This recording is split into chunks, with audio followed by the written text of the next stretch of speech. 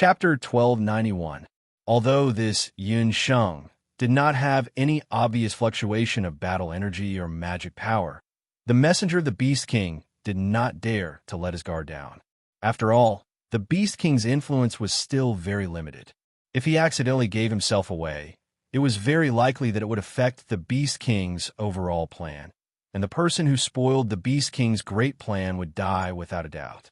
Those who join the Beast King's subordinates have to first undergo the test of the mythical Beast Ray.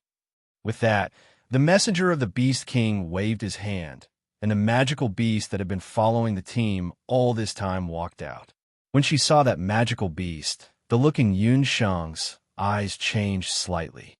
Yun Sheng was an outstanding summoner. She had seen countless magical beasts, but this magical beast in front of her gave her a very special feeling. In the beast language ring, the summoning hand that had not moved for a long time moved strangely, as if warning this magical beast that there was some danger. Based on her experience, this was not an ordinary magical beast. This was an auspicious mythical beast, which meant that this so-called Beast King subordinate was actually a mythical beast.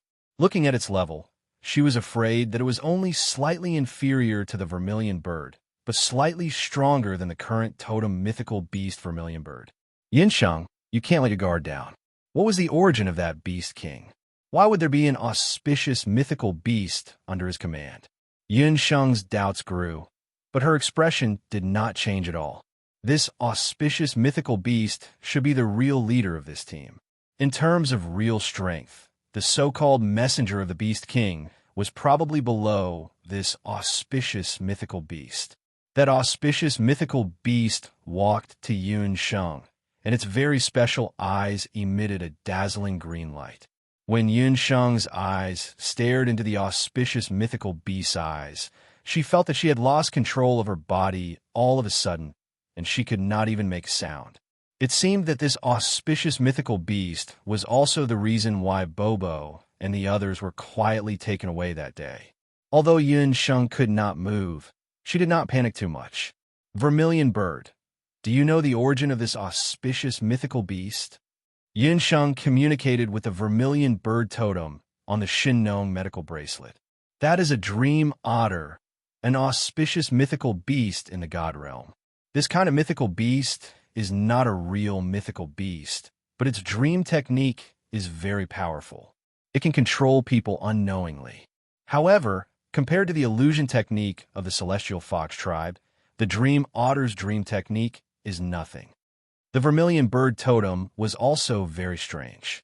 Why would the auspicious mythical beast appear in the human world? Is there any way to contract with this mythical beast? Cloud Monk asked. You want to... The Rue mythological beast is not like ordinary magical beasts. It cannot be contracted with blood. The vermilion bird totem explained. The vermilion bird totem.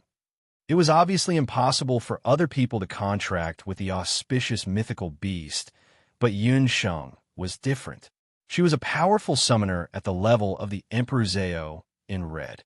Moreover, she had the corpse puppet technique and the golden puppet pupil. It was not impossible for her to contract with the auspicious mythical beast. Yun Sheng understood in her heart, and the corner of her mouth revealed an imperceptible smile. Obviously, the Beast King's messenger wanted to use this auspicious mythical beast to control Yun Sheng. In Yun Sheng, the Beast King's messenger used the auspicious mythical beast to successfully control many people. Among them, there was no lack of powerful magicians and warriors. Those people, without exception, were all tamed by the Dream Otter. However, this time, the Beast King and his auspicious mythical beast kicked a wall. Auspicious mythical beast, right? It seemed to be very proficient in the art of dream bewitchment, but among all the magical beasts, the Celestial Fox clan was the most proficient in hypnotism, especially Yun Sheng, who was proficient in the corpse puppet technique and the golden puppet pupil, the seven-tailed celestial fox. In the mainland, other than the eight-tailed celestial fox, there was probably no other person or magical beast that was stronger than Yun Sheng in terms of hypnotism. The golden pupils met the dark green pupils of the auspicious mythical beast. A strange look appeared in the auspicious mythical beast's eyes. It seemed to have sensed that there was something wrong with the person in front of it. However, when it let out a warning sound, it felt a buzzing sound in its brain. A mysterious and powerful voice had quickly occupied its consciousness. Yun Sheng's consciousness quickly invaded the auspicious mythical beast's consciousness. Its Dharma soul appeared in front of Yun Sheng. In the Dharma soul, which was like a cloud of star fog, Yun Sheng's consciousness was all-pervasive. Soon, she discovered that there was a green brand in the auspicious mythical beast's Dharma soul. Yun Sheng did not say a word. She gathered the power of her consciousness and attacked that green brand.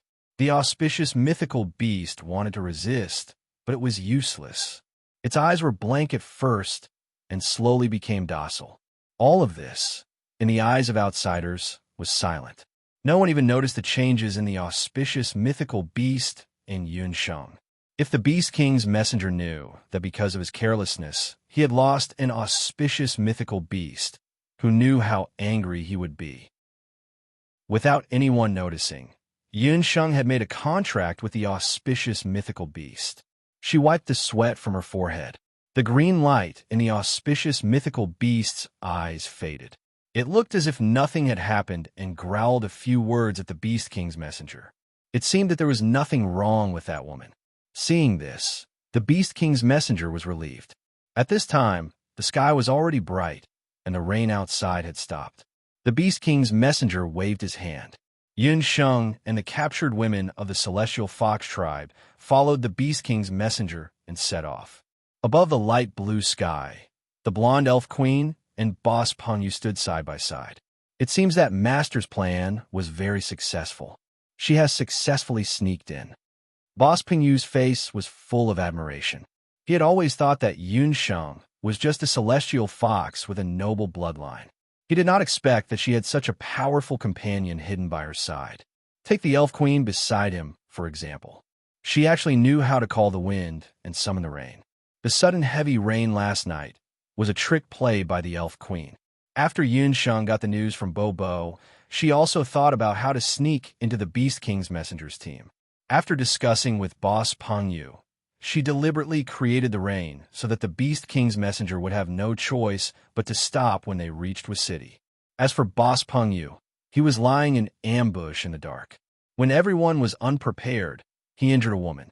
The two of them worked together and successfully deceived the Beast King's messenger. Let's tail them, but don't get too close to avoid being discovered. The Elf Queen nodded. She and Boss Pengyu, one in front and one behind, tailed the Beast King's messenger's team in the sky. Chapter 1292. In the sky, the Elf Queen and Boss Pengyu followed closely. On the ground, Yun Sheng's heart was still worried. She had sneaked in. She didn't know how long it would take to get to the Moon Pavilion. She hoped that Baby Bo and Little Ying could handle it.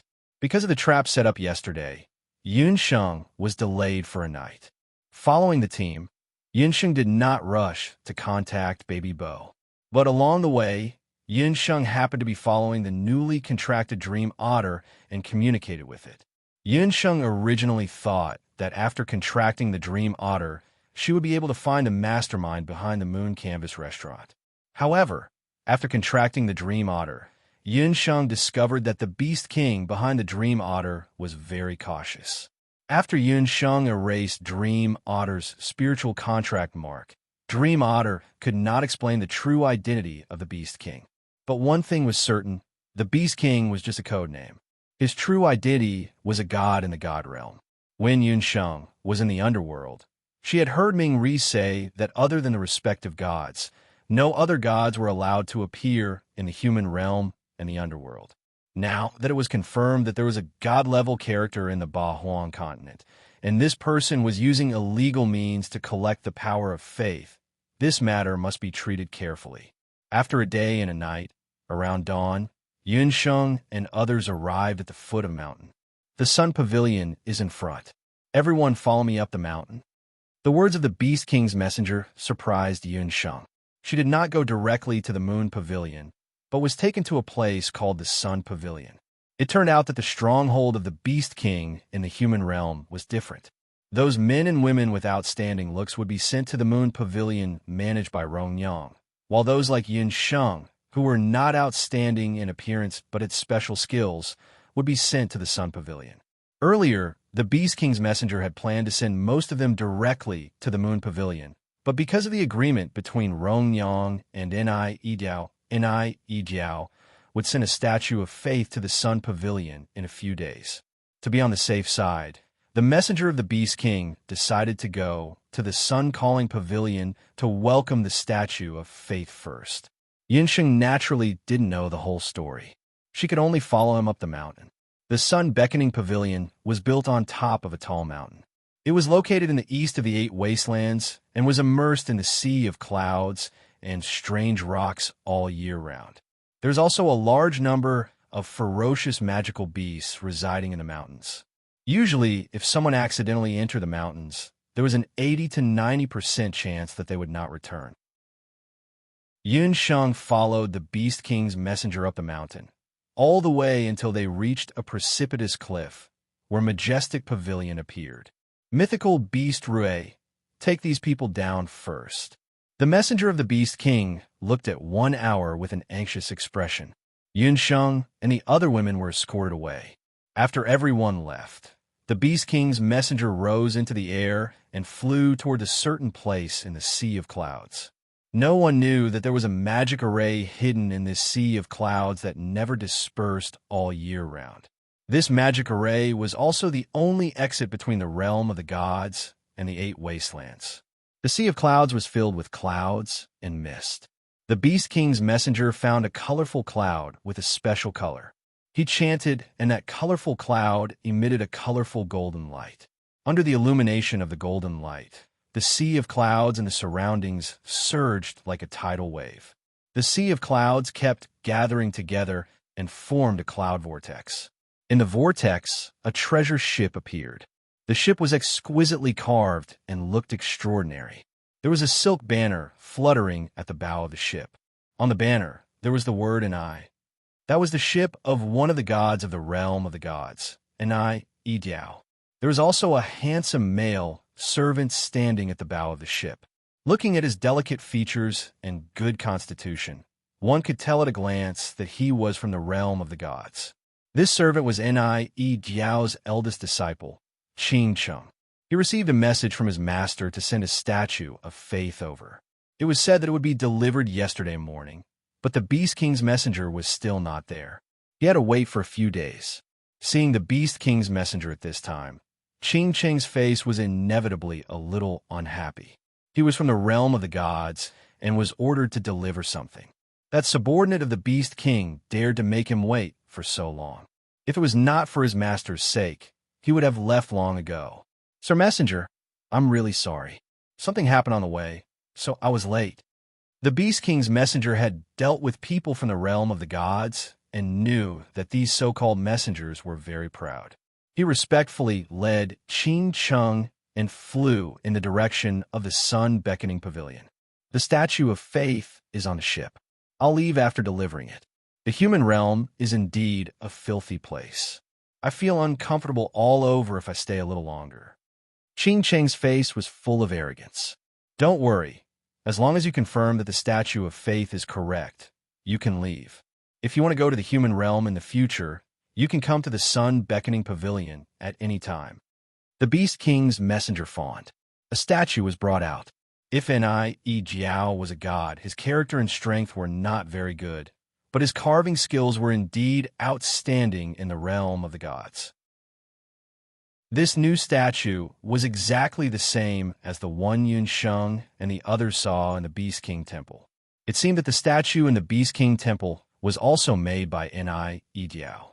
When the Beast King's messenger saw the statue of faith, his eyes lit up. After carefully inspecting it, he showed a satisfied expression. But at this time, Qing Cheng's expression suddenly changed. Stop! Where's my master now? Not many people in the realm of the gods knew that Ni Yijiao liked to go to the human realm privately. As for his purpose in going to the human realm, as his eldest disciple, Qing Cheng also vaguely knew a little. It was just that Ni Jiao usually stayed in the human realm for a day and a night at most. This time, although his master ordered people to deliver the statue of faith, as usual, the statue was delivered, but Ni Jiao himself had not returned to the realm of the gods. Qing Cheng had just received the news, and he could not help but be suspicious. You said that Lord Ni has not returned to the realm of the gods. That's impossible. Logically speaking, Rongyang should have sent back the things that Lord Ni bought with him. When the Beast King's messenger heard this, he could not help but change his expression.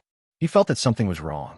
He quickly ordered people to contact Rongyang in the moon-embracing pavilion, but this time there was no news from Rongyang.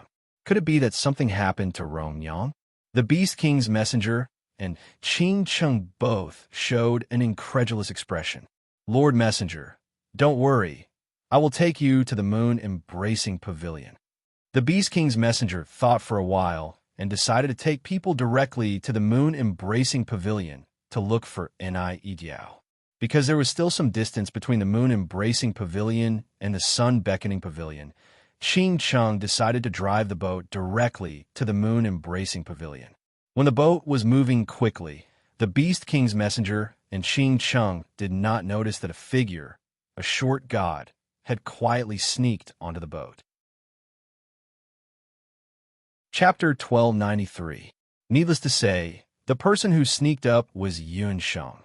Yun Sheng got the help of the mythical beast Rui and successfully got rid of the people in the Zhaori Pavilion. When the messenger of the king of beasts entered the Sea of Clouds, Yun Sheng had already followed behind. When she found the magic array hidden in the Sea of Clouds, Yun Sheng knew that there must be a magic array that connected the god realm and the human realm. The people of the king of beasts were really daring. They even dared to set up a magic array that connected to the god realm. Yun Sheng already had a faint feeling that there must be a bigger secret hidden in it. When the treasure ship appeared, Yun Sheng was also taken aback. Compared to that treasure ship from the god realm, those empty ships that Yun Sheng had on the boundless continent earlier could be said to pale in comparison. What made Yun Sheng even more surprised was that this ship from the god realm actually had a statue of faith.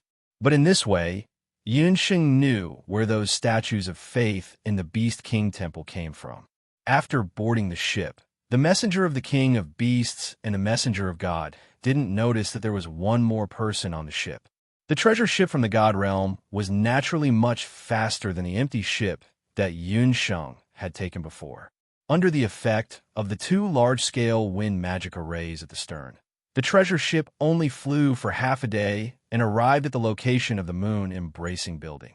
After observing, Yun Sheng found out that the moon-embracing building and the Zhaori Pavilion were both located on a high mountain, but the moon-embracing building was located on the west side. Looking at the mountain, the location was more secretive than the Zhaori Pavilion. The messenger of the king of beasts and the messenger of God were already standing at the bow of the ship. When the treasure ship descended, the eyes of the messenger of the king of beasts changed slightly. The original location of the moon-embracing building was covered in thick smoke and had turned into ashes. Not to mention Ni Jiao. Even Rongyang and the others didn't see anyone. Bastard, where is Master? Seeing such a scene, Qing Cheng was very excited. He looked around, but unexpectedly, he didn't find any trace of Master's aura. His heart suddenly became cold. There was only one possibility for his master's whereabouts to be unknown. Ni Jiao was already dead. When the Beast King's messenger saw that the moon embracing and had been reduced to ashes, he was also furious. He also found many corpses in the ashes, including Rongyang's. Damn it, who is it that dares to kill the Beast King's subordinate? The Beast King's emissary's face darkened. You must give us an explanation for this matter. Otherwise, I'll have to demand an explanation from 4 cardinal divinity. Qing Cheng flew into a rage when he couldn't find Ni Jiao's body. Divine Messenger, don't worry. I have my ways to find a culprit. The messenger of the Beast King looked at the charred ruins with a cold look in his eyes. He chanted a few times, and dozens of black rays of light shot out from the ashes. Taking a closer look, that black light was the mysterious black talisman that Bobo had seen in the Canvas Moon restaurant. These black talisman papers could not be burned even if oil was poured on them. Bobo had thought that the Canvas Moon restaurant had been destroyed with a fire, but she didn't expect that the Canvas Moon restaurant was still hiding such mysterious black talismans. When those black talismans fell to the ground, they turned into divine soldiers wearing masks. These divine soldiers, although they didn't breathe like humans, but under the masks, there were two rays of light that shot out, and they looked like living people. The Beast King's emissary whispered to one of the black talisman divine soldiers for a while, and his expression became dignified. "How is it? Have you found the culprit?" Ching Chung urged.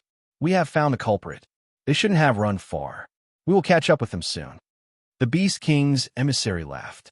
Earlier, when he saw the Canvas Moon restaurant burn to the ground, he was extremely angry. But after he found out the culprit from the divine soldiers, he showed a strange smile. This time, it was really a big loss. He didn't expect that the mortal world universe god who had been missing for so many years would appear in the Canvas Moon restaurant, and she was the one who killed Enai Idiao. The Beast King had always been looking for her whereabouts. If they could capture her this time, the Beast King would definitely be very happy, and he would definitely not pursue the matter of the Canvas Moon restaurant. The Beast King's emissary, Ching Chung, and the others immediately boarded the treasure ship from the Divine World and flew down the mountain. "Hurry up! After we cross this mountain, we should be in Yudu."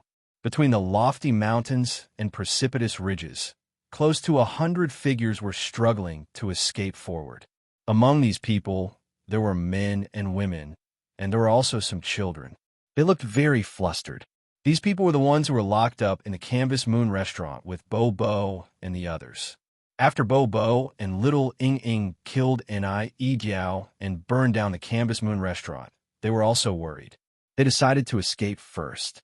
But after Bobo and little Ing Ing brought along these people, their speed slowed down a lot. Especially since the Canvas Moon restaurant was originally built on top of a mountain, there were no spaceships or flying beasts, and the mountain roads were very difficult to travel. They rushed for a day and a night, but they only crossed 2 mountains. "Little Ing Ing, if we continue like this, we will be caught soon." Because of the long journey, Bobo's little face was flushed red. "Bobo, why don't you go first?" Little Ing Ying's physical strength was much weaker than Bobo's. Little Ing Ing also knew that Bobo could transform into wings and fly away. If she was caught, it would be because of her and the others. "I won't leave you behind. Everyone, hurry up. If we don't escape this time, what awaits us is death." Bobo raised her voice. Those children, men, and women who were caught by the Canvas Moon restaurant were in a daze because they were under the illusion of the Dream Otter. Now that they woke up, they knew that they were in danger. When they heard that they were going to be caught, all of them were scared out of their wits. They didn't care about their fatigue and rushed with all their might. But how could 2 feet compare to the treasure ship of the Divine World? Around noon, a dark cloud suddenly floated across the originally clear sky. When they realized that there was something wrong with the sky, Bobo and little Ing Ing looked up. In the sky, a treasured ship that was the size of 2 or 3 houses flew over while riding the wind and breaking the waves. "Not good, it's the pursuers." Little Ing Ying's face paled. Bobo also opened her eyes wide, but there wasn't the slightest bit of fear on her face. When she killed Enai Idiao, Bobo knew that she had chosen a path that went against the path of the Divine World. The treasure ship quickly landed with an astonishing momentum. Those people who escaped from the Canvas Moon restaurant fled in all directions. Little Ing Ing was also scared to the point that her face paled. But when she saw that Bobo didn't run away and instead stood in place with a determined face, her heart couldn't help but surge with unprecedented courage. "Bobo, I will accompany you. If we live together. If we die together." Little Ing Ing walked forward and grabbed Bobo's hand. "Okay, we live and die together." Bobo's heart warmed as she said in a crisp voice. Chapter 1294. Are you the ones who burned down the lunar pavilion? Even with the secret report from the Black Talisman divine weapon, when the Beast King's messenger found out that the ones who burned down the moon embracing restaurant and killed Diao were actually two little kids, he almost spat out a mouthful of blood. The messenger of the Beast King still remembered Bo and Little Ying. Weren't these two little girls who he had captured from a city? At that time, he only thought that the two little girls were clever and cute, and because of Jiao's taste, he captured them. Who would have thought that these two little girls would cause the destruction of the lunar embracing brothel? It was really a moment of carelessness, and two jinxes had appeared. Next to him, Jiao's eldest disciple, Qing Cheng, was also hesitant. Did these two cute little Lolas kill Master? I killed him, and I set the fire. Why? Do you have a problem with that? Bo was not afraid at all. Her little face was as cold as ice, and there was only coldness in her eyes. There were more pursuers than she had expected. Moreover, she saw dozens of soldiers behind the messenger of the Beast King. These soldiers were emitting an aura that Bo hated. Even if Bo had the help of the divine sickle, it would be difficult for her to defeat so many people at once. You little brat who doesn't know what's good for you. Wait, there's a fluctuation of divine power on your body. Jiao's eldest disciple, Qing Cheng, seemed to have discovered something as his eyelids twitched. Qing Cheng was from the realm of the gods. Naturally, he was more sensitive to divine power than ordinary people. He just realized that this little girl with rare hair and who looked exactly like a human had an obvious fluctuation of divine power in her body. This fluctuation was obviously much weaker than that of an ordinary master god in the realm of the gods. However, the aura was very pure, and it was definitely divine power. It seemed that this child had just transformed into a human, and her divine body had just been born. Everyone in the realm of the gods knew that the strength of a god at this stage was the most unstable. At the same time, it was also the easiest for them to be devoured. Lord Messenger of the Gods, don't underestimate this little girl. Her true identity is that of a world god in the mortal realm. However, things are different now. She's just a abandoned god now. The messenger of the Beast King chuckled as he sized Bo up. He had already found out from the soldiers that Bo was the one who burned down the lunar pavilion and killed Rongyang and Jiao. The words abandoned deity made the Beast King and the divine envoy's eyes light up with greed. Anyone who knew a little about the realm would know what an abandoned god was. Abandoned god was a god who was exiled to another realm after he committed God. Of the god had committed a grave sins god. God had god of the gods. However, the abandoned god still possessed a divine body. As long as one could obtain a divine body, anyone in the god realm who was not yet a core god, or any race in the human realm, or even magical beasts, could become a god. Whether it was the Beast King's messenger or Jiao's first disciple. Although they were somewhat related to the divine realm, they were not true overgods in the end. If they wanted to become overgods, they would need to go through hundreds or even thousands of years of cultivation. However, they were not gods in the end, and their lifespans were at most 500 years, so they were unable to become gods. But if they could get an abandoned god's divine body, it would be a different story. In their eyes, Bo was like a piece of Tang Sanzang's meat. So what if you're abandoned god? You two are not even soldiers. You can't do anything to me. Bo snorted coldly. Her small hands could not help but clench into fists. She hated the messenger of the Beast King in Qing Cheng's eyes. These people were not good people, especially when she heard the words abandoned god. Bo's heart could not help but twitch. She also knew what the abandoned god meant. She had been abandoned.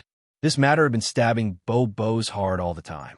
In fact, Jiao was right before he died.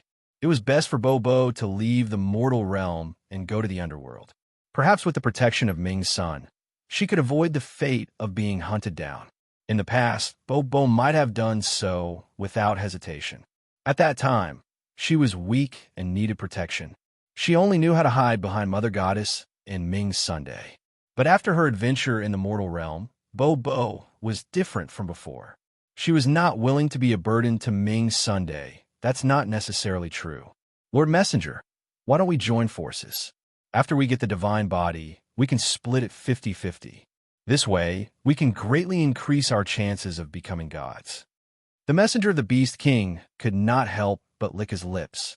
He had already begun to imagine the wonderful taste of Bo's divine body. The messenger of the Beast King secretly thought that it was fortunate that Jiao was dead. Otherwise, he would not have the chance to get a new body. Little Ying, stand aside.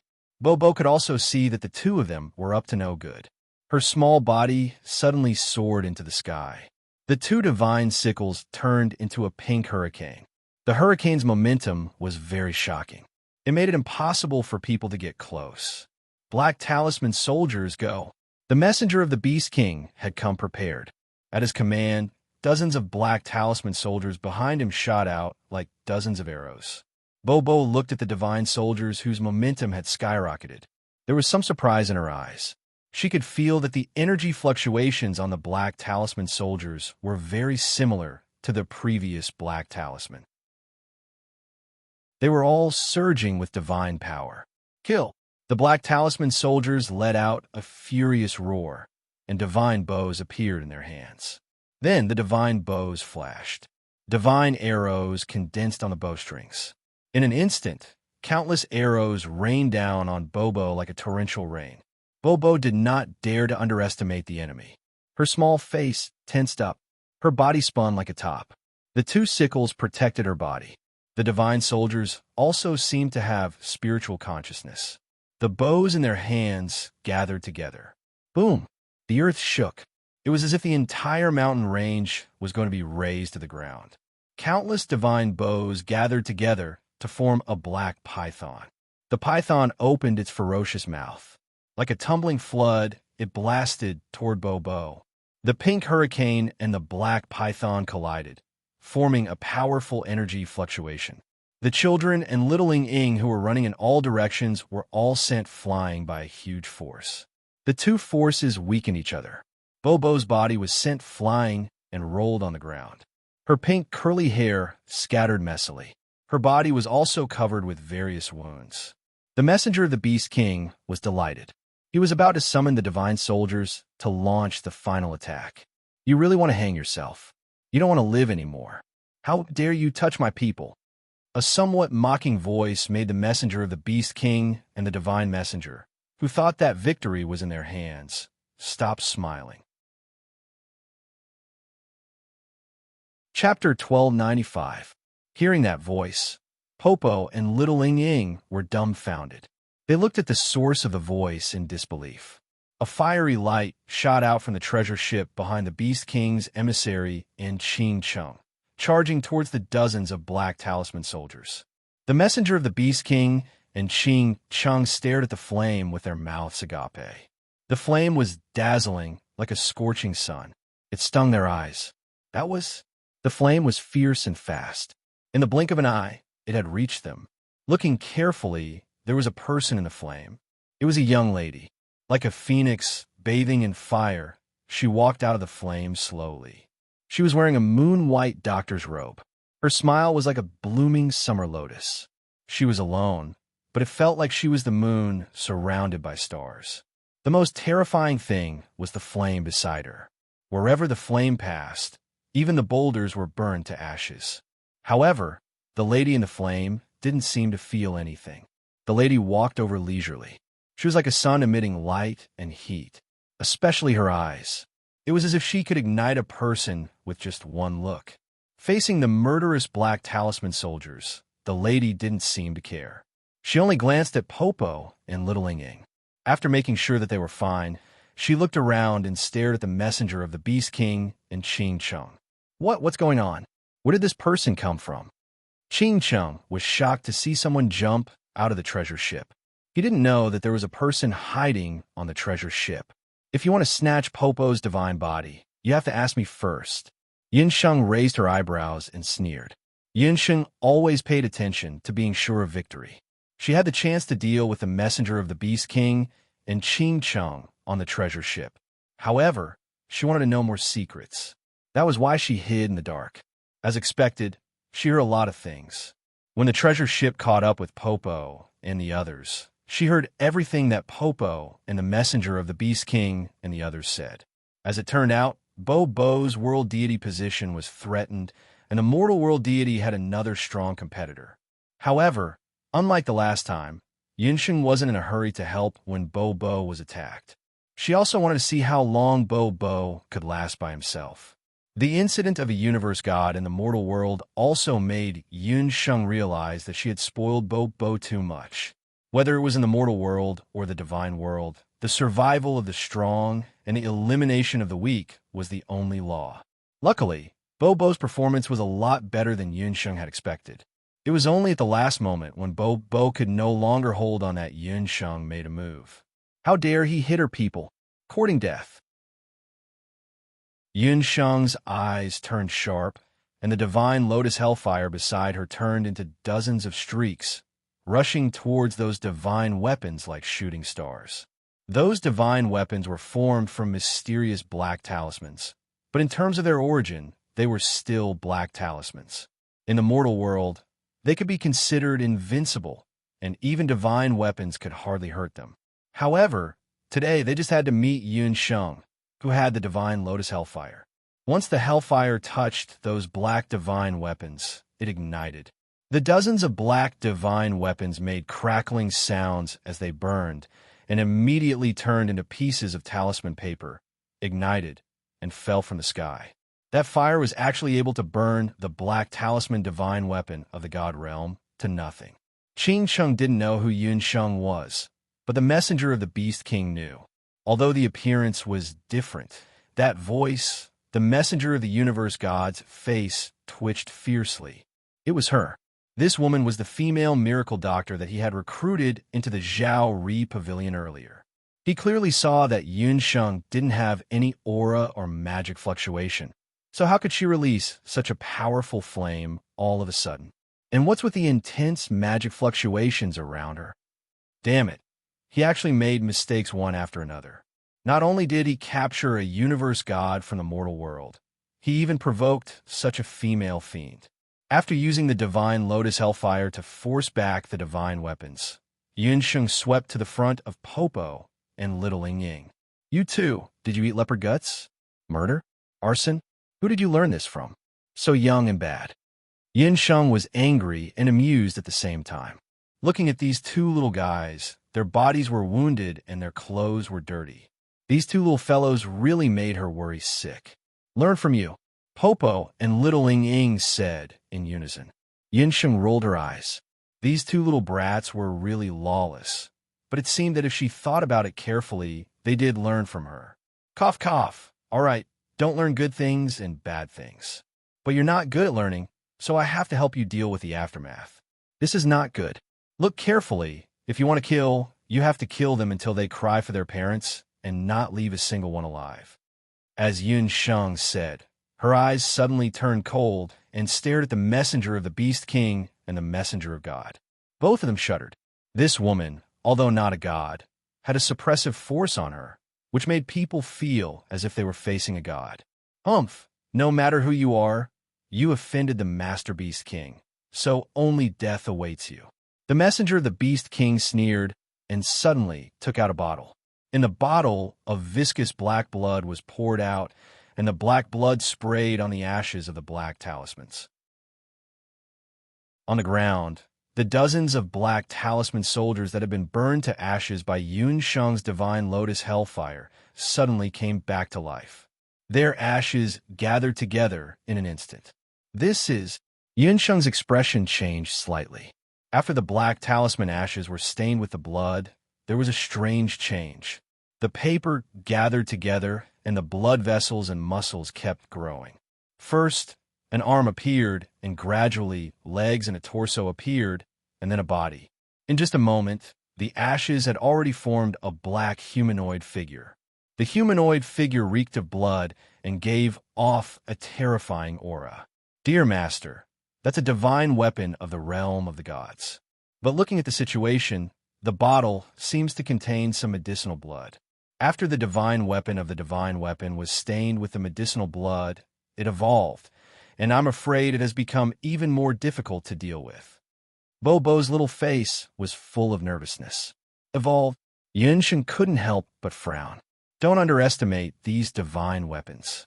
If they evolve properly, they can evolve into divine generals. A divine general possesses the strength of an overgod. Bobo didn't know who was behind the messenger of the Beast King to have such a powerful person. Comparable to a god? Only then did Yun Sheng realize how troublesome the big guy she was about to face was. Hee, at least you have some foresight. That's right, this new divine weapon is not ordinary. It has evolved into a divine general. The messenger of the Beast King laughed proudly. Boom! The moment the messenger of the Beast King finished speaking, the divine weapon of the Black Talisman had finished its evolution.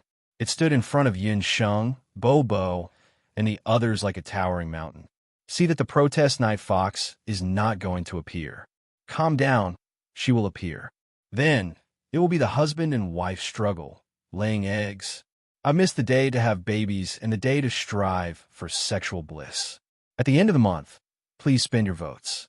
Also, thank you to all the cute girls and little shotas for your tips and subscriptions. Chapter 1296. Under the effect of the medicinal blood, Black Talisman Ashes had become a new Black Talisman Divine General. The Divine General was about 5 or 6 meters tall. He held a blood-red sword, and his body was covered in dark red blood. His eyes shone with red light, like a starving beast trapped in a cage. The Black Talisman Divine General took a step forward with heavy steps. With one step, it was as if the earth was shaking and the mountains were shaking. A hole several meters deep immediately appeared on the ground. What a terrifying power! Yin Sheng was secretly shocked. Divine General, kill these ants from the mortal realm. The messenger of the Beast King shouted in triumph.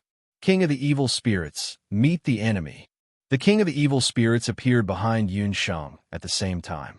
The king of the evil spirits' eyes were red. He punched out, and a gust of evil spirits rushed toward the Black Talisman Divine General like a storm. In the next moment, the Black Talisman Divine General waved the sword in his hand. The sword wind was earth-shattering. It tore apart the evil spirits and stabbed toward the king of the evil spirits. The king of the evil spirits knew the power of the sword. After protecting his body, he looked serious and let out an angry roar. All of a sudden, its enormous body split into many parts, and countless evil ghosts and spirits attacked the Black Talisman Divine weapon. The Black Talisman Divine General waved the sword. Divine power overflowed. Before the evil spirits could get close, they were turned into wisps of smoke. Even the king of the evil spirits was no match for her. Yin Sheng's face darkened. She jumped up, and several divine lotus hellfire appeared on her fingertips. The hellfire turned into fireballs and smashed at the Black Talisman Divine General's feet like raindrops. The ground immediately turned into a crimson sea of fire. Scorching tongues of karmic fire continuously spat out in an attempt to devour the Divine General of Black Talisman. It's useless. The Divine General has been tempered by the medicinal blood. His skin is no longer black. So what if you have the Divine Fire? You can't do anything to the Black Talisman Divine General. In the eyes of the messenger of the Beast King, Yun Sheng's actions were like an ant trying to shake a tree. It was ridiculous. Yun Sheng was just a human. So what if she had the Divine Lotus Hellfire? Sure enough, the Black Talisman Divine General stepped on the Divine Fire and was as steady as a mountain. A pair of black wings suddenly sprouted from his back, and he flew into the air. Pooh! The Black Talisman Divine General turned his gaze and saw Yun Sheng. He suddenly swung his blood-colored greatsword at Yun Sheng. That sword was astonishingly fast. Master, be careful! Master, be careful! Popo and Little Ling Ying felt like their guts were about to burst. Yin Sheng's heart skipped a beat. Out of the blue, a 5-colored light shone from her beast language ring, and the 1,000-year-old ice zither flew out, spinning. Asterisk clang. Asterisk as if two metals had collided, a string of sparks shot out. Divine General Black Talisman's blood-colored broadsword had instantly penetrated the 1,000-year-old ice zither. Being blocked by Ice Harp, the big sword was stuck on Ice Harp. The sharp sword tip was only half an inch away from Yun Sheng's chest. "TSK, you dare to destroy my zither." The 1,000-year-old ice zither was forged by her mother, Hu Jiuxing, and Yun Sheng. Yun Sheng cherished it very much and rarely used it. Who would have thought that it would be pierced by this bullshit black talisman divine general's sword today? To Yun Sheng, injuring Bing Qin with a sword was like injuring herself. Seeing this scene, Yun Sheng's eyes turned sharp. She grabbed the ice zither and raised her 10 fingers. A thunderous sound flowed out from her fingers, and the Shinnong medical bracelet on her wrist strangely emitted a blood-colored light. Under her fingers, the sound of the zither was sonorous and powerful. It was like the howling of the wind, like an army with thousands of men and horses, filled with murderous intent. An indescribable, mysterious pressure gradually formed behind Yun Sheng. The black talisman divine general, who was attacking, suddenly paused. The messenger of the Beast King and Qing Cheng were even more dumbfounded. They saw a figure appear behind the ant-like human. It was a man standing with his hands behind his back. He wore a golden dragon robe, and 9 fire dragons circled around him. The man's appearance was not clear, but the terrifying emperor's aura that was enough to shake the heavens and earth made all living things within 100 miles feel like they were crawling on the ground. That's... The messenger of the Beast King and Qing Cheng were already unable to withstand the terrifying pressure.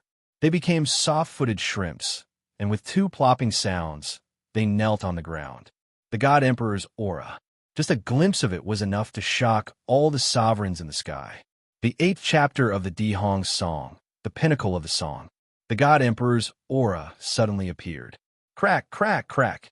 Under the God Emperor's aura, the black talisman divine general fell limp like mud. The messenger of the Beast King didn't even have time to scream before he felt a chill on his neck.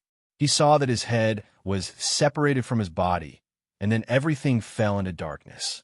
Boss Peng and the Elven Queen arrived in time. Their eyes were filled with reverence as they watched the God Emperor's figure in the sky gradually disappear. The terrifying God Emperor's aura suppressed the black talisman divine general. Almost at the same time, the 1,000-year-old ice zither in Yun Sheng's hand could not withstand the pressure and broke into 2 pieces. The moment the zither broke, the God Emperor's figure also disappeared. Old ancestor, this time, you have helped me again. Yun Sheng looked at the remains of the ice zither. While feeling emotional, she also felt very emotional. Just the back view of an Emperor God expert was able to kill the divine General Black Talisman, who was a Lord God. One could only imagine how terrifying the real Flame Emperor of Shinnong, or Emperor Jiuyan of the Divine World, was. Master, the other people in the Sun Beckoning Pavilion have been killed. Only this guy is left. What do you plan to do with him? Boss Peng and the Elven Queen followed Yun Sheng all the way. Under Yun Sheng's orders, they washed the entire Sun Beckoning Pavilion with blood. My lords, please spare my life. Qing Cheng had originally thought that the other party was just an ant from the mortal world. Who would have thought that this human had hidden his strength so well that he could perform an ancient divine song that even a sovereign god couldn't play and attract the might of a God Emperor? Qing Cheng did not dare to fight anymore. His legs were shaking like noodles as he knelt in front of Yun Sheng and the others and begged for mercy. This person is very annoying. Why don't we just kill him? Boss Peng hated people like Qing Cheng who fawned over others the most. Moreover, this person was with the Beast King and the others, so he must be the same kind of person. Don't be impulsive. He still has some uses. Yun Sheng rolled her eyes and looked at Qing Cheng. She had hidden on the ship just now and heard it very clearly. That's right. This person is Ni Jiao's disciple. He'll be very useful if we keep him. Bo also glared at Qing Cheng fiercely, but she did not kill him. She also had some more thoughts in her eyes. Becoming an abandoned god was a big blow to Bo. However, there were pros and cons as well. It also made Bo grow a lot. Since the so-called universe god candidate could use Ni Jiao, why couldn't she, Bo, use Ni Jiao's disciple and frame that person instead. Chapter 1297. The subtle changes in Popo's heart were all seen by Yun Sheng. Unlike ordinary summoners and life-bonded beasts, for Yun Sheng, Popo was no ordinary magical beast. Yun Sheng could clearly feel Popo's pain. What she could do now was to help Popo rebuild his confidence. Whether the other party was a god or a demon, as long as Popo was hurt, Yun Sheng would kill him without hesitation. Popo is right. This person is still very useful. The matter of world gods has not been decided yet. If I'm not wrong, the Beast King is not an official world god yet. Popo and him still have a chance. And this person will become a very important bargaining chip for us, Yun Sheng said. Yun Sheng thought about it. That treasure ship was something from the divine realm. If she wanted to use it for herself, she needed someone who knew the ropes. More importantly, Yun Sheng and Popo both wanted to find out about the belief statue through Qing Cheng. Qing Cheng was forced into a corner and could only be escorted onto the ship by Boss Peng Yu. Let me ask you, how is this belief statue used? What does the Beast King want to do with it? Yun Sheng pointed to the brand new belief statue on the ship. The belief statue is used to collect the power of belief. This belief statue made by Master has a small conversion magic array inside. As long as enough power of belief is collected, the belief statue can convert the power of belief into divine power. Qing Cheng was not willing to say, but he was frightened by Boss Peng Yu's fierce eyes and immediately told her everything. After listening, Yun Sheng stepped forward and checked the belief statue. Sure enough, inside the belief statue, Yun Sheng found a very mysterious conversion magic array. This was Ni Jiao's special point. Ni Jiao's divine power was weak and could not even compare to Popo. Back then, he was able to get the favor of divine four directions by virtue of his special carving skills and was promoted to a master god. However, after Ni Jiao became a chief god, the four cardinal divinity forbade him from casually making statues of faith to prevent him from misusing his special ability, let alone selling them to the mortal world.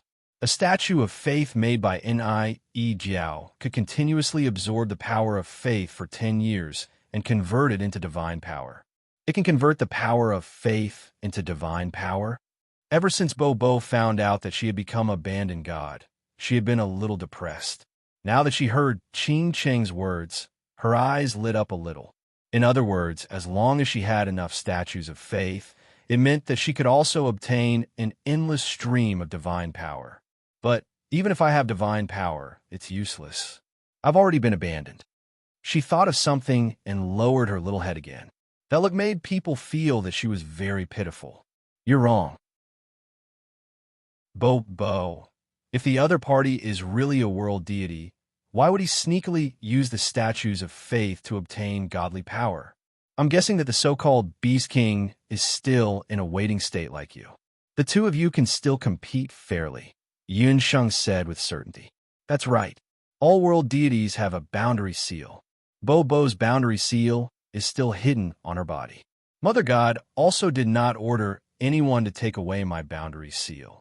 Bo's eyes were shining. After listening to her master's analysis, she felt a little more confident. My lords, actually, I've heard a little about the world deities. Lord Bo and Lord Beast King are both candidates for the world deity position. Although Divine Four Directions had no way to stop the selection of candidates for the new world deity position, it was said that she had a big quarrel with the other Divine Four Directions. In the end, the Divine Four Directions made the other Divine Four Directions compromise. The candidates from both sides will compete fairly. Whoever wins the hearts of the people in the mortal world will be the true world deity. On the side, Qing Cheng, in order to save his life and curry favor with the two of them, told them all the gossip he had heard from Ni Jiao. Although the so-called Beast King had not taken office yet, the master gods, including Ni Jiao, all believed that Bo, who did not have the strength, did not have the support of her clan, and did not have the help of Divine Four Directions and Underworld God, could never defeat the Beast King. That was why they were so certain that Bo was already a deity. Let me ask you, how many statues of faith did Nie Jiao sell to the Beast King? Hearing Qing Cheng's words, Yunsheng finally understood why the Beast King would go through so much trouble to establish the moon-embracing tower and the sun-beckoning pavilion, and used dirty means to collude with Nie Jiao in exchange for the statues of faith. Including this one, there are a total of 11. The previous 10 have already been transferred to the 8 desolates one after another. It's hard to take them back now. Qing Cheng was Nie Jiao's last disciple. He was very clear about the dirty tricks of Nie Jiao and the Beast King. He was also in charge of the previous 10 statues of the Beast King. Then is there any way to destroy those statues of faith and destroy the creation of new divine power? Yunsheng questioned. I'm afraid this matter is a little tricky. If we go to the Beast King temples and destroy the statues of faith, I'm afraid we will attract public anger. You are Nie Jiao's last disciple. Do you have any ideas? Yunsheng said as she touched her chin and looked at Qing Cheng with a treacherous expression. Yunsheng had been to the Beast King temple in Wu City. The people of Wu City had great respect for the Beast King. Yunsheng was not a fool. Whoever wins the hearts of the people wins the world. Needless to say, she was here to pacify the hearts of the people and collect the power of faith. Destroying the statues of faith was tantamount to singing a different tune from the people. Therefore, if force did not work, she could only use words. Qing Cheng's scalp went numb from Yunsheng's stare. This miss, my skills are not good. There's no way. Qing Cheng still wanted to evade. Not good? I have some corpse-rotting water. I don't mind turning you into a pool of corpse water. Yunsheng curled her lips, and a bottle of potion appeared in her hand. Spare my life, great aunt. This little one will kowtow to you. Let this little one think about it. Think about it. There will definitely be a way. Qing Cheng cursed his bad luck in his heart. It was also his bad luck that the statue of faith fell into the hands of this she-devil. He really did not understand how this woman could obtain the protection of the god Emperor's divine might. Soon, Qing Cheng thought of a way. Actually, I really do have a way to transfer the Beast King's power of faith to Lord Bo Bo. Qing Cheng was able to become the last disciple of Nie Jiao because he knew how to take advantage of the situation. In order to save his life, he proposed 2 very good methods. The first method was to tamper with the magic array inside the statue of faith and change the transmission of divine power. As for the second method, it was to change the hearts of the people and make them no longer worship that rotten Beast King. Chapter 1298. That Qing Cheng didn't have a good character, but he was quite smart. Yunsheng thought about the 2 methods he came up with and felt that they were feasible. The first method wasn't difficult with Qing Cheng around. As long as they monitored him and tampered with the 10 statues of faith that had already spread to Yudu, they would be able to do it. But the second method would have to rely on Bo Bo and Yunsheng. The second method isn't actually that difficult to handle. The Beast King has only risen in the past few years, and it has only spread to a small area like Yudu. It hasn't expanded to the entire Celestial Fox tribe, so its influence is limited. Yunsheng thought for a moment and quickly made a decision in her heart. She was now here as the Celestial Fox Saintess. As long as she did good deeds in the local area and established the prestige of the Celestial Fox Saintess, not only would she be able to complete her mission, but she would also be able to attack the Beast King's forces, killing 2 birds with 1 stone. The reason why the Beast King was respected was because he had eradicated magical beasts for the people, defended the city, and done many so-called good deeds. However, these were only good deeds on the surface. As for the bad deeds he had done behind his back, they had always been hidden and unknown to the people. This time, the Moon Pavilion and the Sun Beckoning Pavilion had been cleared out. Yunsheng, Bo Bo, and the others had rescued a portion of the hostages. As long as they were sent back to their respective cities, the truth would naturally be revealed. In the remaining months, Yunsheng was confident that she could uproot the Beast King's forces in the Yudu area. Yunsheng and Bo Bo brought Qing Cheng and the kidnapped people of Yudu and immediately boarded the treasure ship and rushed back to a city. After Yunsheng's treatment, the kidnapped men, women, and children also regained their consciousness and returned to their homes one after another. As these people returned home, the ugly face of the Beast King was also revealed. Bad news spread thousands of miles. In just 10 days, the people in Yudu were in turmoil. The people's respect for the Beast King weakened a lot.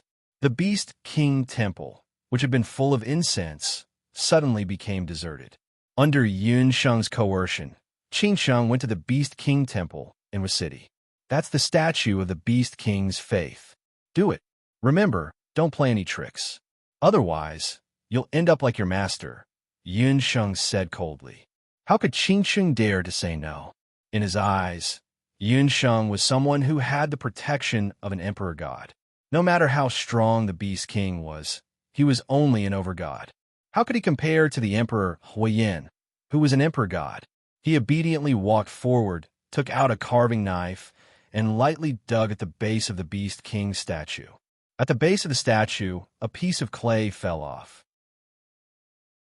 Magical light flickered on the surface of the clay. It was a magical array.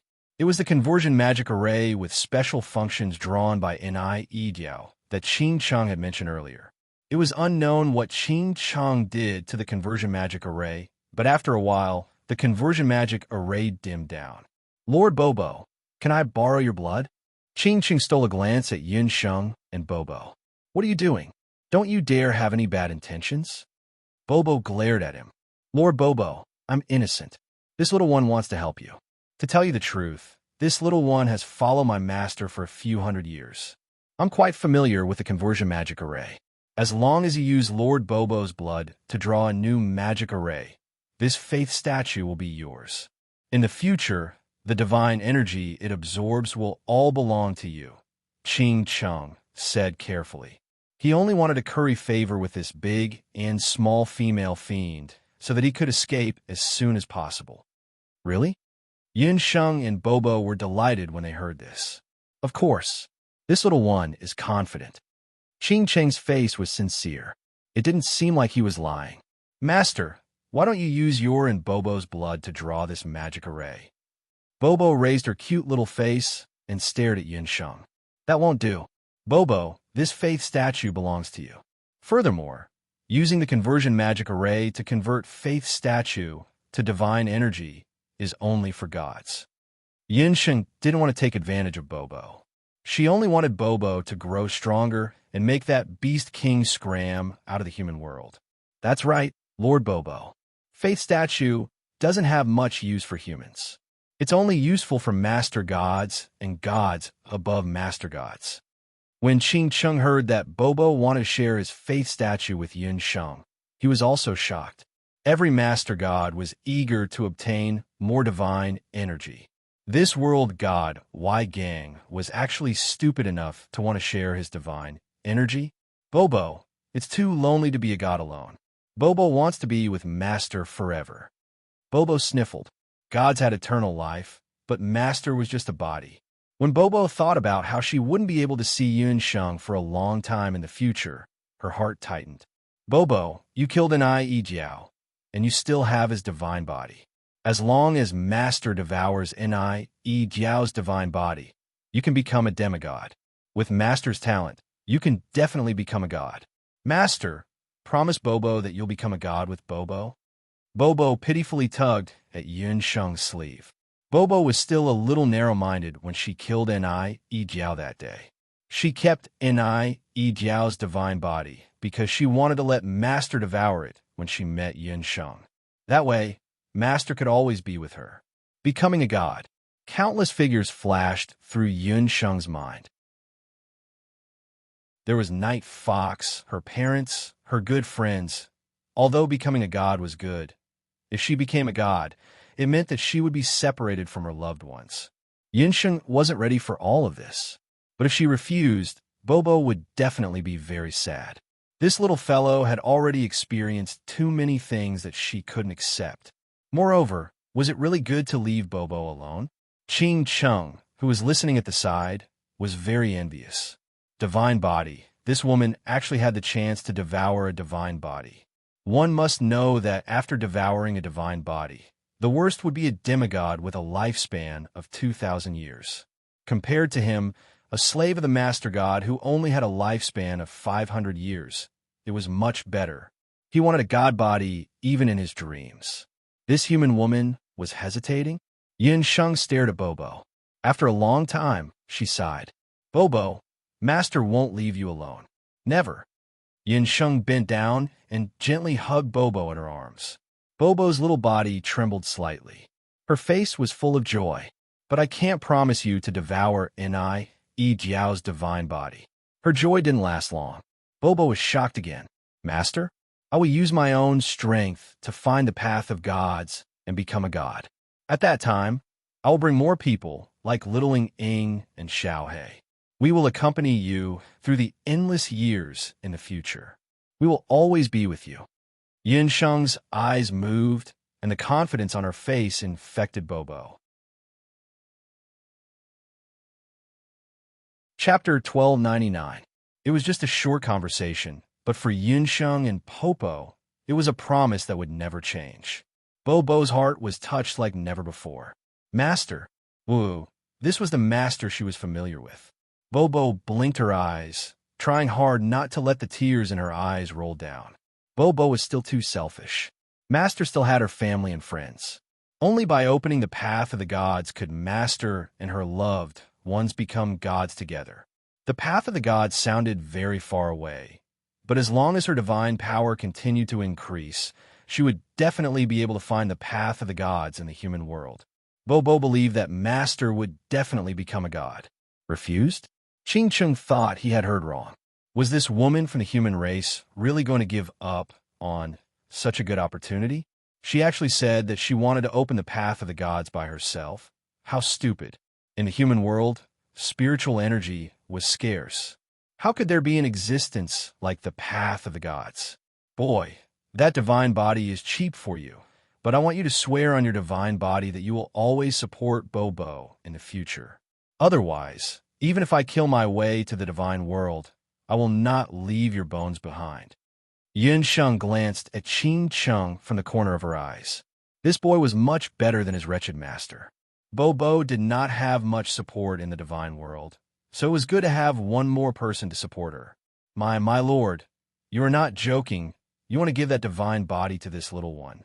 Qin Chung was suddenly stunned. He stammered, Humph, it doesn't matter if the master doesn't want to give it to you. However, you must leave a wisp of my soul consciousness in your body. Bobo pouted and reluctantly threw the god body to Qin Chung. Master did not doubt the people she used. Since Master felt that this Qin Chung was a talent, Bobo would trust him for the time being. Anyway, as long as there was a trace of her divine sense in Qin Cheng's body, if he had any disloyalty, Bobo could kill him anytime. I don't dare. Qin Chung will be loyal to the two lords in this life. Qin Chung knelt down excitedly. For a moment, he did not know what to say. His life experience was pitiful. He was an ordinary god born in the divine world. He had neither family background nor talent.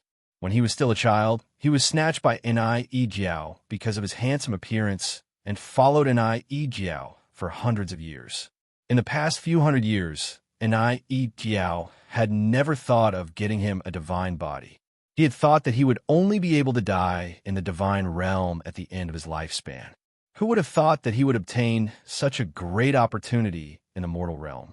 Qin Chung immediately took a portion of Bobo's divine blood and tampered with the magic conversion array in the Beast King's statue of faith. In the next few days, Boss Peng and Queen Yicha, who had been dispatched by Yun Sheng to various places in Yudu to investigate, also brought back news one after another. In the other 9 places in Yudu, they had also discovered statues of faith. Yun Sheng, Baby Bo, and Qin Chung traveled nonstop to various places. It took them half a month to secretly swap out all the Beast King statues in the Beast King temples. All right, this is already the 10th statue of faith. Qin Chung put the last piece of clay back. After a moment, the 10 magic conversion arrays began to operate at the same time. Pop, pop. She only felt 11 streams of energy rush into her body. That energy rushed from her limbs and bones all the way to the top of her skull. Master, Bobo feels like something is about to rush out of my body. Bobo's pink little face turned red as if she was drunk. Her eyes also turned red. Bobo, calm down. You haven't been in human form for long, and your body is still weak. The power of faith accumulated in those statues of faith is too much for you to bear. Guard your heart meridians, and I will help you with the rest. Yunsheng also didn't expect that the 10 statues of faith would work at the same time and produce such a large amount of divine power. He could only think of a way to help Bobo get through this difficult time. Hearing Yunsheng's words, Bobo quickly sat down. She tried her best to calm herself down, but waves of powerful power of faith washed over her internal organs, making her feel as if her body was on fire. It was very uncomfortable. Yunsheng raised her hand and stabbed at many major acupoints on Bobo's body. A ray of light flashed on her fingertips, and she forced the power of the jade marrow technique into Bobo's acupoints in the form of a hidden needle. Bobo only felt that her body was like being pricked by needles. A cold but very comfortable feeling was constantly entangled with the divine power in her body. The burning feeling in her body was suppressed little by little.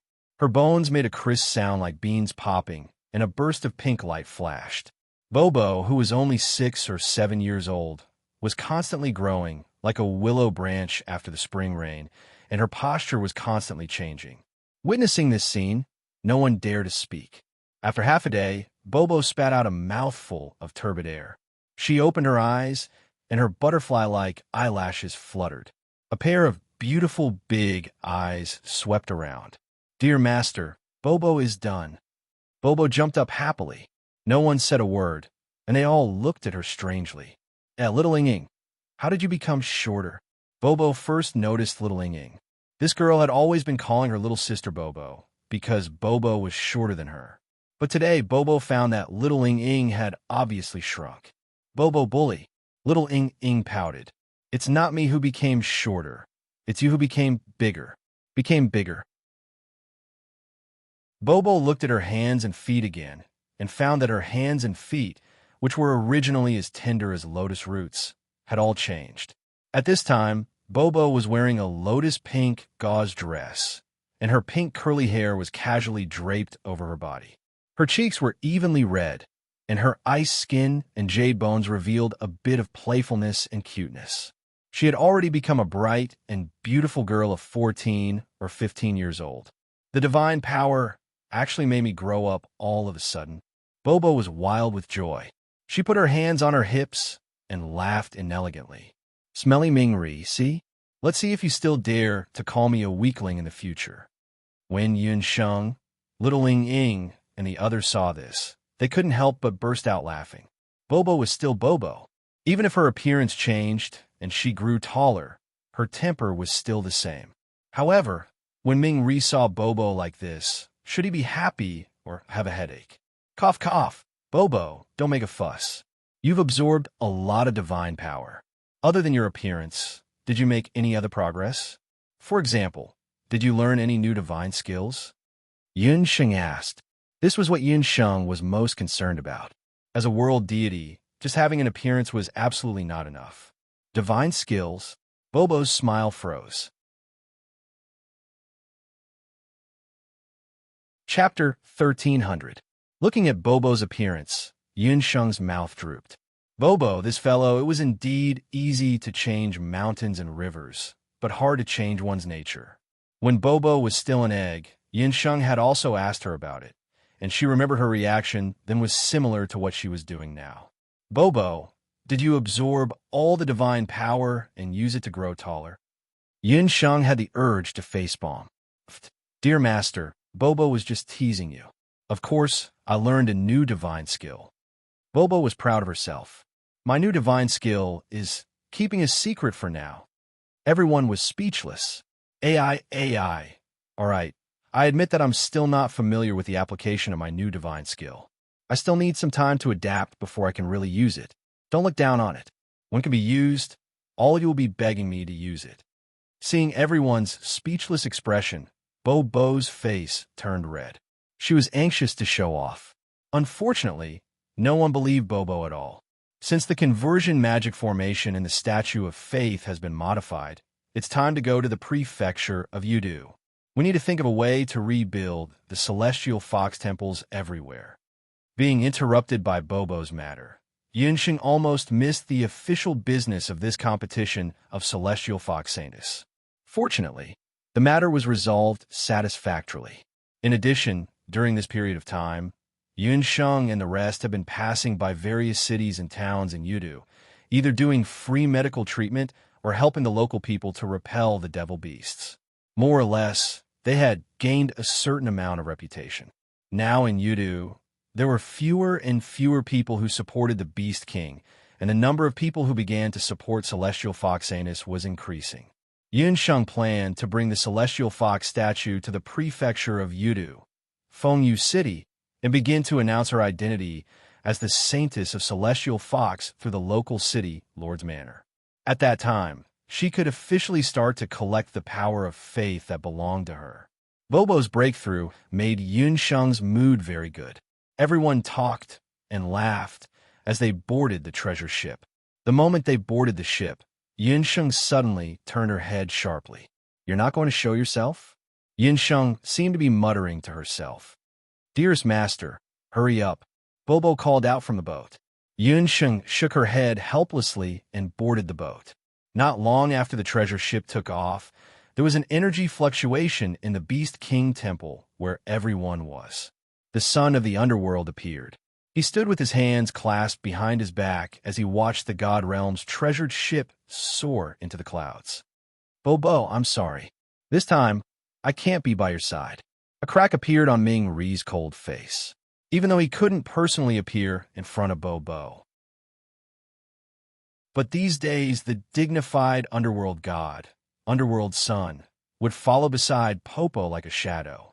He still remembered Bobo's lovely appearance when she was sleeping soundly. He didn't appear because he was afraid that Popo would be disappointed. But fortunately, Popo had a group of friends who cherished her. Perhaps, with the help of these friends, she could become a qualified world deity. Ming Ri didn't say a word, and his figure disappeared. Half an hour ago, just as Bobo was absorbing divine power and breaking through for the second time, in a place far away from the human world, the God Realm, in a misty, snowy region. On the vast ice and snow continent, an ice castle carved out of ice and snow stood alone. Outside the ice castle, it was snowing like goose feathers all year round. The ice castle was dozens of meters high, and on the ground at the bottom of the castle, there was a huge statue of the Beast King. In the middle of the statue, a magic array was constantly operating. Now that Qing Cheng was already a demigod, if he saw this magic array, he would definitely recognize that it was also a conversion magic array. On the magic array, there were 10 wisps of ice blue flames.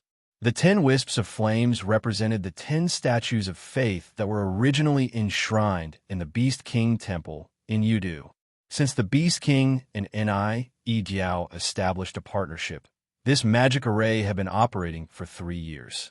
In these 3 years, the power of faith had been continuously converted into divine power. What's going on these days? The divine power transmitted from the magic array is getting weaker and weaker. It was a handsome and devilishly handsome man. He stood tall and straight like a statue in the middle of the magic array. The man's white hair was like a waterfall, and under his frosty white eyebrows hid a pair of long and narrow wolf eyes. His thin lips were cold and ruthless, and his whole person was like a cheetah in the night, cold and arrogant, but also aggressive, with a strong aura around him. This person was the young patriarch of the Shi clan, Shi Sanxian, who was competing with Bo for the position of world god. This ice castle was where he was in seclusion, the 3,000 Ice Palace. In the God Realm, Shi Sanxian was famous for being cold and ruthless. This person was very ambitious and had a long-term vision. Unlike the other gods who were content with their own territory, Shi Sanxian had long been dissatisfied with the territory of the Shi clan. He had always wanted to expand the territory of the Shi clan, but in the God Realm, there were many strong powers, and the strength of the Shi clan was not enough to seize territory from the hands of other gods. Shi Sanqian turned his gaze to the human world, which was a vast territory that the gods of the god realm thought was useless. However, since ancient times, the human world had its own world god. If Shi Sanqian wanted to control the human world, he had to become a world god of the human world. Finally, he got the chance. The new world god of the human world was missing, and Shi Sanqian got the chance to become a world god of the human world. Unfortunately, when Bo, who was known as the weakest world god in history, disappeared, she also took the important token of a world god, the world god seal. With Shi Sanqian's current divine power, he was still unable to refine a new world god seal. Therefore, he secretly sent people to collect the power of faith in the human world and convert it into divine power. Just as Shi Sanqian was deep in thought, there were a few PU sounds in the magic array. The 10 strands of power of faith, which were originally very weak, quickly dimmed. The magic array that was originally flashing with divine power was like an extinguished candle, extinguishing all of a sudden. The entire magic array suddenly became lifeless. How could this be? This sudden change shocked Shi Sanqian. How could the 10 strands of power of faith all disappear all of a sudden? Shi Sanqian's heart suddenly surged with a bad premonition. Man, Shi Sanqian shouted. Clan leader, we have already investigated. There has been no news from the Moon Pavilion and Sun Beckoning Pavilion in the human world these few days. The people sent there reported that they have been razed to the ground by unknown people. Our people have no way to enter the human world for the time being, so we can't investigate. A Shi clan warrior knelt on one knee and reported. Useless thing. In his fury, Shi Sanqian waved his sleeves and a layer of icy qi appeared. With a bang, it struck the Shi tribe warrior. That person didn't even have time to beg for mercy before his body flew out with a bang. When he crashed to the ground, his entire body had already shattered into ice powder. With just one blow, he killed a magic soldier. Shi Sanqian's strength could be imagined. Chapter 1301. After killing a divine soldier, Shi Sanqian's anger had yet to subside. His icy blue eyes were filled with murderous intent. Moon Pavilion and Sun Beckoning Pavilion had been built by Shi Sanqian over the past decade. Now, they had been destroyed by an unknown person, and he didn't know who that person was. How could Shi Sanqian not be enraged? There was an ancient restriction between the mortal world and the god world. Over-gods like Shi Sanqian could enter, but it wouldn't be easy to send a large number of divine soldiers into the mortal world. Shi Sanqian furrowed his brows, and a wave of hostility surged around him. There was no news of the messenger of the Beast King and the Nightmare Otter. Fortunately, he had other spies in the mortal world.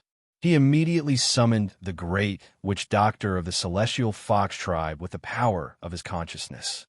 The great witch doctor's voice was transmitted through his consciousness. Moon Pavilion and Sun Beckoning Pavilion were razed to the ground, and the messenger of the Beast King is dead. Do you have any leads? The great witch doctor of the Celestial Fox tribe was also one of the spies Shi Sanqian had sent to the mortal world long ago. Neither the 8 Desolation tribe nor Yushang knew about this. No one would have thought that the current great witch doctor of the Celestial Fox tribe was a double agent. Divine Lord, I was just about to tell you something important. Half a month ago, I met a girl in Hoodoo. That girl had the power of a god. The girl Grand Magus Doctor was talking about was none other than Popo. A girl? How can someone from the mortal realm have divine power fluctuations? Describe what that little girl looks like. The mortal world and the god world were far apart. The great witch doctor couldn't contact Shi Sanqian normally. Only when Shi Sanqian wanted to do so would the great witch doctor have the opportunity to report. The great witch doctor described Popo's appearance in detail, especially her mysterious scythe. It's her. Humph. I can't believe that trash is still alive. Shi Sanqian's voice was cold enough to freeze a person to death. The World God Storm was one of the divine skills that made Divine Lord Four Directions famous. As for the strange pink color, it was the same as the egg of that trash disciple of Divine Lord Four Directions. No one in the entire celestial realm had ever seen Popo's true appearance, but this characteristic was enough for Shi Sanxian to confirm Popo's identity. Needless to say, the so-called mortal realm girl must be the universe deity who had been missing for many years. Pop Pop, that piece of trash was actually still alive. Why hadn't it been killed in the great battle of the mortal world back then? A dark light flashed in Shi Sanxian's eyes. Great Witch Doctor, I will send you the blood of 100 godly soldiers and a godly general. No matter what method you use, you must kill Universe God Wai Gang. Shi Sanxian wished he could immediately head to the human world, but in a few days his wife would be giving birth, so he was unable to leave for the human world. Understood, Divine Lord. Don't worry, I will not let you down. The Great Witch Doctor was overjoyed. Divine soldiers and divine generals were the soldiers of the divine world. In the entire 8 Desolates continent, perhaps only the patriarchs of the major tribes and a few existences in the beast god altar could contend against them. The Great Witch Doctor was still worried about how to deal with Yun Sheng and Popo, but with these 2 weapons, killing them would be a piece of cake. At this time, Yun Sheng and Popo, who were rushing to Fengyu City, were completely unaware of this. In terms of flying speed, the Celestial Realm's treasure ship was not much faster than Boss Pengyu, who had transformed into a golden-backed giant punk. However, the treasure ship was big enough and had been modified with special space magic, so it was not a problem to squeeze in thousands of people. Moreover, Nai Yi Jiao, as a famous carver in the Celestial Realm, had put in a lot of effort when building the treasure ship. His treasure ship was very comfortable to travel on. With the help of the Celestial Realm's treasure ship, the huge Celestial Fox tribal nation became a small place in Yun Sheng's eyes. In just a day's work, they had already crossed Yudu. Master, I have already sent people to follow Yu Sheng and her group. After Yu Sheng entered the south, she has done many good deeds. Now, there are many people in the south who have started to praise Yu Sheng as the new Celestial Fox Saintess. Before Yun Sheng left Hu City, she had already made a plan. She ordered Queen Knight Demon subordinates to secretly follow Yu Sheng to the south. Yu Sheng was also smart. She did not say that she was a Saintess candidate. Every time she went to a place, she would call herself the Celestial Fox Saintess. Those ignorant Celestial Fox people had already believed Yu Sheng's words and believed that she was the Celestial Fox Saintess from Hu City. My dear master, that woman is too despicable. I think that when you reach Fengyu City, you should just say that you are the Saintess. Popo listened from the side with a look of disdain. That old witch was so shameless. That's normal. Yu Sheng is a very smart person. However, if we compete fair and square, your master, I will not lose to her. Yin Sheng smiled faintly. As she spoke, the treasured ship gradually descended. In front of them was Fengyu City, the largest prefecture in Yudu. In order to prevent the people in the city from panicking, Yun Sheng had Qing Cheng stop the treasured ship near the outskirts of Fengyu City. The Elf Queen and Boss Rock Feather accompanied them on the ship. As for Yun Sheng, she brought little Ying, Popo, and the Dream Otter to Fengyu City. Once they entered Fengyu City, Yun Sheng asked the city guard about the whereabouts of the local Celestial Fox Temple. You are foreigners. When you reach Fengyu City, you must remember to pay your respects to the Celestial Fox Temple. There are many people there every day. When the guard heard the accent of Yun Sheng and the others, he knew that they were not from the city. He enthusiastically advised them to pay their respects to the Celestial Fox Temple.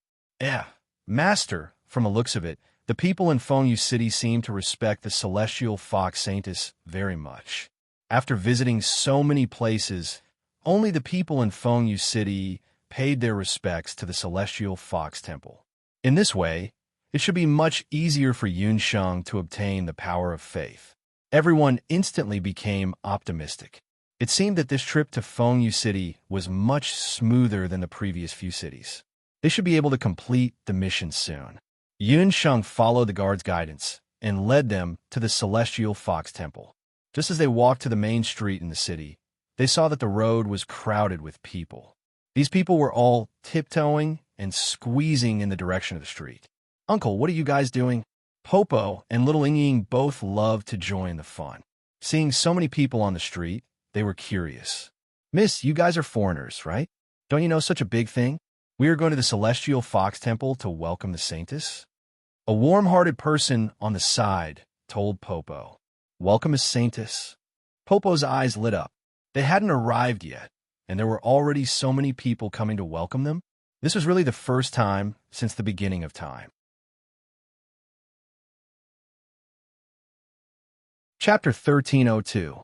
Bobo blushed and patted the uncle who was still squeezing forward. She also wanted to ask how these passers-by knew that her master was coming. One had to know that her master was very low-key all the way here, completely different from that Yushang. "Uncle, don't bother. The Saintess is standing right in front of you." Who knew that the uncle looked at Bobo and the others strangely as if he had seen a ghost. He cursed, "Crazy," and squeezed his way forward. "Hey, what's the matter? You want to see the Celestial Fox Saintess? You don't need to go to the Celestial Fox Temple." Bobo was speechless. "That's not right. Bobo, look at them. They don't look like they are welcoming us. They're clearly going to the Celestial Fox Temple." Yunsheng paid attention to the direction of the flow of the crowd. Little Ying was pushed around by the crowd. With great difficulty, she grabbed Yunsheng's sleeve. Among the people rushing to the Celestial Fox Temple, there were locals and foreigners. Many of them were not alone, but dragging their families. Many of them were carrying children. Everyone only had one goal, and that was the Celestial Fox Temple. No one noticed the existence of Yunsheng, the real Celestial Fox Saintess. Being reminded by Yunsheng, Bobo grabbed a passerby. With Bobo's strange strength, the passerby was suddenly lifted into the air, scaring that person so much that he almost screamed. Fortunately, the unlucky passerby saw that it was a few slim women and children in front of him, so he didn't shout for help. "Let me ask you, why is everyone rushing forward?" Bobo asked. I say, you guys are stopping me because of this? Everyone is going to the Celestial Fox Temple to see the Saintess. Of course, we have to go to the Celestial Fox Temple. If we are late, we won't be able to get a seat and receive the Saintess blessing. The resident of Fengyu City complained. "Saintess blessing? What is that?" Bobo was even more curious. "Where did you bumpkins come from? You don't even know about the blessing of the Saintess." In the early days, the Saintess had gone to other places in Yudu to help the local people. She provided free medical treatment and beat back the devil beasts and bandits. The local residents said that as long as the Saintess touches their heads, all diseases will be cured. The passerby said as he tried to break free from Bobo's hand. It was precisely because of these rumors that the nearby citizens all rushed over when they heard that the Saintess Celestial Fox had arrived in Fengyu City 3 days ago. The city guards at the city gate also thought that Yunsheng and the others were here to join in the fun, so they reminded them to go to the Celestial Fox Shrine. "You've been deceived. She's the Celestial Fox Saintess. The Saintess in the Celestial Fox Temple is a fake." Bobo was furious. What free medical treatment? What beating back the devil beasts? Weren't these all done by Master's devil beasts and the Queen? How did it all become the credit of the unknown fake in the Celestial Fox Shrine all of a sudden? Yunsheng also frowned. What was going on? Who was impersonating her, and even said that by touching her head, they would be able to receive the Saintess blessing and all diseases would be cured. Where did these rumors come from? What kind of joke is this? Why would the honorable Saintess be on the streets? Our Celestial Fox tribe's Saintess, seven-tailed Celestial Fox Yunsheng, is in the Celestial Fox Shrine. You don't learn anything and just learn to be a liar. After the passerby heard Bobo's words, not only did he not believe it, he even had a look of disdain. Nowadays, anyone dared to impersonate the Celestial Fox Saintess. To think that he had thought that the few women in front of him were as beautiful as fairies. They were actually liars. "Who are you calling a liar?" Bobo waved his fist threateningly. "Bobo, that's enough." Yunsheng gave Bobo a look. Bobo could only let go of his hand resentfully. Seeing that the situation was not right, the passerby quickly slipped away. "Something is wrong.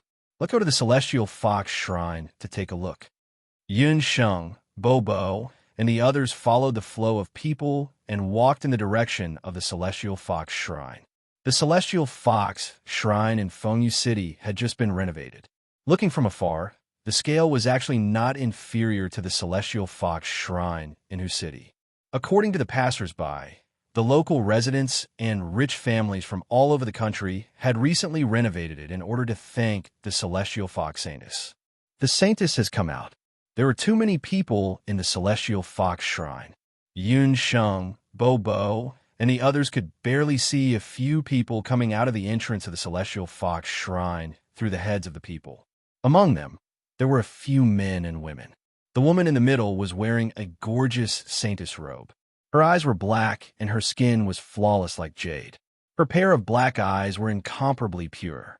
Her graceful figure was as if bathed in the moonlight. Just looking at her made people feel a sense of holiness from the bottom of their hearts. Yin Sheng looked over.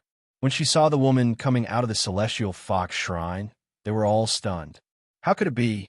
Master, why does that woman look exactly the same as you? Bobo was stunned. The impostor who came out of the Celestial Fox Shrine, whether it was her facial features or her appearance, was exactly the same as Yun Sheng. Yun Sheng was also full of doubts. In the Ba Huang continent, besides Hu Sheng, there shouldn't be a second person who looked like her. But where did this Celestial Fox Saintess come from? Could it be that Hu Sheng was resurrected again? But her ashes were clearly still in Hu Rulan's hands. Just as Yun Sheng was hesitating, a citizen of Fengyu City beside her was pushed by the crowd, and in a moment of carelessness, he bumped into Yun Sheng. Ah, why do you look exactly like the Saintess? The citizen raised his head and looked at Yun Sheng. He was shocked and lost his voice. When this person shouted, everyone immediately looked over. Even the fake Saintess who had just been replaced by Yun Sheng from the Celestial Fox Shrine looked over. When the Saintess saw Yun Sheng, her black eyes flashed slightly. She was full of hostility towards Yun Sheng. What's going on? Why are there two Saintesses? The confused people looked at each other. They looked at Yun Sheng and then at the fake Saintess. What a shameless woman. You actually dare to pretend to be our master. What kind of Celestial Fox Saintess are you? Our master is the real Celestial Fox Saintess. Bo Bo angrily rushed to the front of the fake Saintess and scolded her. Presumptuous, you actually dare to slander the Saintess. With your poor appearance, you still dare to call yourself a Saintess.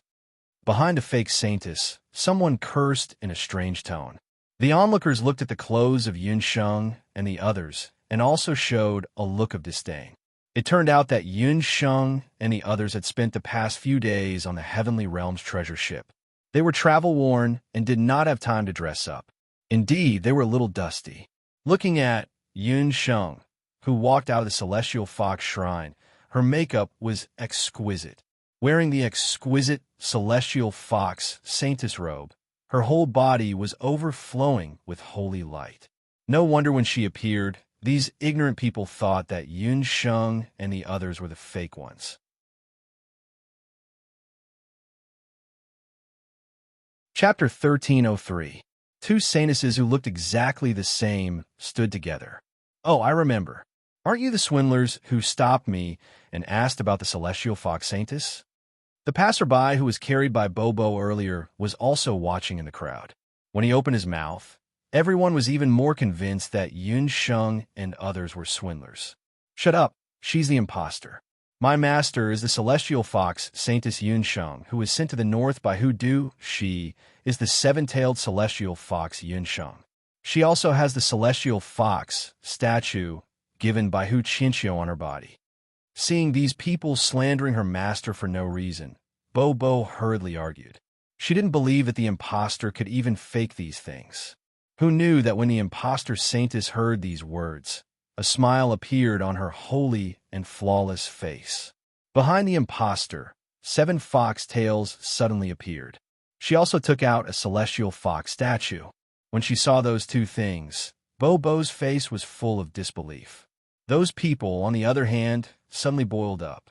Saintess, there's no need to talk to these swindlers. Swindlers, get lost. You've simply tarnished the Celestial Fox Temple. The agitated people came forward and pushed Yun Sheng, Bo, and others. Master, you should also show your foxtails and your celestial fox statue to them. We're not swindlers. Bo was very annoyed, but she couldn't reason with these innocent people. Stop! The celestial fox saintess opened her mouth. Her voice was pleasant to the ear, and even her voice was exactly the same as Yun Sheng's. Yun Sheng and her stood facing each other, and there was a feeling of looking into a mirror. Everyone calm down. This girl, I don't know who instigated you or what mentality you have, but you want to pretend to be this saintess. However, the identity of the saintess was not something that could be faked with just the 7 tails and celestial fox statues. Celestial Fox Saintess is the proud daughter of heaven chosen by the ancestor of Celestial Fox. She possesses great power. The Celestial Fox Saintess leisurely walked into the crowd. She kindly helped up a sickly old man who was coughing non-stop and placed her hand on the old man's forehead. There was a flash of light in her palm, and the old man's bent back suddenly straightened. Not only that, her coughing stopped. It's this mysterious power. Saintess, please take a look at my child. Saintess, my father is bedridden. Could you please take a look at him? After witnessing this miraculous scene, the onlookers were all boiling with excitement. They had long heard that the Saintess of Heavenly Fox had healed many patients when she was in various places. She had even brought people back from the dead. Only the real Saintess of Heavenly Fox possessed such miraculous powers. How is it? Do you also have the ability to do this? The fake Celestial Fox Saintess had a face full of pride. Like a peacock spreading its tail, she stared at Yun Sheng. If you can't do it, then get lost. Without this ability, you still want to pretend to be the Celestial Fox Saintess. Get lost as far as you can. Get out of Fengyu City. The agitated crowd began to besiege Yun Sheng and Bo, seeing that the situation was not right. Yun Sheng and Bo could only temporarily withdraw from Fengyu City. Everyone don't crowd. The Saintess will stay in Fengyu City for many days. During this period, she will receive 50 patients every day. Everyone only needs to sincerely pay their respects to the Celestial Fox Temple, and you will have a chance. The person who looked like a guard beside the fake Saintess maintained order. As for the fake Celestial Fox Saintess, she walked into the Celestial Fox Temple under the admiring gazes of the crowd. Get lost. I thought you guys were here to pay your respects to the Saintess, but you guys are actually imposters. You're not allowed to enter Fengyu City in the future. The city guard fiercely chased Yun Sheng and the rest out. After chasing away the real Celestial Fox Saintess Yun Sheng, Hu Linglong entered the Celestial Fox Temple. So annoying. These damn people are so noisy and crowded. They really don't make me feel at ease. The fake saintess that could be passed off as the real one was Hu Linglong, who had taken on the appearance of Yun Sheng after receiving Great Shaman Doctor's Potion. It was unknown what Great Shaman Doctor's Potion was made of, but after Hu Linglong drank it, she could even transform into the appearance of the 7-tailed Celestial Fox. As for the Celestial Fox statue, Hu Linglong had stolen it from her clan through her father. After preparing everything, Hu Linglong left the city of Hulong before Yun Sheng and headed for Yudu. Along the way, she asked around for information about Yun Sheng and the rest. After Yun Sheng cleared out the Beast King's forces, Hu Linglong took the opportunity to arrive at Fengyu City in advance, taking advantage of the good deeds that Yun Sheng had done in various places. When Hu Linglong arrived at Fengyu City, Great Shaman Doctor ordered someone to send her a shaman weapon, saying that it could cure all kinds of illnesses. Apart from that, Great Shaman Doctor also sent some guards. Using this magic and these guards, Hu Linglong successfully settled down in the Celestial Fox Temple and won the hearts of the people, which led to the earlier scene. When she thought about how she had ruthlessly humiliated Yun Sheng and the rest, and how they were chased away in a sorry state, Hu Linglong felt a burst of excitement. Yun Sheng, to think that you would have such a day. 7-tailed Celestial Fox? The strongest Celestial Fox inheritance? So what if you have these? In the end, you're not my match. Hu Linglong boasted that she had a few experts by her side, so she didn't take Yun Sheng seriously at all. Saintess, Those people are not simple. You have to be careful from now on. The guard beside her saw Hu Linglong's smug face and was worried that she would get carried away, so he kindly reminded her. Hu Linglong's guard's eyesight was much better than Hu Linglong's. They were the divine soldiers and divine generals of the Shi clan, and the head of the guards was a divine general of the Shi clan called Fan Zhen. After Fan Zhen and the rest were sent to the human world, they were also reminded by Great Shaman Doctor that Yun Sheng was most likely with abandoned god Bo Bo. Earlier, dozens of Black Talisman divine soldiers and a divine medicine blood general had been killed for no reason. It was very likely that Yun Sheng and Bo Bo were the culprits. Fan Zhen, you are just a servant. Why do you have to order me around? The sun is shining brightly outside, and the people in the city are from all walks of life. They are dirty and smelly. I am too lazy to care about them. Hu Linglong was unruly. In her eyes, servants were servants. Although they were sent by Great Shaman Doctor to assist her, they were still servants. How could a few servants have the right to order her around? Although Hu Linglong had Yun Sheng's face, her heart was still vicious. She was a pure-blooded celestial fox, noble, and rarely interacted with the common people. This time, in order to make the people respect her, she had no choice but to put on a holy and compassionate face. However, this was just her disguise. Besides, the sun is so strong. What if my face gets sunburned? Tell the people outside that I am not feeling well. I will give my blessings in the evening. Hu Linglong found a bronze mirror and looked at the face in it. Looking at that pretty face, Hu Linglong was envious and angry. Great Shaman Doctor was right. Because she was Hu Sheng's cousin, Hu Linglong and Yun Sheng were originally quite similar. After receiving the secret medicine from Great Shaman Doctor, Hu Linglong was conflicted for a while. However, in the end, she couldn't resist the temptation and drank the medicine, turning into Yun Sheng.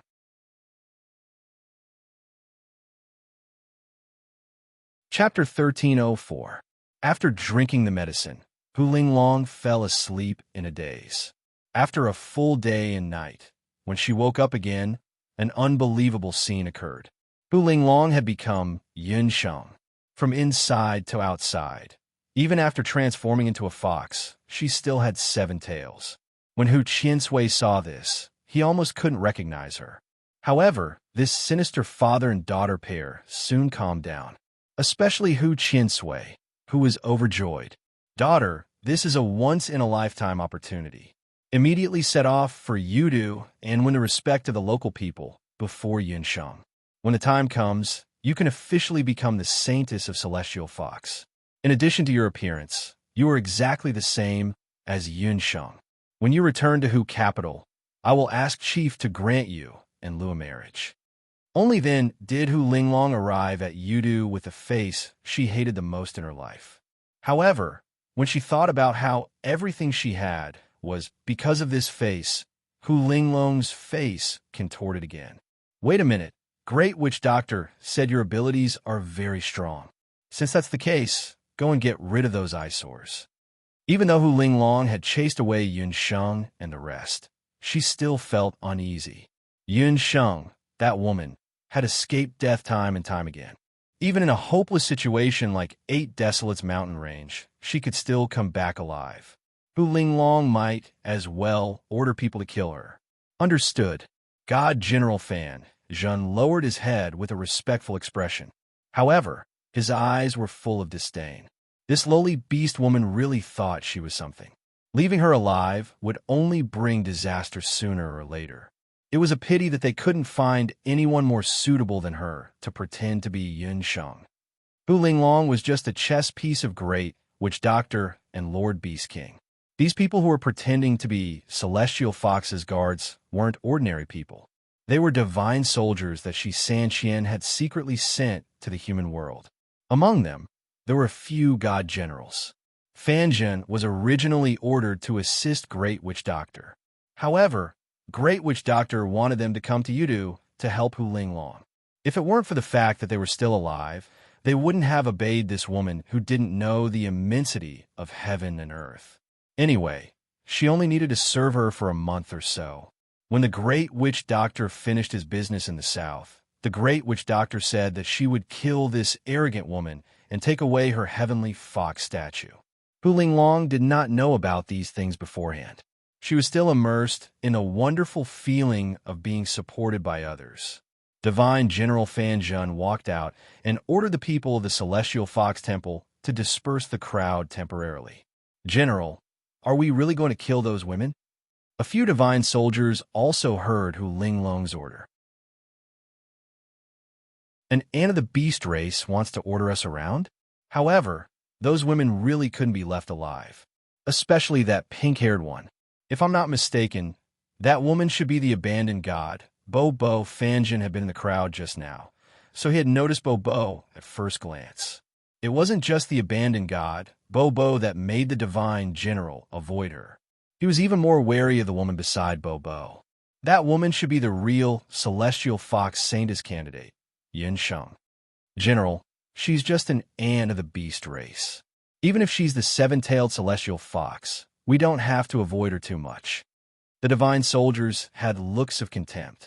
They weren't the black talisman divine soldiers made of paper. They were true divine soldiers of the god realm who had undergone strict training. In their eyes, humans and beasts were simply too weak to withstand a single blow. "That woman has an aura of power," Fan Zhen muttered to himself. Even though he couldn't tell what that aura was, Fan Zhen had a premonition that it was similar to Lord Shisanqian's. It was also because of this that Fan Zhen didn't kill her on the spot. "However, we don't have to do anything for now. The few of you, go and spread the news that the abandoned god has appeared in Yudu. Naturally, someone will kill the abandoned god on our behalf." Fan Zhen's brain was obviously much better than the other divine soldiers. Wouldn't it be easier to get someone else to do the dirty work? As long as Bo's identity was announced, there should be many people in the 8 wastelands who wanted her divine body. Why not wait at ease and wait for an exhausted enemy? Ever since that day, the Celestial Fox Shrine was still bustling with activity. Every day, there was an endless stream of people entering Fengyu City. Some people even queued up overnight and waited for a few days and nights just for a chance to be blessed by the Celestial Fox Shrine. In comparison, the morale of Yun Sheng and Bo's camp was low. Because they were bewitched by the fake Celestial Fox Shrine, Yun Sheng and the others couldn't enter the city with their real faces. Helpless, they could only change their appearances and enter the city after disguising themselves. It was a pity that there were simply too many people who went to the Celestial Fox Shrine to pay their respects to the Celestial Fox Shrine. Yun Sheng and the others couldn't get close. It wasn't until the 4th day that Yun Sheng and Bo sat in a restaurant opposite the Celestial Fox Shrine. Through the window, they looked at the Celestial Fox Shrine in front of them. From morning to noon, the threshold of the Celestial Fox Shrine was almost broken by people. There was an endless stream of foreigners and local residents entering the Celestial Fox Shrine. Those who were sick asked for treatment, while those who weren't sick asked for blessings. Seeing how the people in the city worshipped the fake Celestial Fox Shrine as if they were gods, Bo and Little Ying were filled with righteous indignation. Especially Bo. She knew that the other party was an imposter in disguise, but she couldn't expose her. She gritted her teeth in hatred. "I'm so angry.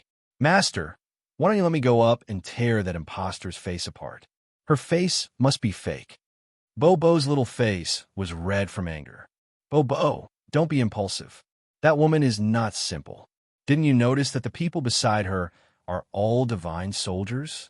And I also feel that there are many people next to the Celestial Fox Shrine." Yin Sheng was also annoyed. She had never been so angry. She was the real Celestial Fox Shrine, but a fake Celestial Fox Shrine had taken over her place and driven her out. However, what made Yin Sheng feel the most strange was that the fake Celestial Fox Shrine. Not only did she have the same appearance as her, she could even imitate the Celestial Fox Shrine and the 7 Tails. Obviously, this person must be very familiar with the Celestial Fox Shrine selection. What was even more strange was her godly medical skills just now. Yin Sheng was conceited. Using the water of life, she could also cure a patient in a short period of time. However, that also required a process. Just now, that imposter had actually cured a patient in an instant. This made it even more obvious that she was not simple. Hu Linglong, who was in the Celestial Fox Shrine, didn't expect that Yun Sheng and the others had already begun to doubt her medical skills. So what if she's a divine soldier? Master, didn't you already kill a divine soldier and dozens of divine soldiers? Bobo was still somewhat unconvinced. Happy May Day, everyone. This month is the month that the main text will be completed. I've been writing for almost a year. Sai, this is the last month.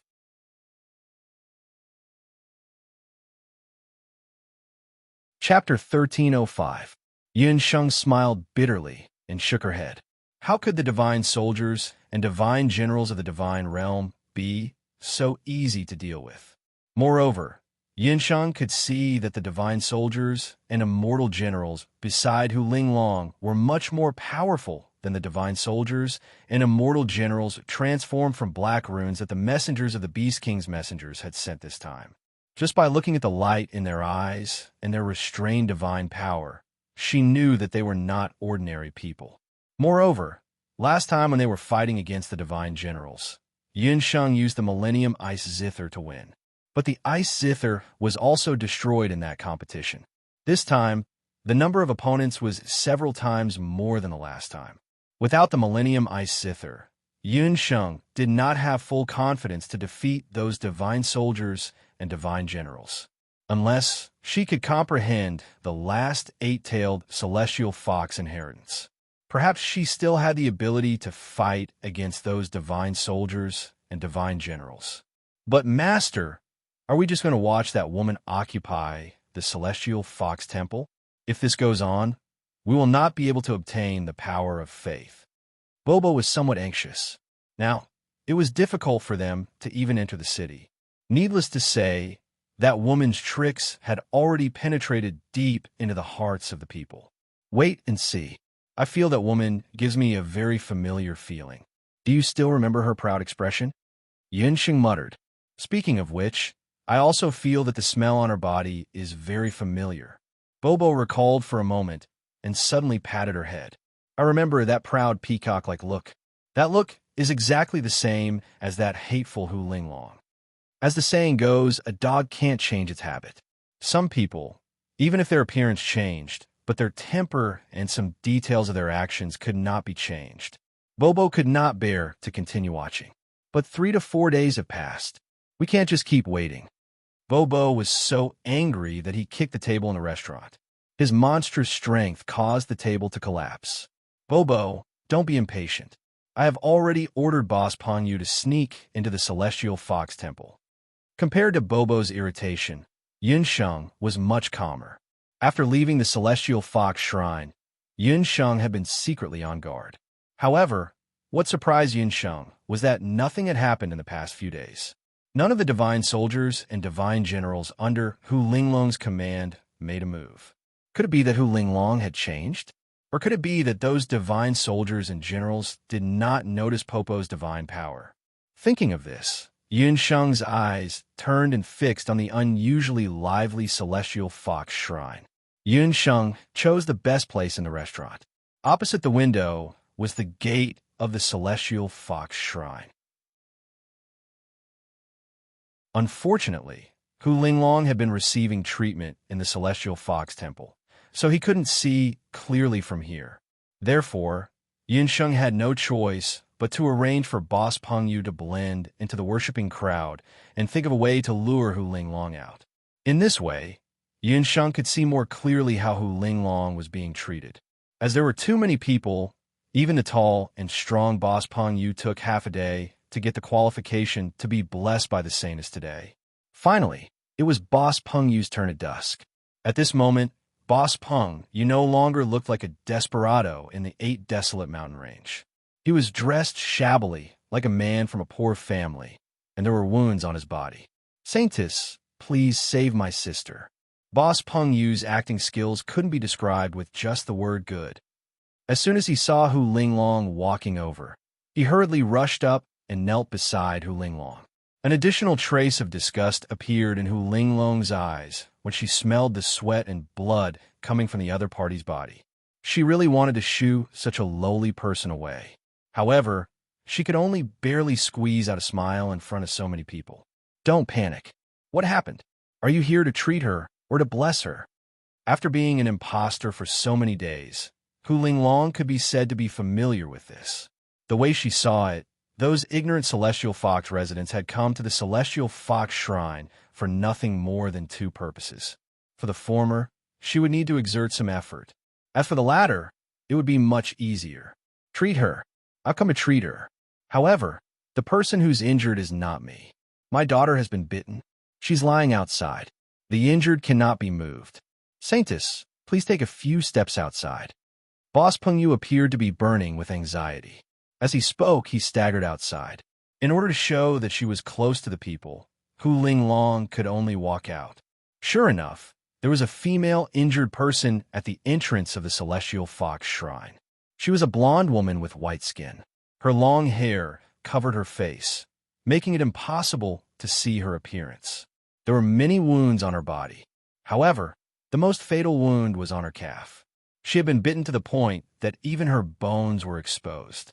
From the looks of it, she was bitten by a devil beast. Hu Linglong frowned slightly. The security around Yudu wasn't very good. There were often people who were bitten by devil beasts. From the looks of it, the daughter of this poor man had also been bitten by some poisonous devil beast.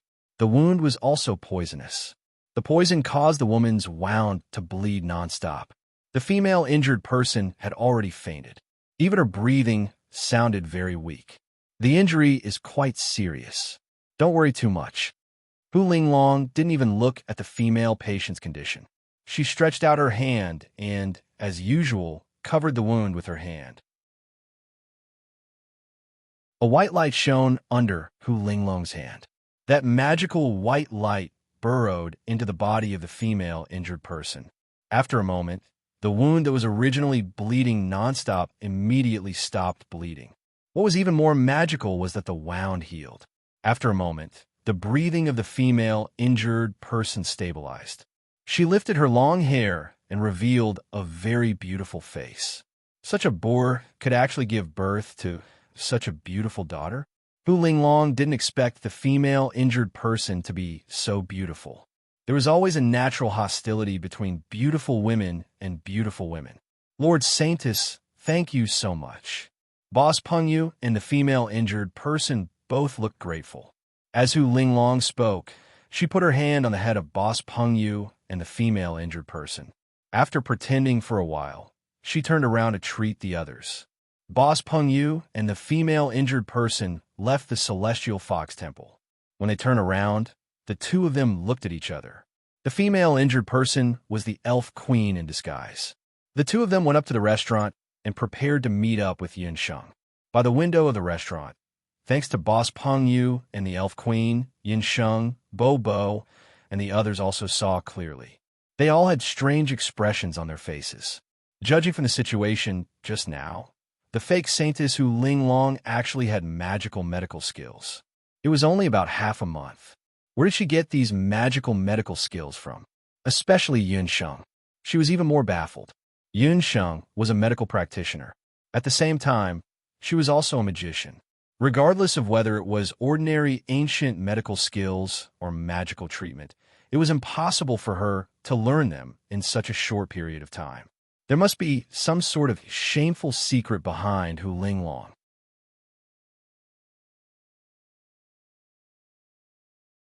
Chapter 1306.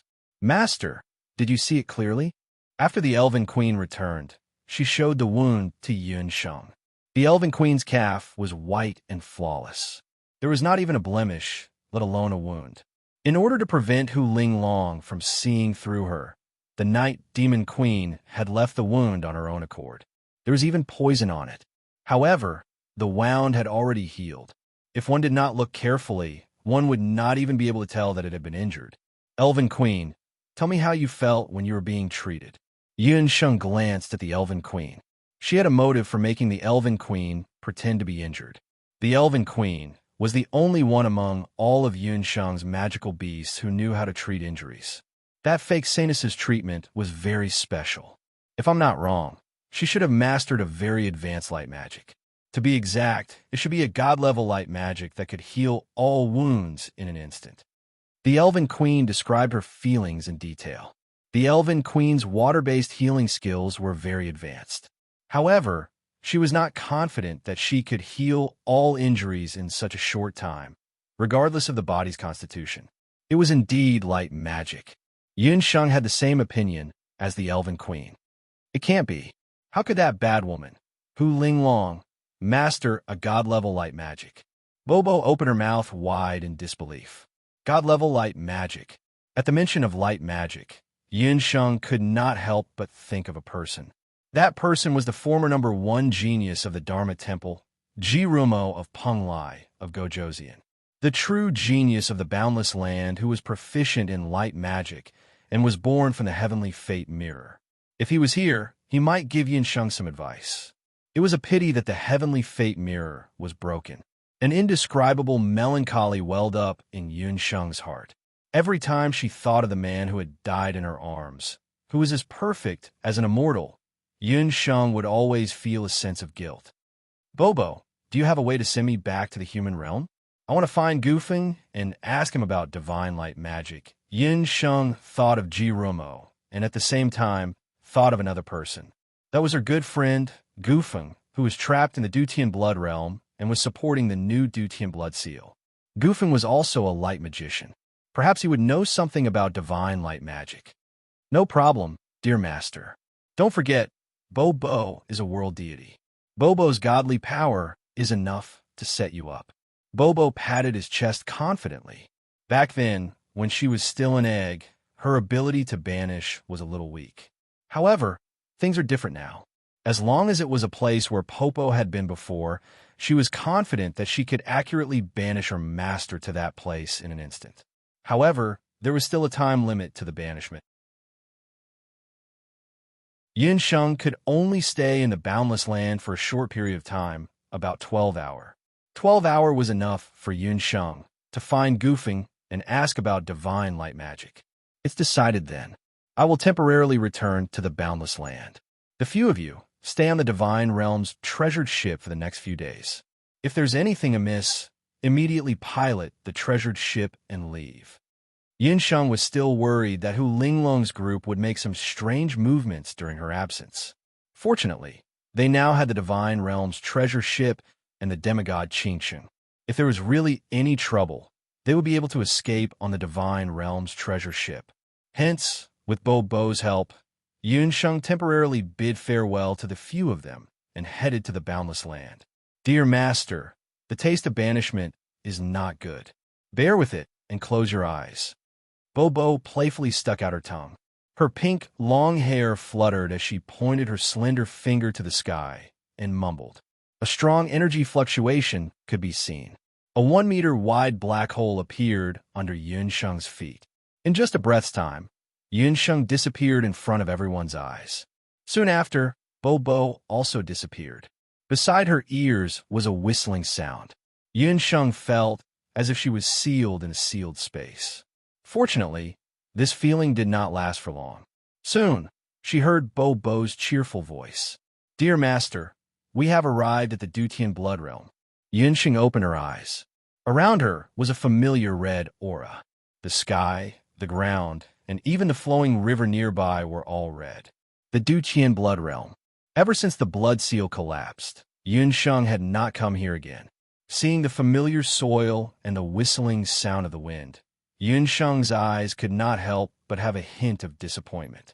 Gufeng, her good friend, she had come to see him. Yunsheng and Bobo walked towards the depths of the Dutian blood realm together. There imprisoned the bravest person in the Boundless Continent. In the depths of the Dutian blood realm, where the former Beast King tomb of the Ba Huang clan leader was located, a seal like the Golden Bell Shield supported the new Dutian blood seal. It was also this blood seal that stopped the beast race of the Ba Huang continent at the last moment when the Black Qilin tribe's patriarch, He Yao, and the others invaded. In the blood seal, there was a man. He was like a stone statue, sitting there. Several years had passed. Other than the occasional wind that passed by the blood seal, the man had been sitting alone. He was originally only in his early 20s, But because he had used the life-burning technique, the man looked much older than his actual age. His hair was a little gray and his back was slightly hunched. He looked like a middle-aged man. That was Gufeng. The waiting time was always long. In his ears, there were waves of beast roars. At this moment, a rustling sound of footsteps was heard. Gufeng's ears twitched slightly. Footsteps? No one had come here for many years.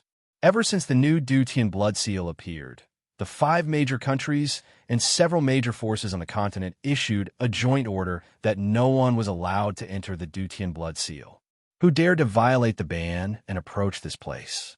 Or could it be that the Bakra orcs had risen from the ashes and were here again? Gufeng could not help but feel nervous.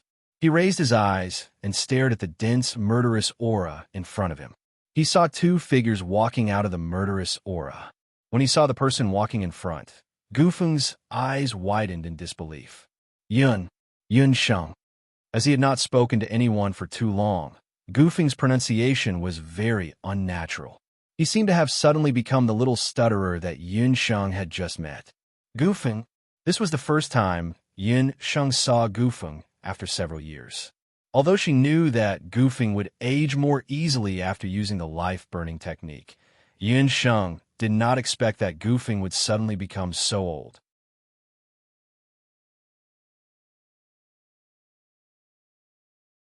Chapter 1307. When Yun Sheng saw Gufeng, she felt a lump in her throat and her eyes became moist. She suddenly felt lucky that Ling didn't come with her. Otherwise, Ling would definitely be very sad to see Gufeng like this.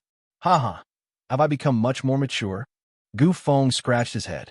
Although his appearance had become old and haggard, from between his brows, one could still vaguely see the honest and simple Gufeng from back then. I'm sorry, Gufeng. I didn't know.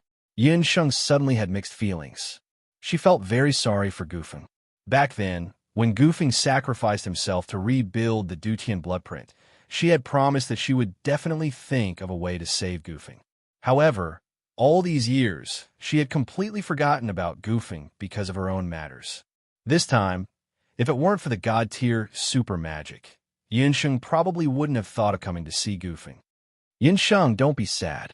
Who doesn't die? It's the same whether you die early or late. Why are you here?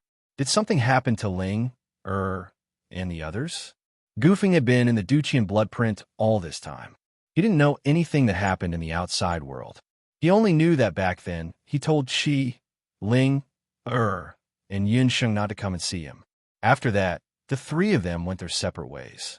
Qi returned to the mainland's magic elite camp.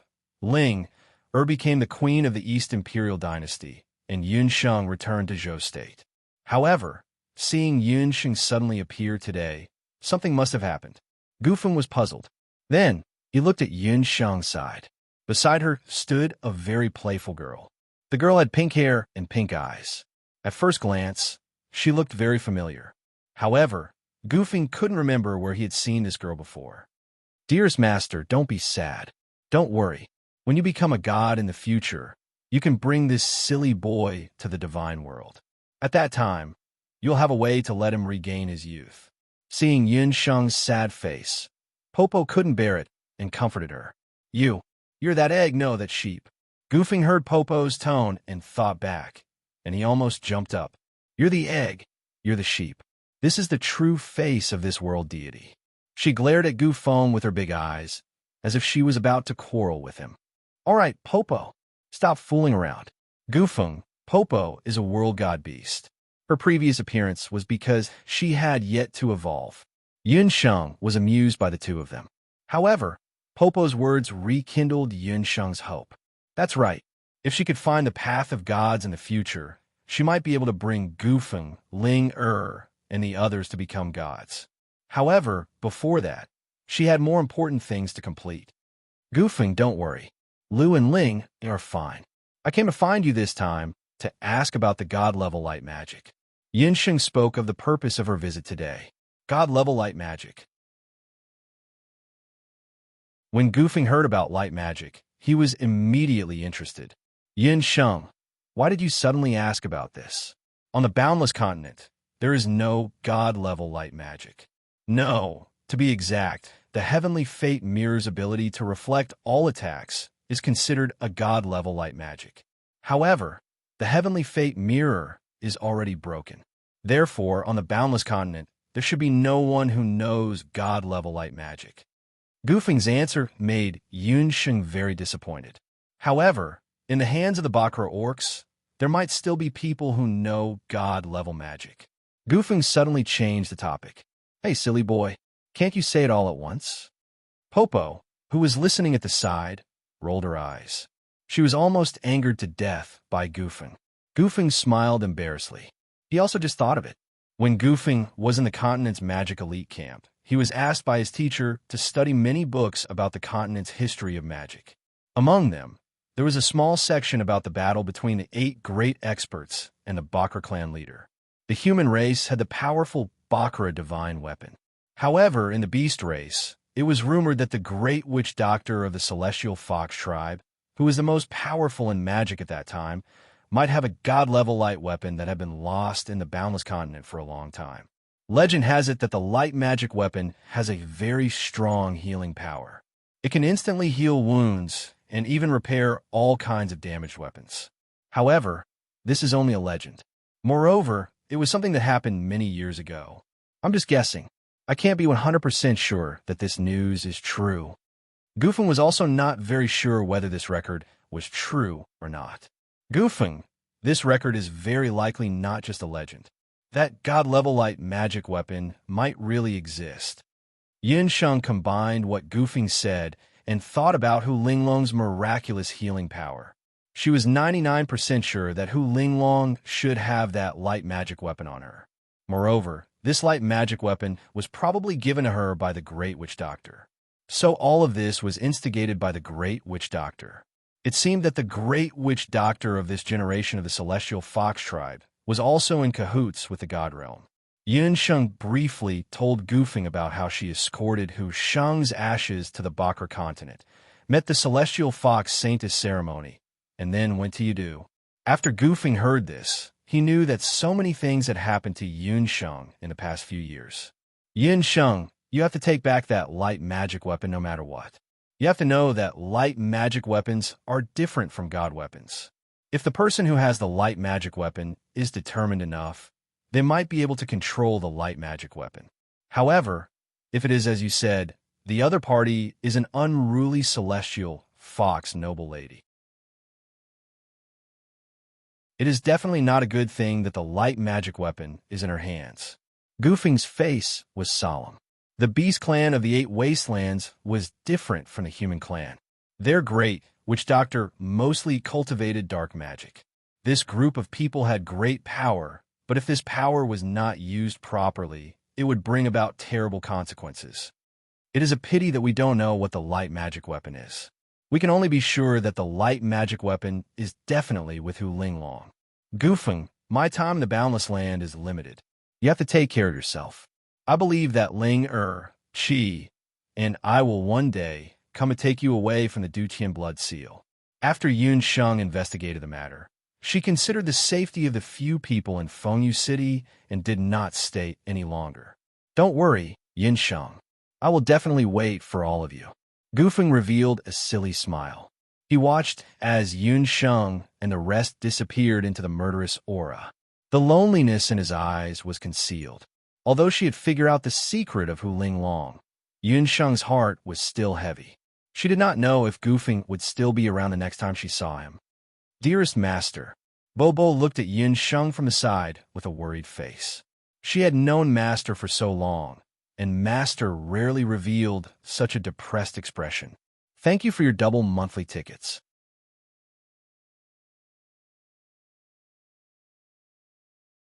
Chapter 1308. Looking at Yunsheng's sad appearance, Bobo also felt sad. Her master's character seemed cold, but in fact, she was cold on the outside and warm on the inside. Once she recognized someone, he would be her friend for life. She had to think of a way to comfort her master. My dear master, don't be sad. Bobo promises that the silly boy will not die because Bobo can feel that somewhere in the human world, there is still the path of the gods left behind from ancient times. As long as we settle the matter of the 8 wastelands and find the lost path of the gods, that silly boy will be saved. Bobo hesitated for a moment, but still couldn't help but open her mouth. Bobo, is what you said true? You can feel the existence of the path of the gods.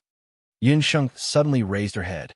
In the divine world, the worst life expectancy was 500 years. Once one became a demigod, one could live up to 1,000 years. When one became a god, one's lifespan was unlimited. In this way, Goofing could be saved. My dear master, when did Bobo lie to you? In fact, Bobo also said that this time, Bobo has a new divine skill. That divine skill is called Treasure Eye. Using Treasure Eye, Bobo can find divine tools and even divine relics like the path of the gods in the human world. Bobo's eyes shone brightly. This special Treasure Eye special skill, Bobo was actually not particularly willing to talk about because its function was also very weak. Think about it. The human world was not the divine world. What path of the gods, divine tools, they were rarer than phoenix feathers and Qilin horns. The probability of finding them was comparable to 1 in a billion. Moreover, Bobo had just advanced and was not yet proficient in the new divine skill. She also considered this point and intended to tell Yunsheng after familiarizing herself with Treasure Eye and determining the location of the path of the gods, to give her a surprise. This time, it was exposed early and Bobo was a little discouraged. She had a big mouth and couldn't keep a secret, but she just couldn't bear to see her master's depressed appearance. Bobo's words made Yunsheng suddenly happy. Bobo's progress these days was obvious to all. Coupled with the help of the faith statue, her cultivation must be growing day and night. Since the mortal realm still had the path of all gods, Yunsheng believed that within a few years, Popo would be able to find the exact location of the path of all gods. At that time, Goofing would be saved. Aha, I'll wait for your good news then. Right now, we should first return to the 8 Desolates continent and find the location of the divine level sorcery weapon. Then, we can expose Hu Linglong's true colors. Yunsheng heaved a sigh of relief. Bobo nodded and began to chant. In the blink of an eye, the two of them returned to Fengyu City. After Bobo transformed into his human form, his sense of direction was indeed much better. However, as soon as they returned to their original place, Yunsheng and Baby were stunned. The deity world's treasured ship was gone. Boss Peng, Little Ling Ying, and the others were also gone. In just half a day's time, there were several corpses lying on the ground where the ship was originally anchored. The surroundings were a mess. It was obvious that a battle had just taken place here. Master, the situation is not right. Little Ling Ying and the others will be fine, right? Bobo looked anxious. Yunsheng's beautiful eyes swept over. Fortunately, there were no people from her side among these corpses. She was slightly relieved. Obviously, the situation just now must have been very critical. So Boss Peng and the others drove the deity world's treasured ship and temporarily escaped. However, after seeing the appearance of those corpses, Yunsheng's brows furrowed tightly again. These corpses were all unfamiliar faces. They were not the divine soldiers and divine generals from the Celestial Fox Temple. It seemed that they were also not people from any of the Bakra orcs. Instead, they seemed to be people from other beast clans on the continent. Among these people, there were tiger people and some half-wolf people. Without exception, they were all very ferocious beast clans. Why did these people attack the deity world's treasured ship? Haha! A burst of gloomy laughter, like a ghost, suddenly appeared. Immediately after, dozens of shadows, among which were beasts and half-orcs, appeared from all directions and corners. These beast clans were not Bakra orcs. There were some other powerful beast clans that wandered around Yudu. Other beast clans actually dared to barge into the Celestial Fox tribal nation without permission. If this was in the past, it would be an extremely daring thing to do. In the 8 Wastelands continent, the Bakra orcs were undoubtedly the noblest beast clans. Just like the nobles of the human race, the other beast clans have been respectful to the Bakra orcs in the past thousands of years. However, As the Celestial Fox tribal nation was declining day by day, the governance of the surrounding areas, especially the poorer cities, was getting lax. Even some of the stronger beast clans dared to enter the capital city of the Celestial Fox tribal nation. The Beast Clan army in front of them, which was a mix of beast clans and half-orcs, was one of them. 10 feet away from Yunsheng and Bobo was a burly werewolf. He had silver-gray skin, and there was a row of steel-like gray hair on his back and spine. This person's hands and feet had nails like iron claws, and his pair of gray eyes were sinister. He looked indescribably ferocious. Demon Wolf Clan of Hell. Yunsheng had a photographic memory. When she was in Songdu, she had obtained some information about the beast clans of the 8 Wastelands continent from Crane. She remembered that she had seen this clan before. It was the most powerful beast clan of the Wolf Clan. They were good at appearing at night, and they were the most feared assassins in the 8 Wastelands continent. It was said that the claws of the Demon Wolf Clan of Hell were comparable to sacred weapons. Even the Black Shielan tribe and the Behemoth Giants, who had always had amazing defense, had a headache when facing them.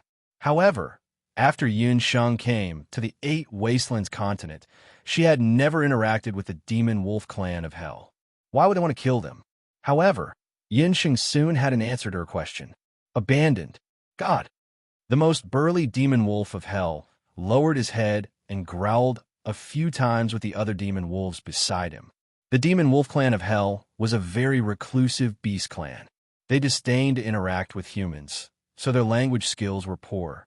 They only knew how to communicate in the Wolf Clan's language.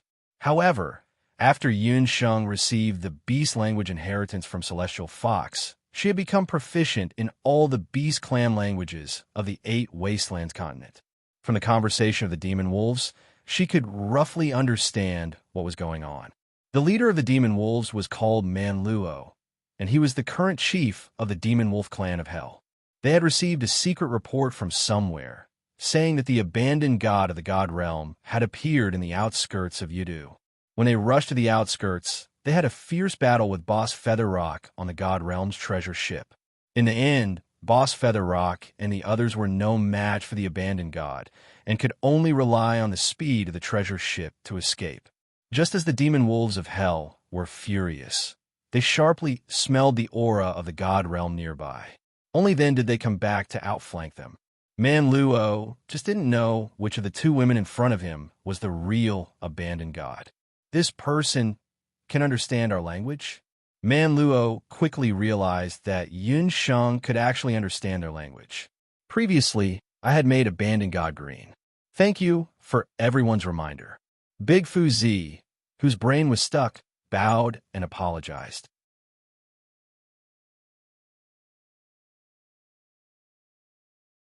Chapter 1309. I am the candidate saintess of the Celestial Fox tribal nation, Yunsheng. Demon wolves of hell, how dare you commit murder in the underworld? Yunsheng's lips moved as she skillfully spat out the language of the demon wolf tribe. Previously, Yunsheng was still regretting that she had somehow obtained some beast language inheritance from Hurulin's beast language ring, causing her to be unable to learn the more useful prophecy. However, from the looks of it now, beast language was still somewhat useful. Celestial Fox, Saintess candidate. After learning of Yunsheng's identity, Manluo was also shocked. He had also heard that the 7-tailed celestial fox of the Celestial Fox tribe was in Yudu. Ordinary celestial fox, demon wolves of hell, and Manluo probably wouldn't care about them. However, the 7-tailed celestial fox was a celestial fox saintess candidate. This identity was somewhat taboo for the demon wolves of hell and Manluo. However, he didn't expect that the saintess from whose city, who was comfortable in the celestial fox temple, would actually sleep outdoors in the wilderness. You know, beast language, so you are the true celestial fox saintess. Although Manluo was a demon wolf, he was much smarter than the ignorant commoners in Fengyu City.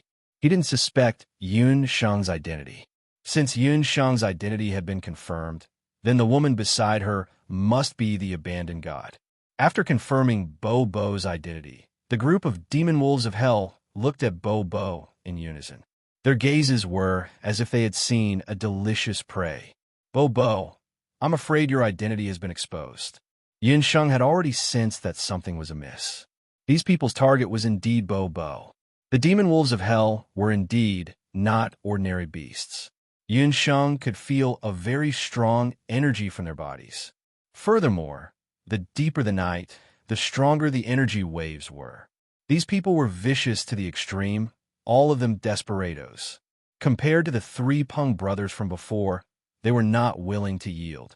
Along the way, the reason why Yin Sheng had been so careful and low-key was to prevent the identity of abandoned god Bo from being exposed. She did not expect that Hu Linglong and the others would use this opportunity to steal the identity of Celestial Fox's sanest candidate. You're right. Your accomplices have already been chased away by us. I advise you to obediently accept your death.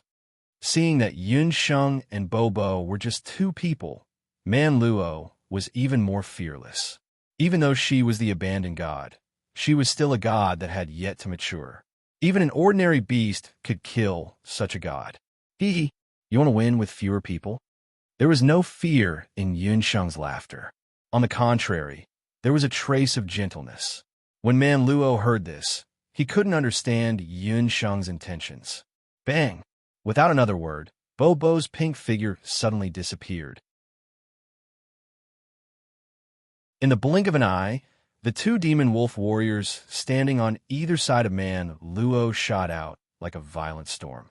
The tyrannical demon wolf warriors spat out blood from their mouths. Their sternum made a terrible sound as they were swept to the ground like fallen leaves in autumn. When the two landed, there were two huge holes in the ground. It was clear how terrifying the force that had been applied to them was. Man Luo's vision blurred. Bo had already returned to her original position. She clenched her fists and deliberately made crackling sounds. Her pretty face was full of smiles. Are you really wolves? I thought you were tofu. How did you break with a touch? Bo's strange strength was very shocking. Her speed was also very fast. The demon wolves of hell, who had thought that the abandoned god's strength was weak, turned pale when they saw this scene. Looking at Popo's ruthlessness, Hell Demon Wolf Barbarian Luo revealed a somewhat callous smile. He wasn't scared by Bo. His body slightly bent like a half-bent bow, and his sharp wolf claws suddenly clawed out. A wave of biting cold dough chi formed on his claws, and two balls of light like the moon formed on his claws. The silver moon rose slowly and turned into two balls of light. When the balls of light appeared, it was accompanied by bursts of wolf howls. Like a thunderstorm, two balls of lightning flashed on Man Luo's palms. Die! Man Luo roared. The two balls of light rushed towards Bo Rumble. The balls of light exploded in midair, setting off a terrifying explosive force. Bo's expression changed greatly. She threw out the divine sickle in her hand. The divine sickle collided with the two balls of lightning flashes and was sent flying. The divine weapon was damaged. Bo's throat heated up, and there was a fishy sweetness surging up. Bo, come back. He's not someone you can deal with. Yin Sheng was horrified. She looked at the sky. It was already night. At night, the demon wolf's strength would increase greatly. This battle couldn't be dragged on. Otherwise, it would be even more disadvantageous for them. Man Luo suddenly looked up to the sky and roared. Countless silver-gray rays of light burst out from his body. In the sky, the gray fighting chi gathered together. A flying hell wolf appeared in the sky. Yin Sheng protected Bo behind her. Her expression was cold. Magic power quickly condensed into two magic wings behind her back. She leaped into the sky. Yin Sheng rose into the sky. Her eyes were sharp. Her throat rolled, and a loud roar came from her throat. That roar, if one listened carefully, was like the roar of a beast king. It was rumbling like thunder. When the hell wolf on the ground heard it, he felt a piercing pain in his ears. The blood in his body was surging. In the sky, Man Luo was also surprised. He didn't expect the opponent to have such momentum. Yin Sheng was a different person from before. The magic scepter in her hand was raised in the air. countless dark magic power gathered around her. The clouds in the sky rushed in crazily. The sky looked like it was going to collapse. Yunsheng's five-colored magic soul quickly changed color. It turned into a dark magic soul. Demon God Transformation First Level Dark Heavenly Thorn. The dark magic power in the sky condensed into heavenly thorns that were as thick as an arm. The speed of the heavenly thorns was too fast to be described with words. When the heavenly thorns tore through the sky, there seemed to be countless ghosts dancing in the sky. Boom! Man Luo's body was hit by the heavenly thorns. Like a moth on fire, he fell down. Hell Wolf, Man Luo was killed. Around dawn, the city gate of Fengyu City opened. The sleepy city guards opened the city gate. Drip, drip, drip. Something fell from the city gate. The city guard raised his hand. It was bright red. He looked up. Ah! The tranquility of Fengyu City in the morning was broken. Soon, the news spread throughout the entire Fengyu City. When the god general under Hu Linglong arrived, the corpse on the city gate had already been moved down. It was a hideous wolf corpse. A sharp arrow pierced through the wolf's chest. From afar, it wasn't an ordinary wolf. It was a hell wolf that had committed many evil deeds in the Yudu region. It's Man Luo, the chief of the hell wolf tribe. When the people in Fengyu City saw the wolf corpse, they cheered in joy.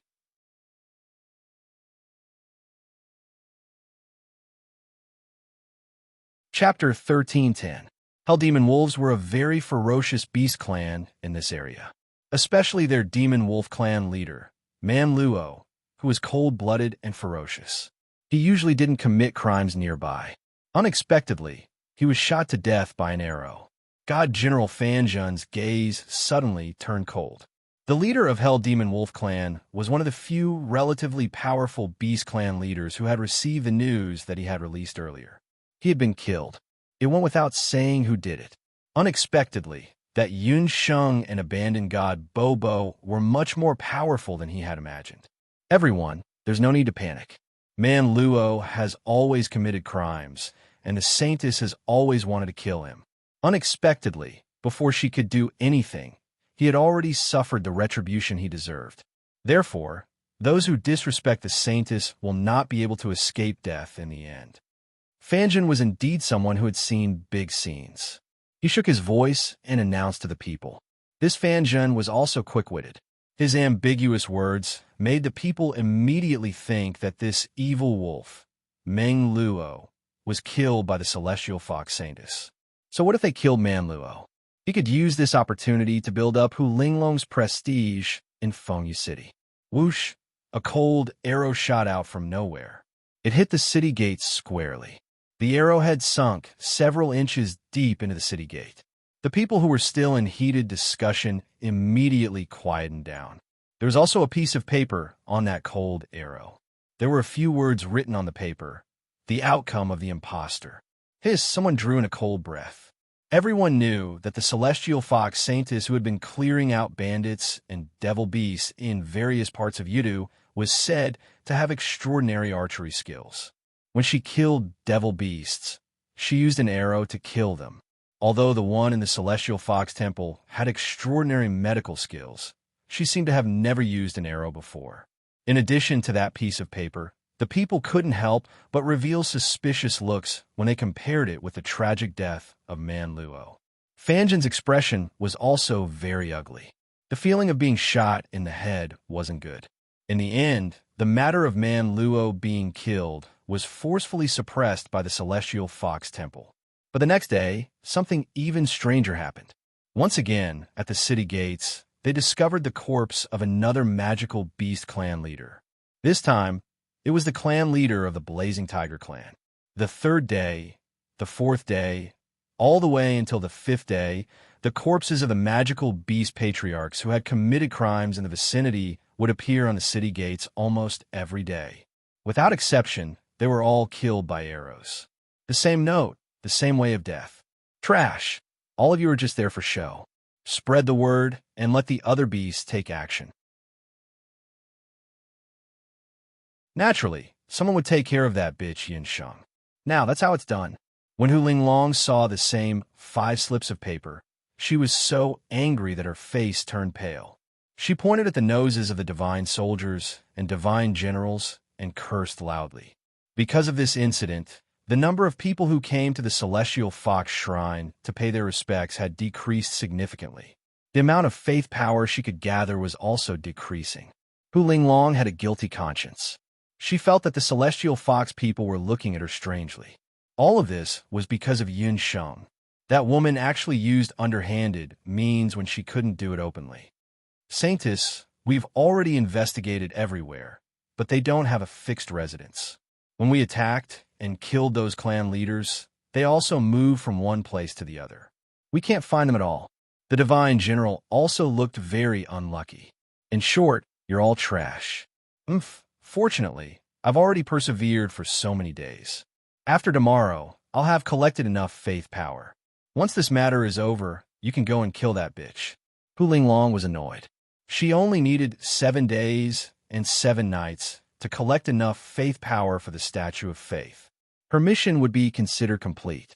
When she returned to Hu capital, both Yusheng and Yunsheng would be defeated by her.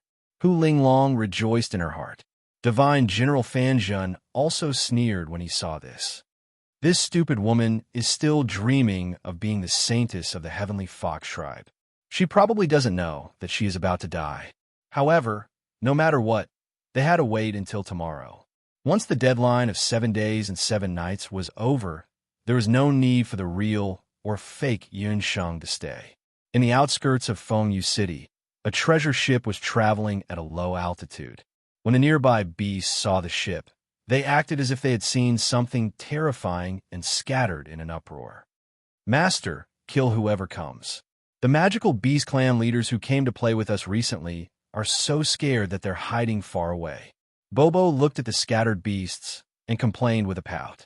Ever since that day, when Barbarian Luo was killed, Master had consecutively challenged a few powerful magical beast clans nearby. Yinsheng's intention was very simple. Since Bobo's identity had been exposed, it was better for her to find the enemy herself than to run around and hide from the enemy's pursuit. Yinsheng listed out the magical beast clan leaders who were about as powerful as Barbarian Luo and brought Boss Pengyu and the others to find them one by one. Initially, they coveted the abandoned god. Later on, they were terror-stricken. All the magical beast clan leaders who were slightly powerful nearby were all killed by Yunsheng. Without a leader, the magical beast clan fell into a state of disunity. Needless to say, they came to look for the abandoned god. Bobo, our leisurely days are coming to an end. Have you forgotten that if we don't expose Hu Linglong's conspiracy in a few days' time, Hu Linglong will be escorted back to Hu capital by those divine soldiers and divine generals tomorrow night? Yunsheng still had a serious expression on her face. Hu Linglong was well protected by those divine soldiers and divine generals of unknown origins. She didn't have the slightest opportunity to find the whereabouts of the god-level sorcery weapon. If this continued, things would not be good. Master, look at what those people are doing. Little Ying saw dozens of magical beast clan members in ragged clothes. They were pushing a wheelbarrow in the direction of Yu City.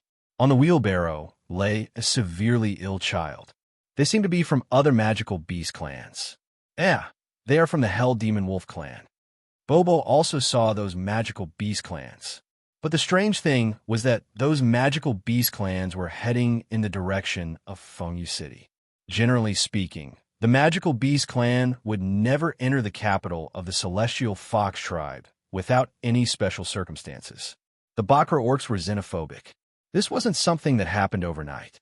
Moreover, the Hell Demon Wolf clan was a unique and independent magical beast clan. Why would they enter the territory of the Celestial Fox Tribe so brazenly? It seems like they're going to seek medical treatment. Let's follow them and take a look. Yunsheng only glanced at the magical beast clan child from afar. There was a strange look in her eyes. If she wasn't wrong, that magical beast clan child should have that kind of illness.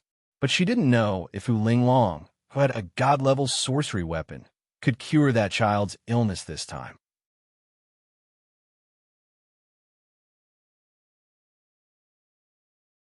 Chapter 1311. The beastmen of the Hell Demon Wolf tribe headed towards Fengyu City. When they reached the city gate, the guards in the city panicked. They didn't attack and only surrounded the city gate, trying to rush into the city. Not good. The people of the Hell Demon Wolf tribe are here. They are here for revenge. Man Luo had only died a few days ago. These Hell Demon Wolf tribe beastmen must be here for revenge. The city was instantly in an uproar. The city gate was closed, and the news quickly spread to the Celestial Fox Temple. Wolf tribe, you are too presumptuous. How dare you trespass into Fengyu City? The city master of Fengyu City climbed up the city wall and scolded the Hell Demon Wolves outside the city gate. A 100-year-old wolf elder walked out from the wolf tribe. He was one of the few beast men in the tribe who knew the language of other tribes.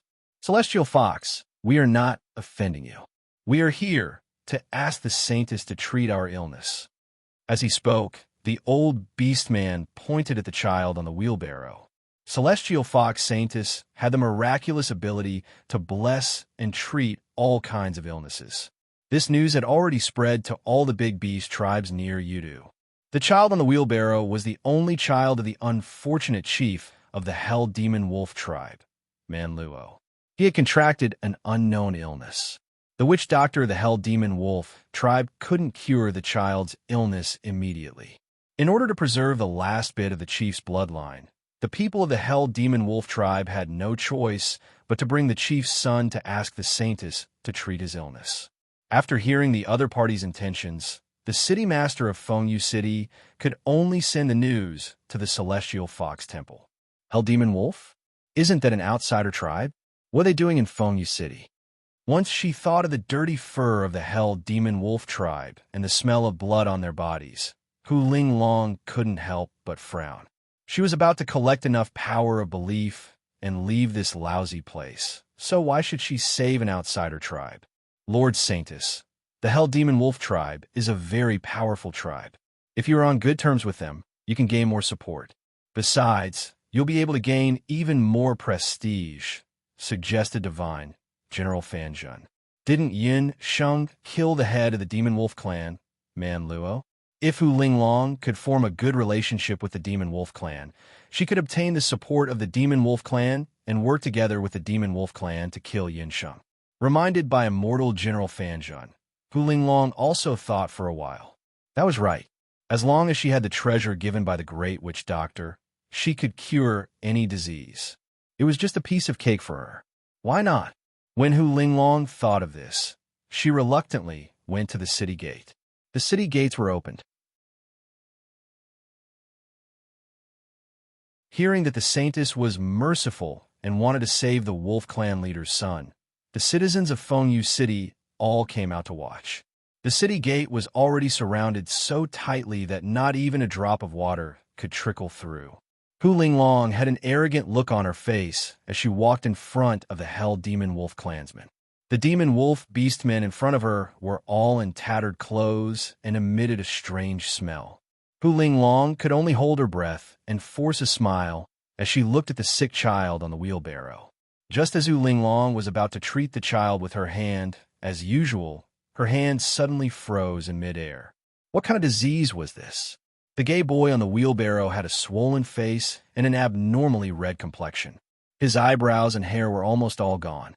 His small body was curled up, and his hands and feet were as thin as bones and twisted like chicken claws. There were many ulcers on his head and skin, and red spots were everywhere. Hu Linglong's heart twitched violently. She didn't know how to treat illnesses at all. Previously, she had relied on that thing given to her by the great witch doctor to bless and treat illnesses.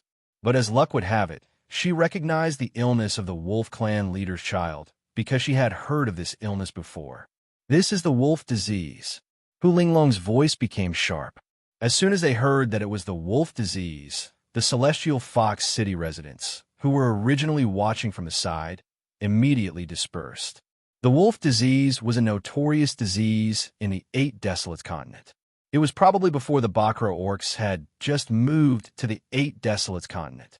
The Wolf Clan was once the strongest beast clan on the continent, but due to an illness, in 10 years, the powerful Wolf Clan tribe, and nearly 10 million people died one after another. That disease gradually disappeared, but the danger of the disease was recorded in the memories of all the beastmen. In the history books, this disease was called the wolf disease. Bastards, you dirty Wolf Clan! How dare you frame this saintess? Hu Linglong took a few steps back. The wolf disease was contagious. If she touched the child, she would also become like him. Although she had the secret treasure given by the great witch doctor, a doctor could not cure himself. If she was infected, she was not sure she could save her own life. Saintess, you, divine power, please. The Wolf Clan elder did not know why the Saintess of Celestial Fox, who was rumored to be benevolent, suddenly changed her face. He walked forward, wanting to beg Hu Linglong. Get lost, you old man. You must have also contracted the wolf disease. Kill them all. Otherwise, everyone in the city will die. Hu Linglong did not dare to approach the people of the Hell Demon Wolf Clan. Without saying a word, she ordered the divine soldiers and divine generals to kill all the Wolf Clan members. Can't cure the disease, you are not the saintess. The Wolf Clan elder was also ashamed and angry. The warriors of the Hell Demon Wolf Clan all pulled out their weapons and aimed at Hu Linglong. Protect the saintess. The divine soldiers and divine generals all rushed forward. Damn! Celestial Fox. The Wolf Clan elder's face was filled with humiliation. He let out an angry howl. Seeing this, the forest started to move. Countless wolf race warriors surged out. Stop! His disease can be cured. Like a sudden clap of thunder, the people of the Celestial Fox and the Hell Demon Wolf Clan, who were on the verge of fighting, all stopped. A woman walked out. It was a very young woman. She had eyes as clear as a spring. No one could compare to her elegance. You are. The Hell Demon Wolf Clan elder looked at the woman who had just walked out, and then looked at Hu Linglong. It's you again. What are you doing here, an imposter? Hu Linglong cursed fiercely as soon as she saw Yun Sheng. The two of them had the same face, but at this moment, their expressions were completely different. I can cure his disease. After saying that, Yun Sheng bent down and gently picked up the seriously ill child, who was emitting the smell of pus and blood all over his body. There was a series of gasps. The people of the Celestial Fox Clan and the Hell Demon Wolf Clan all sucked in a breath of cold air. That was a wolf disease patient. Everyone knew that if they touched this child, they would definitely be infected with the disease. Even his clansmen didn't dare to touch him on the way to Fengyu City. But this imposter Celestial Fox Saintess actually picked up the sick child without fear. I recommend Qi Yan's new book, The Ghost King's Wife, Black-Bellied Little Demon Concubine. Little Demon Concubine against the Ghost King. A black-bellied scorpion woman provokes a hot, handsome man.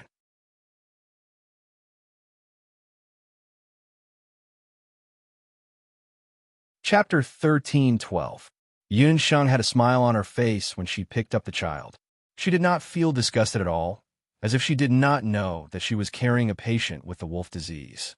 Yun Sheng turned around and said a few words to the people of the Hell Demon Wolf tribe. Her voice was very pleasant to the ears, but she was speaking the beast language that all the people of the Hell Demon Wolf tribe could understand. After hearing Yun Sheng's words, the elder of the Hell Demon Wolf tribe's expression eased up a lot. The surrounding Celestial Fox people could not help but be slightly moved. The so-called fake Celestial Fox Saintess could actually communicate with the Hell Demon Wolf tribe. Looking at her current appearance, although she was still dressed in ordinary clothes, the woman's eyes were clear and bright, and there was a smile on her bright face like a spring breeze. This made her shine and radiate an indescribable charm. She actually looked more like a saintess than the real saintess, who was dressed in exquisite saintess robes. Although the Hell Demon Wolf tribe was an outsider, shouldn't the benevolent saintess treat them equally? Needless to say, the saintess just said that she wanted to kill all these wolves. There were also old, weak, sick, and disabled wolves among these wolves. Thinking of this, the Celestial Fox people looked at Hu Linglong differently. Hu Linglong's heart sank little by little. She bit her lip. Bastard, why do you have to pretend to be benevolent? You killed the child's father. Man Luo. Would you be so kind as to save him? Hu Linglong was unwilling to let Yun Sheng steal the limelight. The elder of the Hell Demon Wolf tribe, who had already accepted Yun Sheng, changed his expression when he heard the name of the late chief. He let out a furious roar, and the wolf warriors behind him all surrounded Yun Sheng. Cunning celestial fox, you killed the chief. Now you want to kill the chief's only bloodline. The elder of the wolf tribe stared at the boy in Yun Sheng's arms. If I wanted to kill him, I wouldn't have saved him. Why would I take the risk of contracting the wolf disease to save him? Yun Sheng was already used to Hu Linglong's behavior. Hearing Yun Sheng's words, the elder of the Hell Wolf clan hesitated. This woman's words seemed reasonable. You're a cunning and sinister woman. You killed the clan leader, and now you want to save his child. Aren't you afraid that the child will seek revenge on you when he grows up? Hu Linglong fanned the flames. He killed Barbarian Luo because he wanted to kill Bobo first. He deserved to die. Saving his son is my personal matter. The child is innocent. He doesn't deserve to die. As for whether or not he will seek me for revenge in the future, that will depend on his own ability. Since I have the confidence to save them, I'm not afraid of him coming for revenge. The corners of Yun Sheng's mouth curled up. She was full of confidence.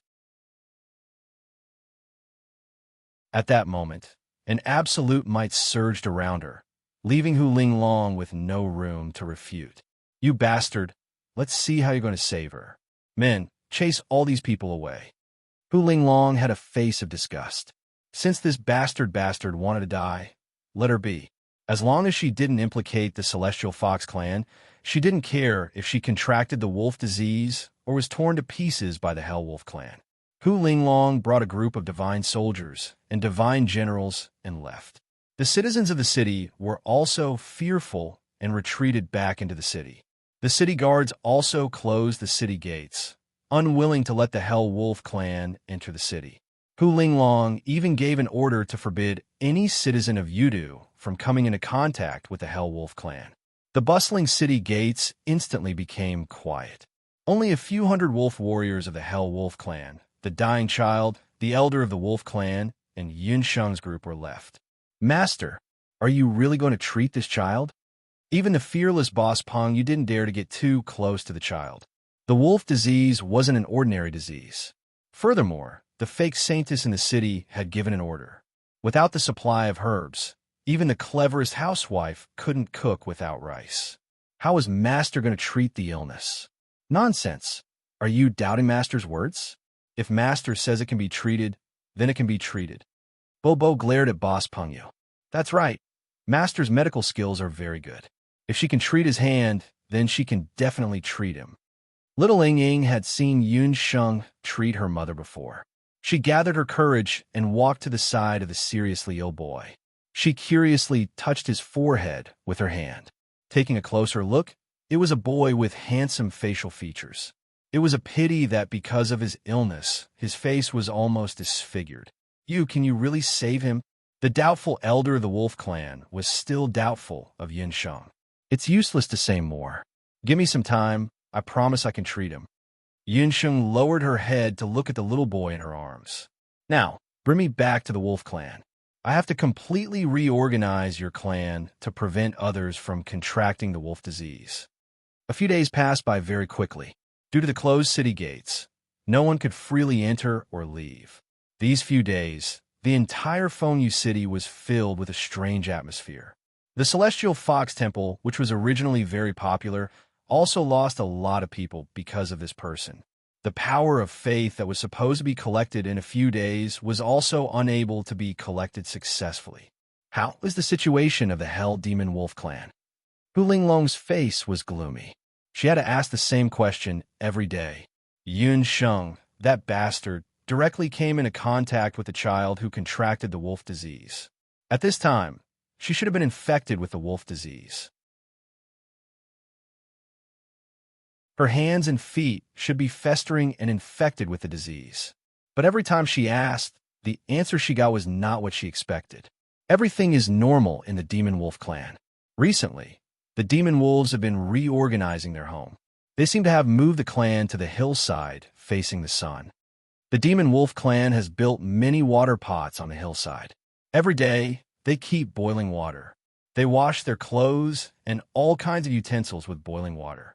The Demon Wolf clan is looking for a new water source. They were all baffling and unimportant matters. The only thing missing was the news of Yun Sheng's sudden death. This made Hu Linglong very depressed. Before the bad news of the Hell Demon Wolf clan came, bad news suddenly came out of Fengyu City. What did you say? Someone in the city contracted the wolf disease? When Hu Linglong heard the news from the city lord, her face turned pale. Saintess, please go take a look.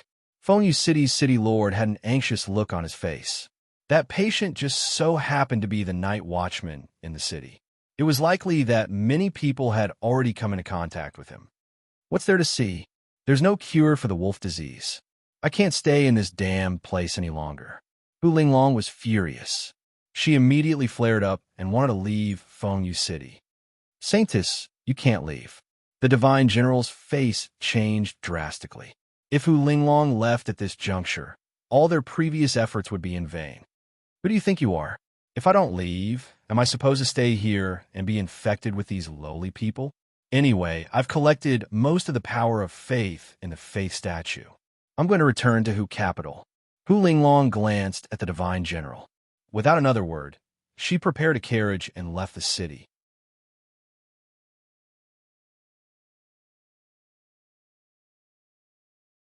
Chapter 13:13. Seeing that the Saintess had actually abandoned the citizens with a group of divine soldiers and divine generals, the city lord of Fengyu City was disheartened.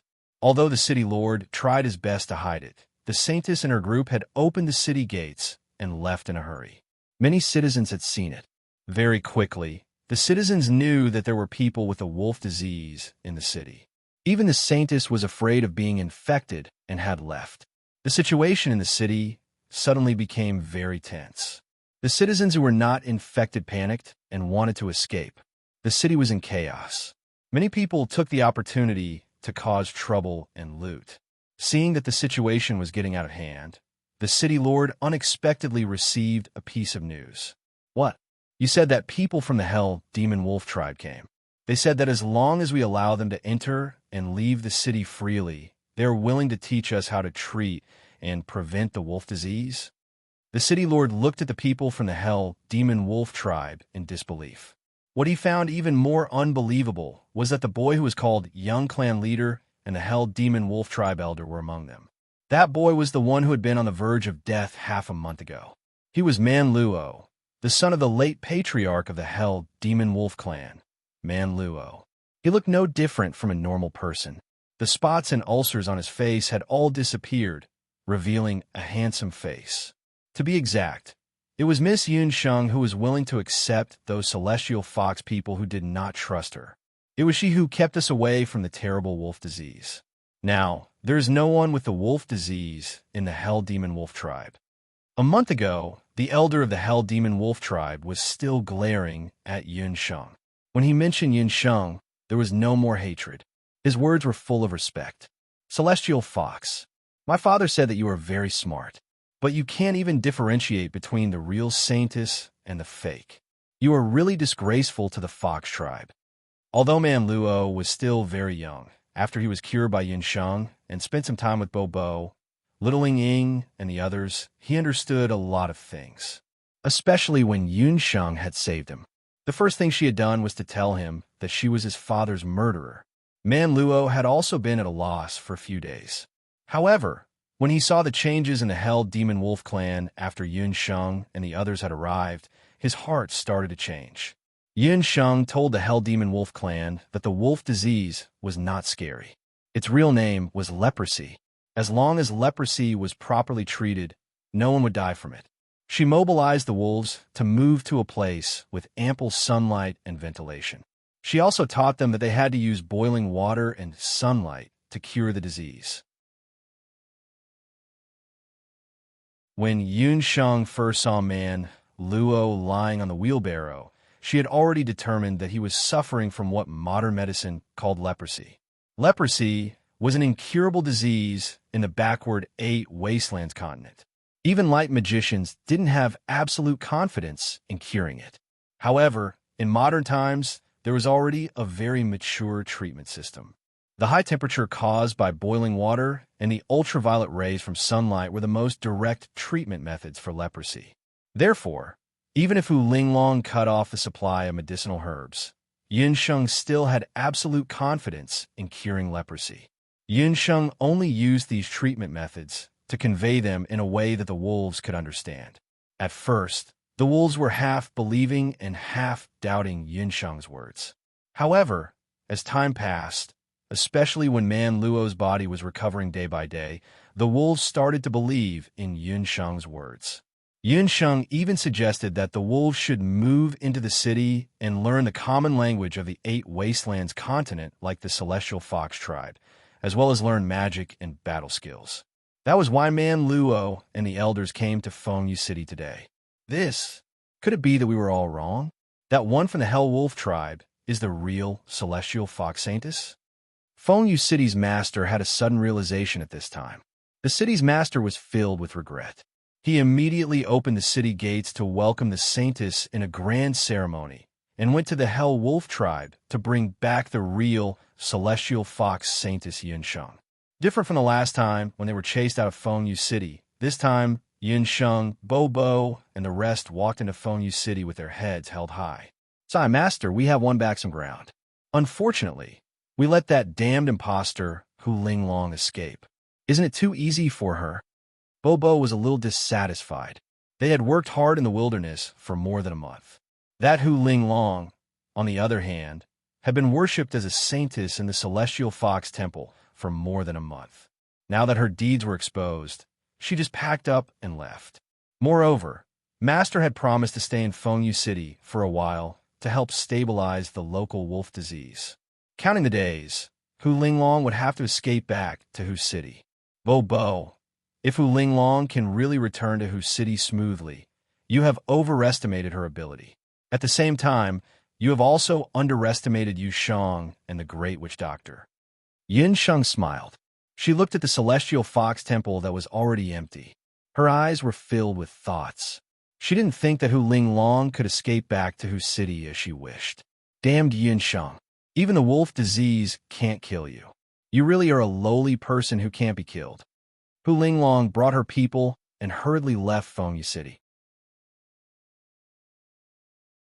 She only had one thought at the moment, and that was to rush back to Hu City. As long as she still had the same face as Yun Sheng and returned to Hu City with the statue full of the power of faith, her father would definitely think of a way to make her the true saintess of the Heavenly Fox tribe. Holding the statue in her hand, Hu Linglong's eyes were filled with pride. It was as if she could already see herself becoming the saintess of Celestial Fox. Suddenly, the carriage she was in stopped. "What's going on? Who allowed you to stop? Didn't I say that we would travel through the night and return to Hu City as soon as possible?" Hu Linglong lifted the curtains in dissatisfaction. The carriage stopped in a secluded forest, not on the official road. Fan Zhen and the others stood outside the carriage and looked at Hu Linglong coldly. They looked at Hu Linglong as if she were a corpse. There was no warmth in their eyes. "What are you doing?" Hu Linglong's scalp went numb. "These people, stupid beasts. It's all because of you that the Great Witch Doctor almost ruined his plan. Since you're already useless, why should we keep you alive?" Fan Zhen's face was full of disdain. Due to Hu Linglong's stubbornness, her identity as the fake saintess had been exposed prematurely. The informants they had left in Fengyu City had sent news that Yun Sheng had already brought a group of Hell Wolf Clan's clansmen to Fengyu City. The people of the city had already recognized her as the saintess of the Heavenly Fox clan. In a few days, Yun Sheng would also gather a certain amount of power of faith and return to Hu City. "What do you want? I'm the saintess of Celestial Fox. You can't kill me." Hu Linglong was trembling in fear. However, how could she be a match for this group of fiendish divine soldiers and divine generals from the God realm alone? After a mournful scream, a few night owls were startled and flew away. The forest returned to calm.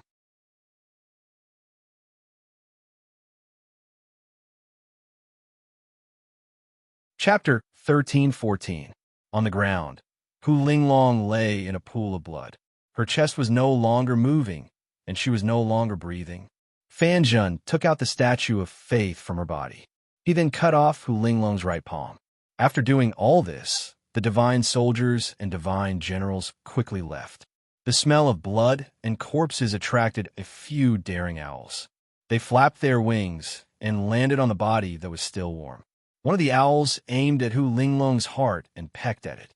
Hu knew that at this moment, the corpse on the ground suddenly moved, and a hand suddenly grabbed the owl's neck. Crack!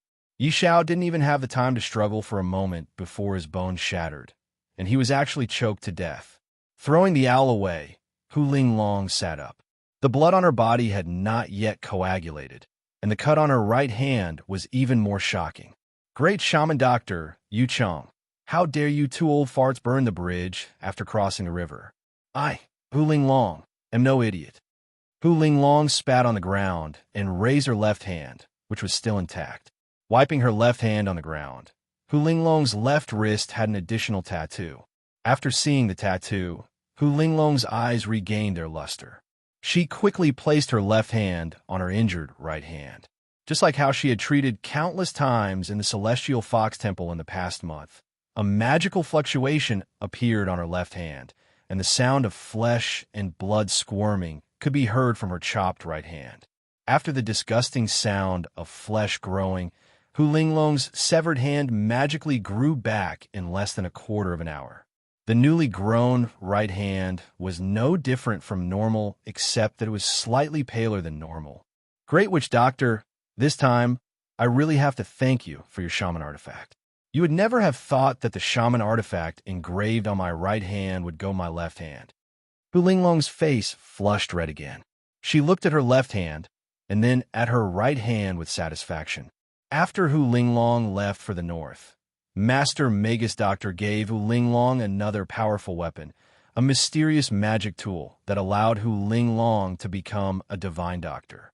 Hu Linglong didn't know what the weapon was, and the Great Witch Doctor didn't want to tell her too much. However, when the Immortal General sealed the weapon on Hu Linglong's right hand in the form of a tattoo, Hu Linglong became different from before. After Hu Linglong obtained the shaman artifact, she could treat almost all kinds of diseases just by using her right hand. It was also because of this unknown magical tool that Hu Linglong was able to make the ignorant Celestial Fox people believe that she was the true saintess. Everything had been arranged by the Great Witch Doctor long ago. If it wasn't for Hu Linglong suddenly facing the wolf disease and not being able to overcome her psychological barrier, she might have been able to use this shaman artifact to hide her identity as an imposter. When Hu Linglong used the shaman artifact, she had already discovered the magical aspect of this shaman artifact. She also suddenly realized that this shaman artifact was the fundamental reason why the Great Witch Doctor had been able to obtain such a high status in the Celestial Fox tribe for so many years. Hu Linglong was a narrow-minded and greedy person. Since she had seen the benefits of this shaman artifact, how could she not be greedy? She wanted to take it for herself day and night, but she didn't do it because she was afraid of the Great Witch Doctor and the Immortal General. Until the day before they left Feng Yu City, the Immortal General and the Immortal General were busy monitoring the movements of the Hell Demon Wolf tribe and neglected to keep an eye on Hu Linglong. Finally, Hu Linglong found a chance. Hu Linglong quietly dug out the mysterious brand of the shaman artifact that was originally implanted in her right hand and then implanted it on her left hand. She also used a good medicine to regenerate muscles. After the wound on her right hand healed, she pretended to carve a tattoo that was almost identical to the original one. Everything was done flawlessly. However, Hu Linglong didn't expect that such an unintentional action of hers would save her life in the end. After killing Hu Linglong, Fan Zhen followed the Great Witch Doctor's order and brought back Hu Linglong's right hand. He didn't notice that the divine-level shaman artifact tattoo on Hu Linglong's right hand was a fake, just like herself. Thinking about it, Hu Linglong was also scared. She also became more aware of the cruelty of the Great Witch Doctor and the others. They took away the statue of faith. In this way, Yushang has two statues of faith. This time, the saintess will definitely be Yushang. Both the Great Witch Doctor and Yu Shang are not kind people. If they know I'm still alive and have swapped the shaman artifact, they won't let me go. Hu Linglong was full of hatred, but she didn't dare to return to the Celestial Fox tribe and expose their evil deeds. After weighing the pros and cons, Hu Linglong decided not to return to Hu capital for the time being. She'd let Yun Sheng and Yu Shang fight among themselves.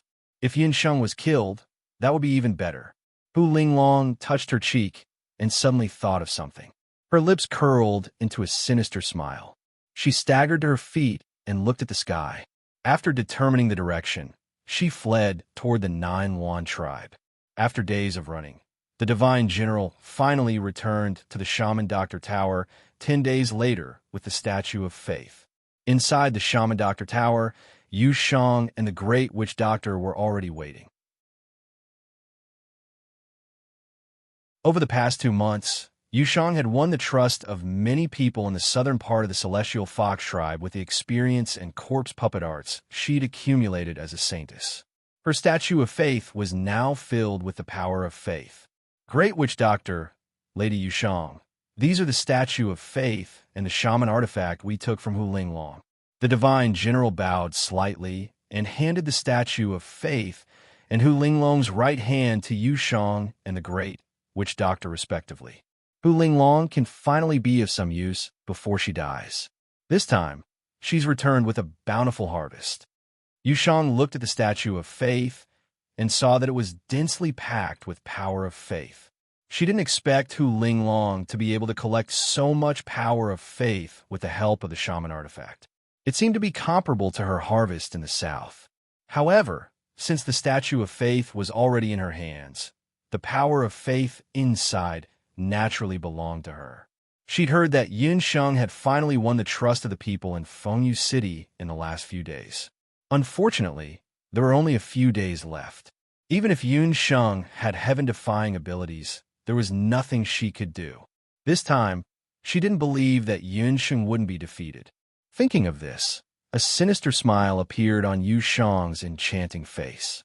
She was already impatiently waiting for Yun Sheng to lose to her and have an extremely disappointed look on her face. Big Fuzi's new book, The Divine Doctor's Abandoned Daughter, The Ghost Emperor's Wild Beast Tamer Concubine, has been released. The new book is about the legendary little wild cat and the night fox. Everyone, remember to bookmark and recommend it. During the period when the new book is rushing up the rankings, please vote for it. If you bookmark it well, both the new and old books will be updated.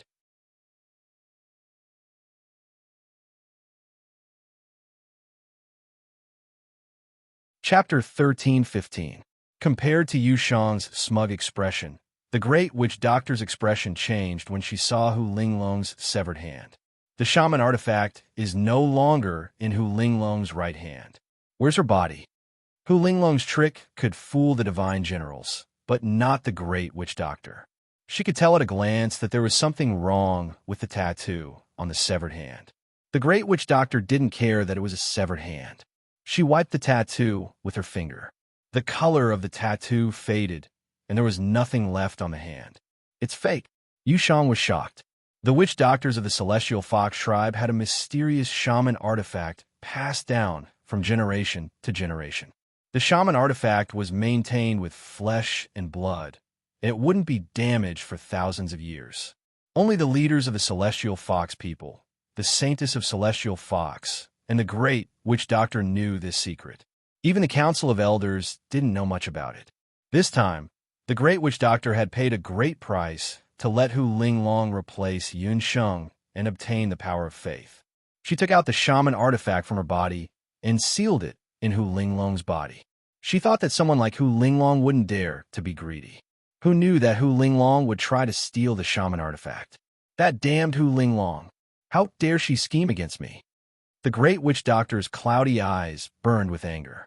Fan Zhun, quickly return and search for Hu Linglong's whereabouts. Since that woman still has the shaman artifact, she must be alive. She knows everything about me and the Saintess. When you find her, you must kill her and take back the shaman artifact. The Great Witch Doctor was furious. She wanted to search for Hu Linglong herself, But considering that Yushang was about to become the saintess of Celestial Fox, she couldn't leave Hu's city without permission. Yes, Great Witch. Fanjin didn't expect to be fooled by Hu Linglong. He immediately took some divine weapons to search for Hu Linglong. Don't worry, Great Witch Doctor. When I become the saintess of Celestial Fox, I'll put Hu Linglong on the wanted list. Yushang clenched the statue of faith in her hand. The next day, Yushang brought the statue of faith into the Celestial Fox Palace. I've already received a message from Yunsheng from the north. Something happened to her when she was in the north. She'll need another 5 or 6 days to return. When the time comes, all of you will undergo the final test at the Celestial Fox Shrine. Hu Qianxiu wasn't too surprised by Yushang's early return. Hu Qianxiu was very clear about the situation in the north and south.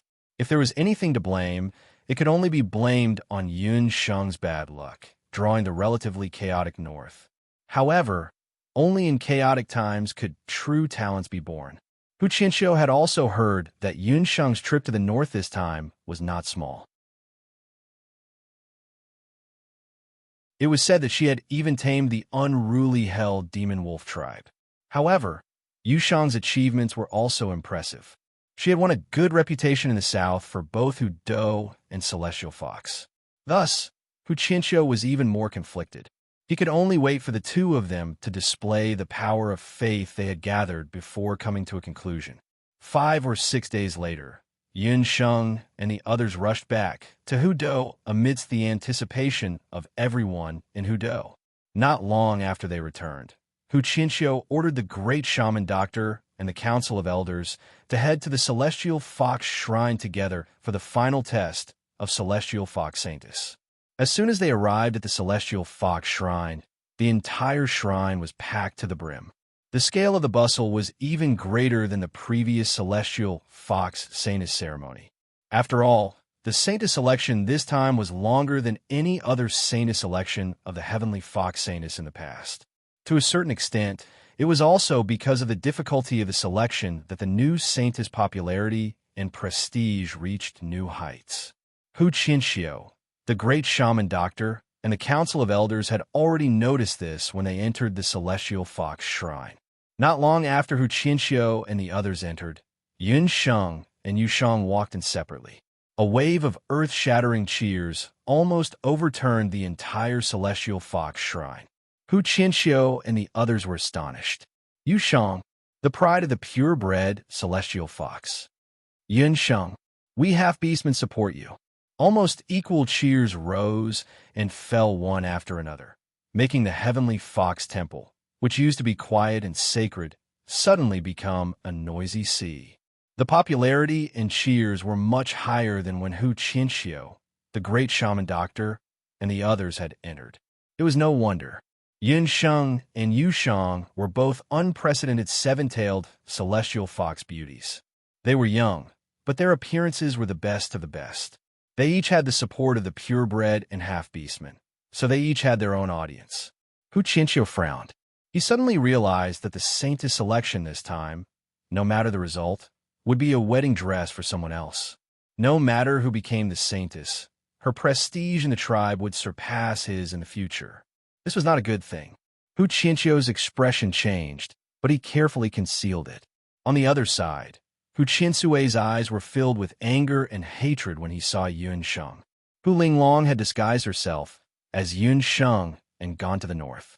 Half a month ago, she had written to Hu Qiansui that she would return to Hu capital in a few days. However, until today, there was still no news from his daughter, Hu Linglong. Hu Qiansui's heart was burning with anger. He suspected that his daughter had been secretly killed by Yunsheng. He would not let this woman become the Saintess so easily. The people began to discuss fervently. Everyone knew that whoever obtained the most power of faith in today's final test would become the new Saintess of the Celestial Fox tribe. Yunsheng walked over, but Yushang's face was full of disdain. You still dare to come? If I were you, I wouldn't embarrass myself by returning to Hu capital. You should know that you are no match for me. Yushang deliberately waved the two statues in front of Yunsheng. Yunsheng's expression didn't change much when she saw the two statues. As expected, you are the one who arranged for Hu Linglong. That foolish woman. I'm afraid she's paying the price now. Haha, you should worry about yourself instead. When I become the saintess, the first thing I will do is drive you and those annoying fellows by your side out of the Celestial Fox tribe. Yushang looked askance at Yunsheng.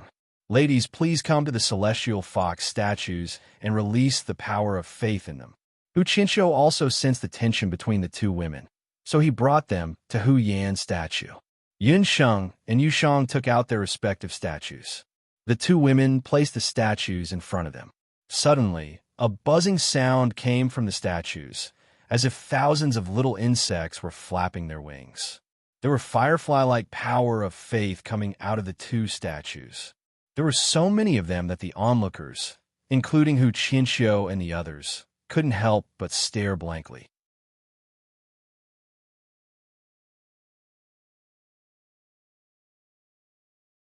Chapter 13:16. It was still daytime, but the sky above the Celestial Fox shrine seemed to darken in an instant. Boundless power of faith adorned the sky like fireflies, circling around Yunsheng and Yushang. This was the power of faith they'd collected over the past few days. Yushang's expression had been relaxed until she noticed that Yunsheng's power of faith was even greater than hers. Damn it! How had that bitch gathered so much power of faith in just a few days? How had she done it? In terms of numbers, Yunsheng's statue had about 10% more power of faith than Yushang's. Even 10% was enough to turn the tables. Yushang bit her lip. Thankfully, she still had a statue of faith. Yushang quietly took out Hu Linglong's power of faith and crushed the faith statue. A dazzling light shot into the sky as the power of faith in the other statue danced around Yushang's side. As a result, the amount of faith power on Yunsheng's side seemed to have decreased significantly. The outcome of the battle was clear. The crowd was too engrossed by the spectacle of faith to notice Yushang's little trick. However, Hu Qinqiu and a few elders from the Council of Elders saw it, especially Hu Qinqiu. Especially Hu Qinsui. When he saw the statue of faith, he realized that it was the statue of his daughter, Hu Linglong, the great shaman doctor, and Yushang. Hu Qinqiu's eyes turned bloodshot. He realized that his beloved daughter had suffered at the hands of the great shaman doctor and Yushang. With a muffled groan, Hu Qinqiu suppressed the hatred in his heart. It wasn't until the power of faith in the statue stopped surging out that Hu Qinqiu stepped forward. Looking at the 70 to 80% difference in power of faith, Hu Qinqiu fell into deep thought. Patriarch, the outcome of the battle is clear. Yushang is worthy of her title as the Holy Maiden of Celestial Fox, the great shaman doctor said from the side. That's right, Miss Yushang has won the support of countless Celestial Fox citizens. She's received even more power of faith. The crowd cheered for Yushang's side. On the other hand, the demi-humans were silent. Their eyes were filled with disappointment and helplessness. A Celestial Fox hybrid was still no match for a purebred Celestial Fox. Do you have anything else to say? Hu Qinqiu looked steadily at Yunsheng. Everyone, the outcome hasn't been decided yet. Who said she received more power of faith than I did? Yunsheng smiled. As soon as she finished speaking, a miracle. The faith power on Yushang's side suddenly went through an unusual change. Yushang's power of faith and Yushang's. It was as if Yunsheng had used some mysterious power to attract the power of faith. How is this possible? Yushang's smug expression crumbled. She watched the power of faith move from her side to Yunsheng's. That power of faith had all surged out from Hu Linglong's statue of faith earlier. The power of faith is the will of the people. Your statue of faith was obtained illegally. Even if a thief stole something, it still doesn't belong to you. Yunsheng's eyes sparkled amidst the power of faith. The power of faith was like the citizens of Yudu and the nearby orcs, expressing their utmost respect to Yunsheng. The power of faith is the will of the people. The will of the people is a living thing, and it can't be deceived.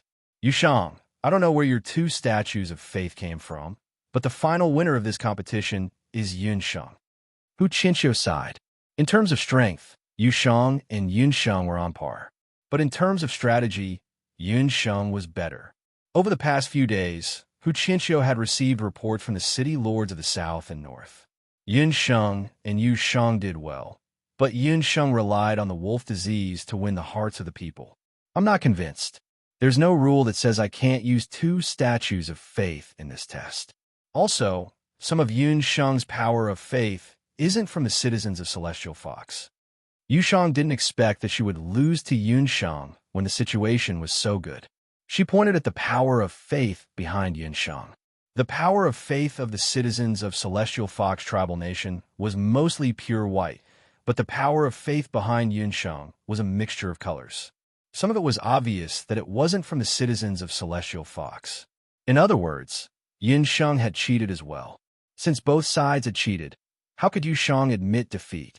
That's right. Among the power of faith I collected, there were other beasts, such as the infernal wolves and blazing tigers. But I didn't cheat. Yu Sheng, you seem to have misunderstood. The Celestial Fox tribe is so large that everyone on the continent, regardless of their bloodline or race, is considered its citizens. You think you're qualified to be a saintess, but you don't even understand the most basic of principles. You're not worthy of being a saintess. Yun Sheng snorted disdainfully. The woman's words were powerful and resonant, silencing the noisy Celestial Fox shrine. Yu Sheng opened her mouth, but couldn't find a single word to refute, because the words Yun Sheng had said were currently engraved on the base of the statue of the Celestial Fox people, Hu Yin. The Celestial Fox tribe is so large that everyone on the continent, regardless of their bloodline or race, is considered its citizens. This was one of Hu Yan's most famous maxims when she was alive. That was exactly what Hu Yin had done when she was alive. During the final moments of the war between the humans and beasts, she had relocated all of the Celestial Fox tribe's citizens to the 8 Desolates continent, regardless of their race. This was still a legend of the Celestial Fox tribe to this day. No one, not even the great shaman or Yu Sheng, dared to refute Yun Sheng's words. After all, refuting Hu Yin was the same as refuting Hu Yin. I've lost. Yu Sheng gritted her teeth and spat out the words one by one. Despite her reluctance, Yu Sheng had no choice but to step aside angrily. After more than half a year, the most suitable Celestial Fox Saintess has finally been selected. She is Yun Sheng. Hu Qinqiu walked forward and announced the result to all of the Celestial Fox tribe citizens. The Celestial Fox Temple was filled with cheers. Even those purebred Celestial Fox tribe citizens who were unwilling to accept the result had no choice but to echo the cheers. Originally, I had planned to hold a grand Celestial Fox Saintess coronation ceremony for the new Saintess. However, because the 8 Desolates tribe competition is approaching, I have discussed with the elders and decided to hold the Saintess coronation ceremony after the 8 Desolates tribe competition. When Hu Qinqiu announced Yun Sheng's victory, he also announced a piece of news that shocked both the Celestial Fox tribe citizens and Yun Sheng. If the new book stats are good, I'll update both the new and old books. The recommendation tickets will be given to the new book, Divine Doctor's Abandoned Daughter, the Ghost Emperor's Wild Beast Tamer Concubine. The 13-year-old Yi family's foolish daughter has been reborn. With the omnipotent God Cauldron and the Spirit Plant Space, she is no longer the trash, abandoned daughter that everyone bullies. Her poison is unparalleled, and even the Divine Doctor has to stand aside. Spirit beasts ask for a contract, and I'm sorry, but even the beast god calls me boss. Being reborn as a human, she returned as a king. But who would have thought that she would provoke the evil and bloodthirsty Ghost Emperor? He was clearly the Ghost Emperor who killed decisively, but he turned into a weak and handsome hostage of the enemy nation. She was careless, and he ate her clean.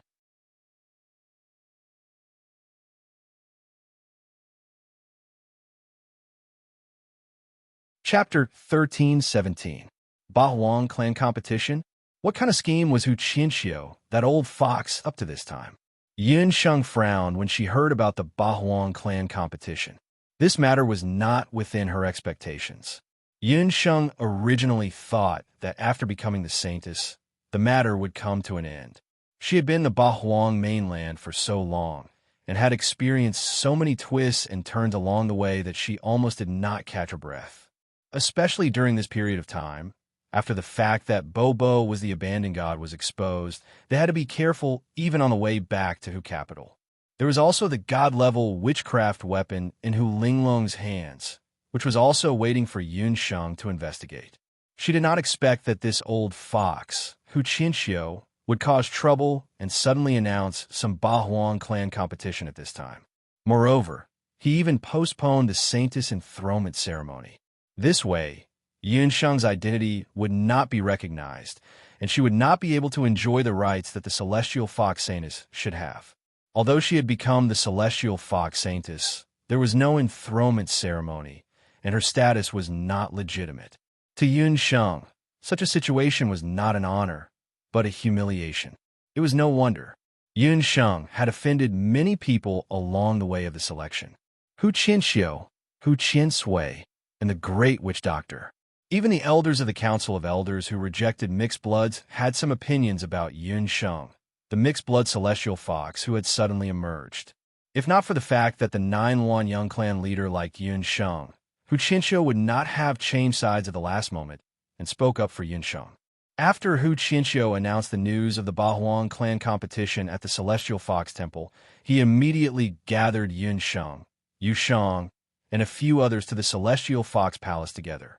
The moment they entered the Celestial Fox Palace, they saw 8 people waiting there. Yun Sheng immediately understood that no matter who won today, Hu Qinxiu would let the 2 of them participate in the Bahuang clan competition. In the Bahuang clan competition, each tribe was required to send 10 people to participate in the competition. There were no gender restrictions. Besides her and Yu Sheng, Lu Yinchuang was also a participant. As for the other 7 people, they were young celestial fox, purebred men and women. Yun Sheng had never seen any of them before. Looking at their proud faces, they should be the young masters of the Celestial Fox tribe.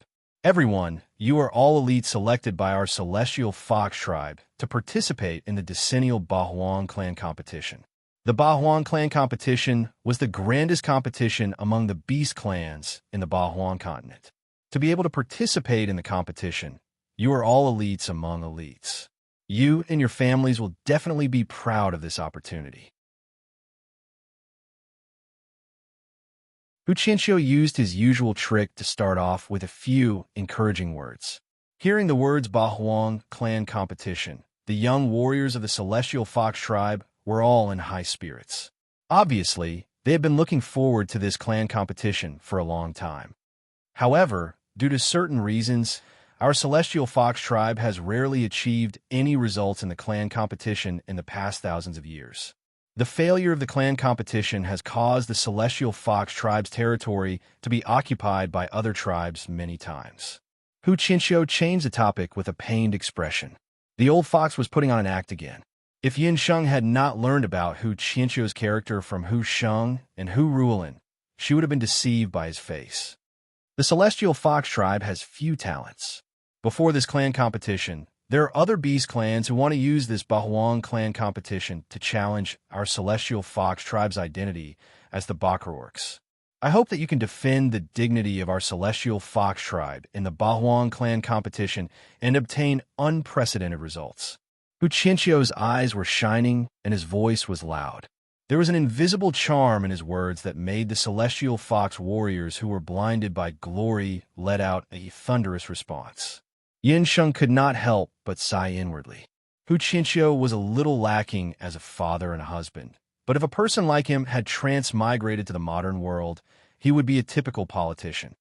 Don't worry, clan leader.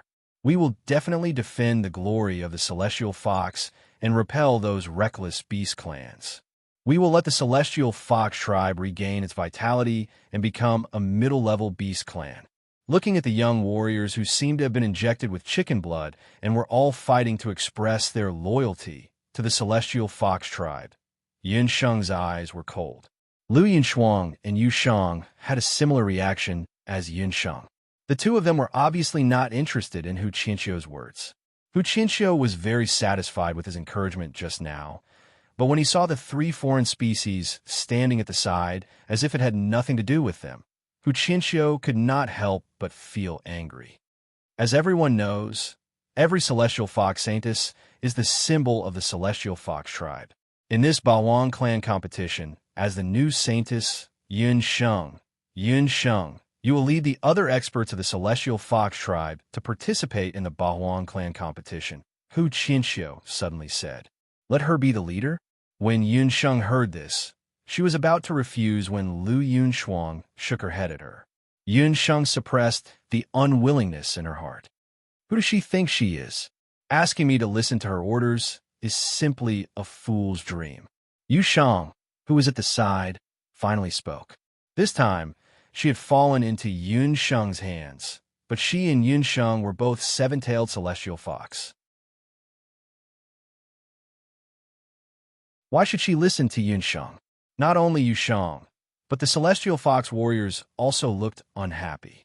They were all nobles and descendants of aristocratic families in the celestial fox tribe.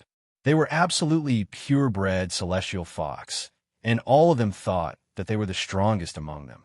Among the 10 contestants, only Yun Sheng was of mixed blood. How dare she ask them, the noble celestial fox nobles, to listen to the orders of a mixed blood bastard? If word got out, would they not become a laughing stock? However, in front of the tribe leader, Hu Qianqiu, they did not dare to act up. They could only glare at Yun Sheng and leave. Yu Sheng also glared fiercely at Yun Sheng and left angrily. Yun Sheng, Ruolin misses you very much. Come to the imperial harem later. Hu Qianqiu looked pointedly at Yun Sheng, then turned and left. Yun Sheng, you can't go against the tribe leader's wishes. Madame Hu Ruolin has been imprisoned while you were away. My clansmen have also been imprisoned. Seeing that Hu Qianqiu had left, Lu Yunshuang hurried forward. She did not even have time to congratulate Yun Sheng on her victory as the celestial fox maiden before hurriedly telling Yun Sheng the bad news. Lu Yunshuang's face was full of anxiety. Her grandfather and several elders of the Ice Fox tribe had been detained. She had no choice but to participate in the Baoang tribe competition this time. Hu Qianqiu was a sly old fox. He had long known that with Yun Sheng's unruly personality, she would not listen to him even if she became the celestial fox maiden. Therefore, he had also made preparations. He knew that Yun Sheng and Hu Ruolin were close, so he disregarded their relationship and captured Hu Ruolin. Damn, that Hu Qianqiu. Yun Sheng did not expect Hu Qianqiu to be so despicable. She had originally wanted to take Hu Ruolin away from the Celestial Fox Palace, but it seemed that the plan had to be put on hold for the time being. If we can't do as he wants and win in the tribe competition, our families will be in danger. Lu Yunshuang advised Yun Sheng. Yun Sheng thought for a moment and decided to ask Hu Qianqiu directly. Everyone can search for the new book, The Divine Doctor's Abandoned Daughter, the Ghost Emperor's Wild Beast Tamer Concubine. I know everyone is anxious, so the last few 100,000 words of the novel are guaranteed to be lingering until the end. Thank you to everyone who assisted in the new book.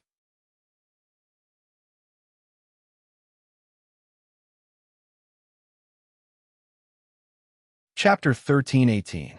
Yin Sheng went straight to Madame Ruolin's residence. Just as Lu Yunshuang had said, Madame Ruolin was not there. Even her personal maidservant, Gui Ji, was nowhere to be found. Hu Qianqiu was already waiting inside. When he saw Yun Sheng, Hu Qianqiu smiled amiably. Yun Sheng, I've been waiting for you for a long time. Speaking of which, I've always wanted to have chat with you. When Hu Qianqiu saw Yun Sheng, he unhurriedly poured her a cup of tea.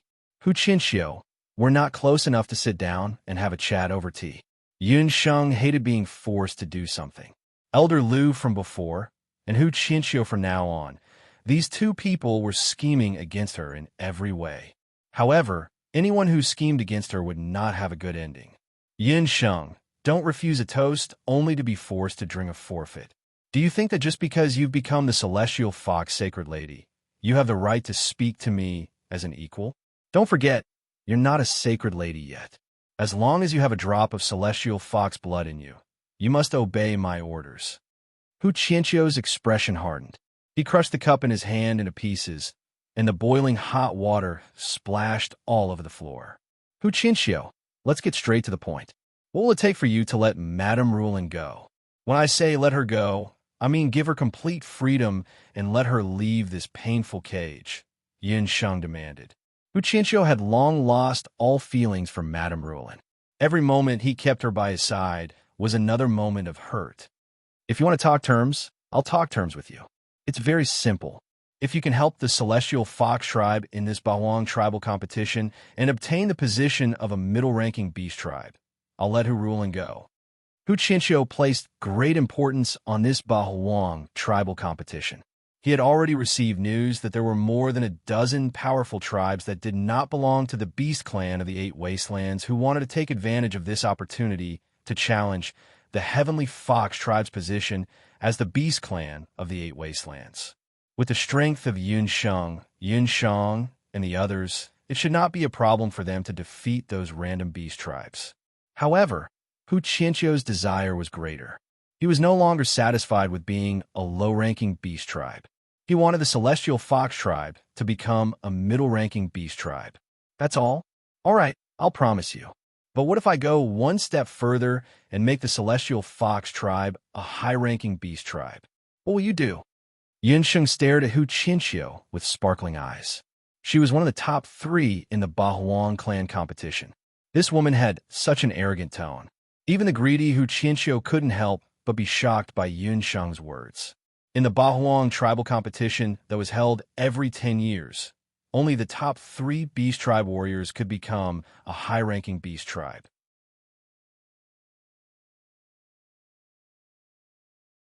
Outside of the top 3, the middle-ranking and low-ranking beast tribes will be selected according to their respective rankings. In the past 500 to 600 years, the best name that the Celestial Fox tribe had obtained in history was only in the top 10. Therefore, the Celestial Fox tribe had always been the last among the low-ranking beast tribes. Yun Sheng actually wanted to snatch the top 3? Ridiculous, too ridiculous. This Celestial Fox bastard from the boundless world was really dreaming. Hu Qianqiu remembered that the winners of every Ba Huang clan competition would all become the clan leader and elder-level existences in the various clans. For example, the second strongest He Yao of the Black Qilin tribe was once first in the Bahuang tribal competition. Over the years, the top 3 of the Bahuang tribal competition were almost all taken care of by the Black Qilin, Nine Luan, and D clan. In the past 100 years, the Black Qilin and Nine Luan tribes have been taking turns to replace the first and second place. Although Hu Qianqiu was overjoyed that the Heavenly Fox tribe finally had powerful experts in this beast competition, he did not expect these 10 people to be able to achieve impressive results, let alone be in the top 3. Although Yun Sheng and Yu Shang were 7-tailed celestial fox and had the 7-tailed inheritance, the other tribes had already obtained their own Beast King relics. The best among them had even obtained the Beast King inheritance. Did this woman really think that she could dominate the competition with her half-human bloodline? Hu Qianqiu despised Yun Sheng in his heart, but his face revealed a smile that was not a smile. Yun Sheng, if you can really obtain the top 3 in this Bahuang tribal competition, not to mention letting Hu Rulin go, as long as it is within my authority, I can agree to any condition of yours. When Hu Qianqiu made the promise, he never thought that Yun Sheng could do it. You said that. We will establish a contract as proof. We will not go back on our words. Yun Sheng and Hu Qianqiu immediately wrote a contract and pressed their fingerprints. You'd better be careful. The Bahuang tribal competition is not the Celestial Fox Saintess selection. The tribal competition is not child's play. If you don't die, you will be injured. I don't want the Celestial Fox tribe to have a second Saintess in a few months after having one. Hu Qianqiu said sarcastically. Thank you for your concern, clan leader. Yin Sheng will definitely not do as you wish. Yin Sheng put on a fake smile and parted with Hu Qianqiu on bad terms. As soon as Yin Sheng left the Celestial Fox Palace, Lu Yun Shuang, who was waiting outside, came up to her with an anxious expression. How is it? What did the clan leader say? Yun Sheng handed the contract to Lu Yunshuang. Lu Yunshuang looked at the contract, and a worried expression appeared on her cold face. Top 3.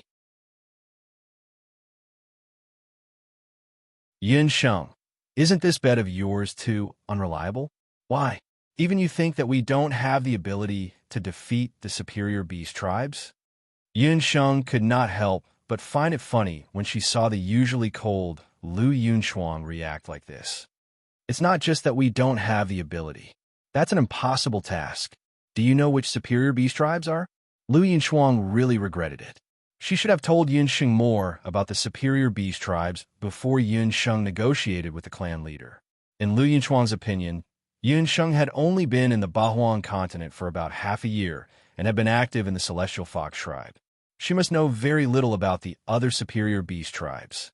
Among the superior beast tribes were the Black Qilin, Nine Luan, and D tribe. The intermediate beast tribes were the Behemoth, Green Hell Wolves, and Featherbird Rock. The inferior beast tribes were the Boss Serpent and Celestial Fox. You've seen the Behemoth and Featherbird tribes' young clan leader in the Bahuang mountain range. You have a rough idea of their strength.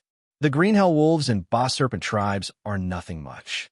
The most powerful ones are still He Linlin of the Black Qilin, Lu of the Nine Luan, and Violet of the D tribe. These three are. Lu Yunshuang wanted to tell Yun Sheng that these people were her biggest obstacle to getting into the top 3. Needless to say, there were also the other superior beast tribes. He Linlin, Lu, and Violet. I've seen all of them and even fought with them. Yun Sheng pursed her lips.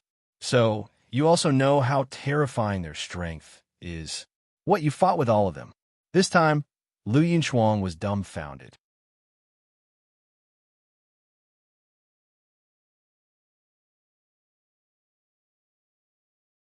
Chapter 1319. Yun Sheng had actually fought with those young prodigies before. Lu Yunshuang was dumbfounded. Since when had Yun Sheng exchanged blows with those young experts? Moreover, she had managed to retreat unscathed. Lu Yunshuang had only seen Green among the three of them, but she had only caught a glimpse of him. Speaking of which, young clan leader Green of the Nine Phoenix tribe was not a big problem. He seemed to have a soft spot for Yun Sheng. However, the other two were not easy to get along with. Rumor had it that the young clan leader of the D clan, Z, was arrogant by nature. Apart from his good friend Green, he had always been indifferent to everyone else. He was also ruthless in his attacks. As for the young clan leader of the Black Qilin tribe, He Linlin, there was no need to mention her. This woman was rumored to be incomparably beautiful, but her personality was similar to her father, the powerful Black Qilin tribe leader He Yao. He Linlin's subordinates had never survived. This was also why Lu Yunshuang was dumbfounded when she heard that Yun Sheng had fought with He Linlin and escaped unscathed. To be exact, I fought with them a few years ago. At that time, they probably had not comprehended the Beast King's inheritance. Yun Sheng still had reservations about their strength. These elites of the 8 Wilderness tribe must have improved their strength by leaps and bounds after experiencing the baptism of the Beast King Saraira in the Beast King's tomb. The last time Yun Sheng met Green, she also noticed that Green's appearance and strength had changed greatly. However, she had not fought with Green again, so she could not make a judgment about Green's current strength. As for that fierce woman, He Linlin, there was no need to mention her strength. That woman had even tried to court Night Fox earlier. At the thought of this, Yun Sheng's heart began to bubble with jealousy. She even thought inappropriately that Night Fox had not appeared all this time. Could it be that he had met that dog skin plaster He Linlin again? Yunshuang, you're right about one thing. Besides these people, we still have to deal with other opponents. As far as I know, this time, the Black Qilin tribe will send out another expert who is not inferior to He Linlin. Yun Sheng recalled the encounter with Dugu Xiao in the Ancient Seal. If she didn't hear wrongly, those Black Qilin warriors addressed Dugu Xiao as Deputy Patriarch. Furthermore, at the end, Dugu Xiao had seized so many Black Qilin inheritances and other inheritances of the 8 Desolaces, all by himself. This proved that in the few years that he had been missing, his strength had improved greatly. He Yao's son and daughter had joined forces. He believed that there would definitely be a bloody storm in this Bahuang clan competition. However, Yinsheng thought about it again. With the Bahuang clan competition being so sensational, perhaps Night Fox would also receive the news and participate. At that time, she might have a chance to meet him. Regardless of whether it was the dogskin plaster He Lin Lin or the annoying Dugushio, if one came, she would deal with one. If a pair came, she would fight both. Yan. On an empty plain, a group of black-armored soldiers was moving forward. The man in the lead sneezed for no reason. Dugushio rubbed the tip of his nose. His nose was itchy. His eagle eyes darkened. There was a very special feeling in his heart. It was as if something was stirring in his heart. Ever since Dugushio left the 8 Desolaces mountain range, he had transported a portion of the inheritance back to the tribe. During this period of time, he had been sweeping away the mobs at the border of the Black Chilan tribe. The Black Chilan tribe and the Nine Luan tribe were adjacent. The 2 beast tribes were both high-ranking beast tribes. At the same time, they had the most fertile land in the 8 Desolaces continent. The disputes and friction between the territories had never stopped. Deputy Patriarch, we found a woman with strange whereabouts ahead. She has already injured many of our brothers. A black-armored soldier suddenly reported. This area was close to the Nine Luan tribe. Could it be that she was from the Nine Luan tribe? Dugushio's figure flashed and rushed forward. With a wave of magic fluctuations, a woman was waving the magic scepter in her hand. The woman looked very disheveled. Her clothes were full of blood, and her long hair was draped over her face, making it difficult to see her appearance clearly. Celestial Fox? Looking at the magic and special inheritance that the other party used, Dugushio recognized the other party's identity at a glance. Looking at her skills, the other party was a very powerful Celestial Fox. However, why would a woman from the Celestial Fox people suddenly appear at the border of the Black Chilan tribe and the Nine Luan tribe? In just a quarter of an hour, the woman viciously killed several Black Chilan warriors. Behind her, a huge force attacked her. It was as if she had slammed into a thick wall. Hu Linglong, whose magic was beginning to weaken, fell heavily to the ground. Her magic scepter also fell to the ground. With a sound of breaking, a pair of long legs stepped on a magic scepter. A man emitting a terrifying aura stood in front of Hu Linglong. When she saw the man, Hu Linglong's blood-stained face revealed fear. She recognized this man. He was a member of the Black Chilan tribe. When Hu Linglong transformed into her fox form in the 8 Desolaces mountain range, she had seen this man before. He was the deputy chief of the Black Chilan tribe. Even Yu Shang had to be wary of this man. She just wanted to take a shortcut and transmigrate from the Black Chilan tribe to the Nine Luan tribe. As long as she entered the Nine Luan tribe, she might be able to deceive Green with her face that was similar to Yun Shang's. With this thought in mind, Hu Linglong ran all night. Unexpectedly, she was discovered by a group of Black Chilan warriors who were patrolling nearby. "Don't kill me, Hu Linglong trembled in fear. She was no match for this man. Deputy Chief, the other party is the Celestial Fox people.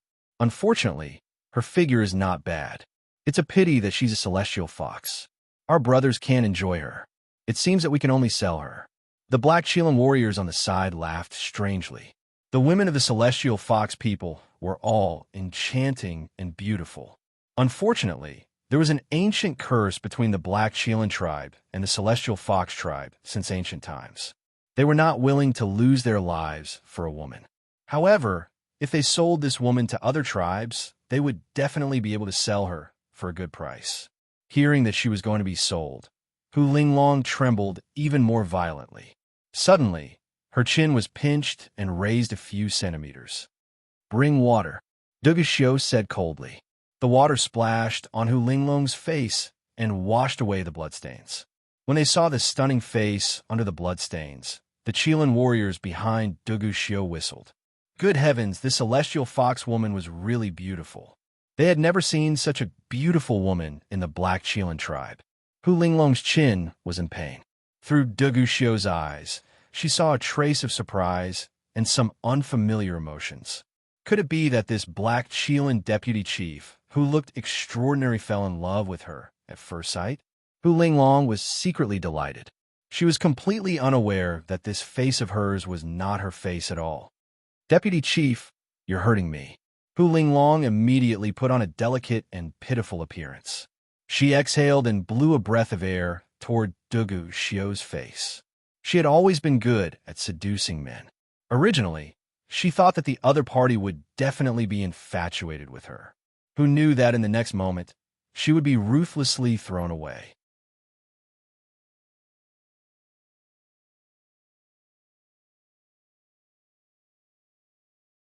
Chapter 1320. Io, you're crazy. Hu Linglong was dizzy from the fall. She had never been treated so coldly by a man before. What was the meaning of this man? A second ago, he was full of tender feelings, and the next second, he became cold and heartless. Could it be that there was something wrong with his brain? The group of black Chilean warriors looked at Hu Linglong with ridicule. This woman looked beautiful, but unfortunately, her brain wasn't good. It was no wonder that people said that women with big breasts had no brains. In the black Chilean tribe, deputy clan leader Dugu Xiu was famous for being cold and handsome. However, it was also strange that he wasn't young anymore. After coming to the black Chilean tribe, because of his handsome appearance and powerful strength, he had always been liked by the unmarried noble women in the tribe. There were even some married women who secretly threw flirtatious glances at him. However, although the deputy clan leader was playful, other than summoning a woman to serve him in bed every few days to solve his physiological needs, he had never been in love with any woman. It was said that every time he slept with a woman, he would give her a bowl of fertility prevention soup.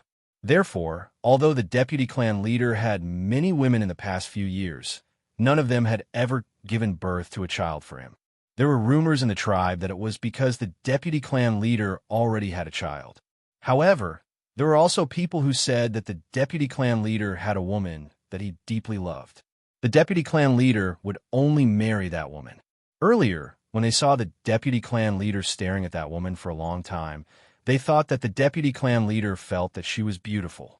However, they didn't expect that she would take the initiative to throw herself into his arms. But the deputy clan leader directly threw her away. Who are you? Why do you look so similar to Yunsheng? When Dugu Xiu saw Hu Linglong's face, he instantly thought that she was Yunsheng. At that moment, he only felt a rumble in his mind. In the past few years, he had been thinking about Yunsheng day and night. He even thought that those women who serve him in bed were Yunsheng. However, Hu Linglong took the initiative to seduce him. This made Dugu Xiu immediately wake up. This woman, other than her appearance and figure being similar to Yunsheng, her actions were frivolous, and her gaze was constantly seductive. She wasn't Yunsheng. Yunsheng? It's Yunsheng again. I'm not that mixed-blood Yunsheng. I'm Hu Linglong, the daughter of an elder of the Celestial Fox tribe. As soon as Hu Linglong heard Yunsheng's name, she was like a cat whose tail had been stepped on. The deputy patriarch of the black Chilean tribe in front of him, in terms of appearance and power, wasn't much worse than green, but he actually kept calling her Yunsheng. Hu Linglong had never hated a woman so much in her entire life. Even Hu Sheng had never made her hate him so much. Hearing Hu Linglong's malicious words, Dugu Xiu picked her up and spoke word by word as if he wanted to eat her up. Speak clearly. Have you seen Yunsheng? When? Where is it? Let go. I'm going to be strangled to death. Hu Linglong's chin was still faintly hurting. Her neck was about to be broken by this violent man. She was truly unlucky to have met this madman. If you don't speak clearly, I'll seal your soul, break your tendons, and sell you to the dark green wolf tribe. I'll let those wolves torture you day and night and make you beg for death. As the Iron Blood monarch of the later Qin dynasty, Dugu Xiu had accumulated countless methods to extort confessions over the years. He had plenty of methods to make Hu Linglong speak. Wolf tribe? As soon as she thought of those disgusting faces of the wolf tribe and how she was going to be toyed with by them, Hu Linglong's blood slowly turned cold. This man was cold and heartless. He meant what he said. He would definitely do it. No, don't sell me to the wolf tribe. I'll speak. I'll tell you everything. I've seen Yin Sheng. She's in whose city now? She's competing with others for the position of the saintess of the celestial fox tribe. After Hu Linglong finished speaking, Dugu Xiu released her collar and threw her to the dark Qilin warriors. A strange smile suddenly appeared on Dugu Xiu's cold face. He laughed out loud, and his laughter echoed throughout the wasteland. Yin Sheng, I didn't expect that after going around in circles, you would actually deliver yourself to me. This time, I want to see where you can escape to, Dugu Xiu muttered to himself. An unprecedented expression appeared on his face. That expression seemed to be gentle and affectionate, but also seemed to be gnashing his teeth. When Hu Linglong and the Black Qilin warriors saw that, they were a bit confused. They didn't even know what relationship the person called Yin Sheng had with the vice chief. Hu Linglong didn't know what Dugu Xiu's intentions were. She only knew that the man in front of her was too terrifying. She just wanted to stay far away from him. I've already told you. You should let me go now, right? Hu Linglong was trembling with fear. You've told me such a huge piece of information. As a reward, I've decided not to sell you to the dark green wolf tribe. However, you've killed a few of my subordinates. Your Dharma soul and tendons in your arms and legs must be crippled. Dugu Xiu took a step forward and suddenly grabbed Hu Linglong's head. The incomparably tyrannical dark Qilin battle qi instantly invaded Hu Linglong's body. She felt that all the magic power in her body was instantly sucked dry. Her Dharma soul was crippled. You can't. Cold sweat immediately appeared on Hu Linglong's forehead. She had never suffered such torture. Her Dharma soul. Then I'll cripple your tendons. Dugu Xiu's gaze fell on Hu Linglong's wrists and legs. This woman was full of resentment when she mentioned Yin Sheng. It seemed that she had some grudges with Yin Sheng. That was fine. That woman was too smart and too beautiful. It was normal for other women to be envied by such a woman. However, as her future man, he was still very willing to clean up these eyesores for her. No, you can't touch me. Yin Sheng is going to marry the 9 Luan tribe's green. I like green. If you keep me, I'll definitely be useful to you in the future. In order to protect herself, Hu Linglong threw Dugu Xiu away. She didn't know what the relationship between Dugu Xiu and Yin Sheng was. She could only bet that the man in front of her also liked Yin Sheng. If he also liked Yin Sheng, he wouldn't be willing to let the woman he liked marry green. What did you say?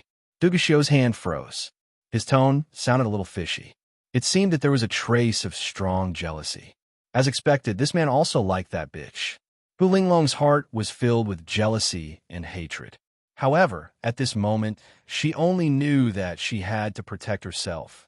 She told him about the agreement between the Celestial Fox tribe and the 9 Luan tribe's old tribe leader, Green Cine, and Yin Sheng. 9 Luan's green. Dugu Xiu's face sank. Why was there another green? Where did Yi Baiming go? Why did Yin Sheng appear in the 8 Desolates continent? Settle this woman down first and bring her back to the Black Qilin tribe. Dugu Xiu pondered for a moment and decided to bring Hu Linglong back to the Black Qilin tribe first. Thank you for voting for the new and old books. I'm still rolling around to vote for the new book Divine Doctor's Abandoned Daughter, Ghost Emperor's Wild Beast Tamer Concubine. If there are no accidents today, I'll continue to update.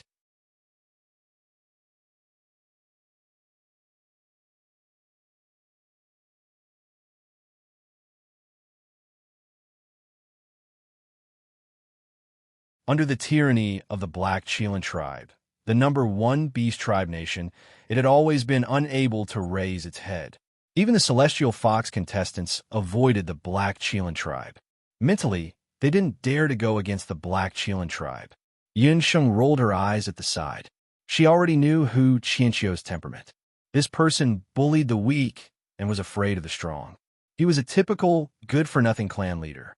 His words seemed to be warning the Celestial Fox contestants not to cause trouble, but in reality, he was asking them to adopt a policy of cowardice. They should avoid as much as possible, especially not to offend the Black Qilin tribal nation, the host nation. As the Bawang tribe competition was about to begin, other than the Black Qilin tribe, the other 7 beast tribes had also arrived. Just as Hu Qianqiu's voice fell, A dazzling light was heard from the magic array. More than 10 people came out of the magic array. The magic array that the Celestial Fox tribal nation and the others were standing on was the largest magic array among the tribal nations. Other than the Celestial Fox tribal nation, there were also people from other tribal nations. The Beast tribe that came out was about the same in terms of numbers as the Celestial Fox tribe, but in terms of size, it was 2 to 3 times the size of the Celestial Fox tribe. Every person was 2 meters tall. Their skin was grayish-green, and they had flat noses like wild boars. Every step they took caused the ground to rumble. The people who came were from the Behemoth tribe. Among these people, Yunsheng only recognized one of them. It was the Behemoth tribe's young tribe leader, Rita. Rita also saw Yunsheng in the crowd. When she saw Yunsheng, Rita was a little surprised. She thought that her eyes were playing tricks on her. Didn't Yunsheng die in the Bahuang mountain range? However, Rita's astonishment only lasted for a moment before she nodded at Yunsheng in a friendly manner. Due to the incident with the Behemoth's inheritance pillar, the two of them could be considered to be friends. Thinking about it, Rita still owed Yunsheng a favor. What Yunsheng paid more attention to was the middle-aged female behemoth standing in front of Rita. This female behemoth was a few inches taller than Rita. She was even taller than the average male behemoth. Her grayish-green skin was like granite. Her face was as ugly as the average behemoth. Her thick hands were thicker than Yunsheng's waist and contained boundless energy. Tribe leader Li Pa, long time no see. When he saw the Behemoth tribe, Hu Qinqiu frowned slightly. But on his face, there was a bright smile, as if he had seen a good friend of many years. Hu Qinqiu hated the Behemoth tribe. Although the Celestial Fox tribe was the weakest among the Bakra orcs, they had always boasted that they were the most romantic and elegant among the 8 great tribes. Indeed, most of the Celestial Fox tribe members were handsome men and beautiful women. On the other hand, the Behemoth tribe members were all very boorish. Furthermore, the Behemoths didn't like to bathe. Once they got close, there would be an unpleasant smell coming from their bodies. Hu Qinqiu had always looked down on them, but he didn't dare to offend the Behemoth tribe's tribe leader Li Pa. Li Pa was Rita's mother. This woman looked very boorish and had a rough appearance, but her intelligence and strength far exceeded her appearance. 50 years ago, the Behemoth tribe was the same as the Celestial Fox tribe, still a lower-level beast tribe. But at that time, the young tribe leader Li Pa obtained 5th place in the Ba Huang tribe competition, which allowed the Behemoth tribe to become a middle-level beast tribe. Ever since then, the Behemoth tribe had always occupied the position of a middle-level beast tribe. Among the Bakra orcs, their strength was above average. Hu Qinqiu and the other Celestial Fox elders participated in the Ba Huang tribe competition this time. Their biggest goal was to protect the position of a lower-level beast tribe and attack the position of a middle-level beast tribe at the same time. In this way, the 3 great beast tribes, including the Behemoth tribe, were undoubtedly the biggest competitors of the Celestial Fox tribe warriors. But even so, the cunning Hu Qinqiu still had a fawning look on his face and was very respectful to tribe leader Li Pa. Tribe leader Hu, you're here too. I heard that the members of the Celestial Fox tribe in the Ba Huang tribe competition this time were all carefully selected.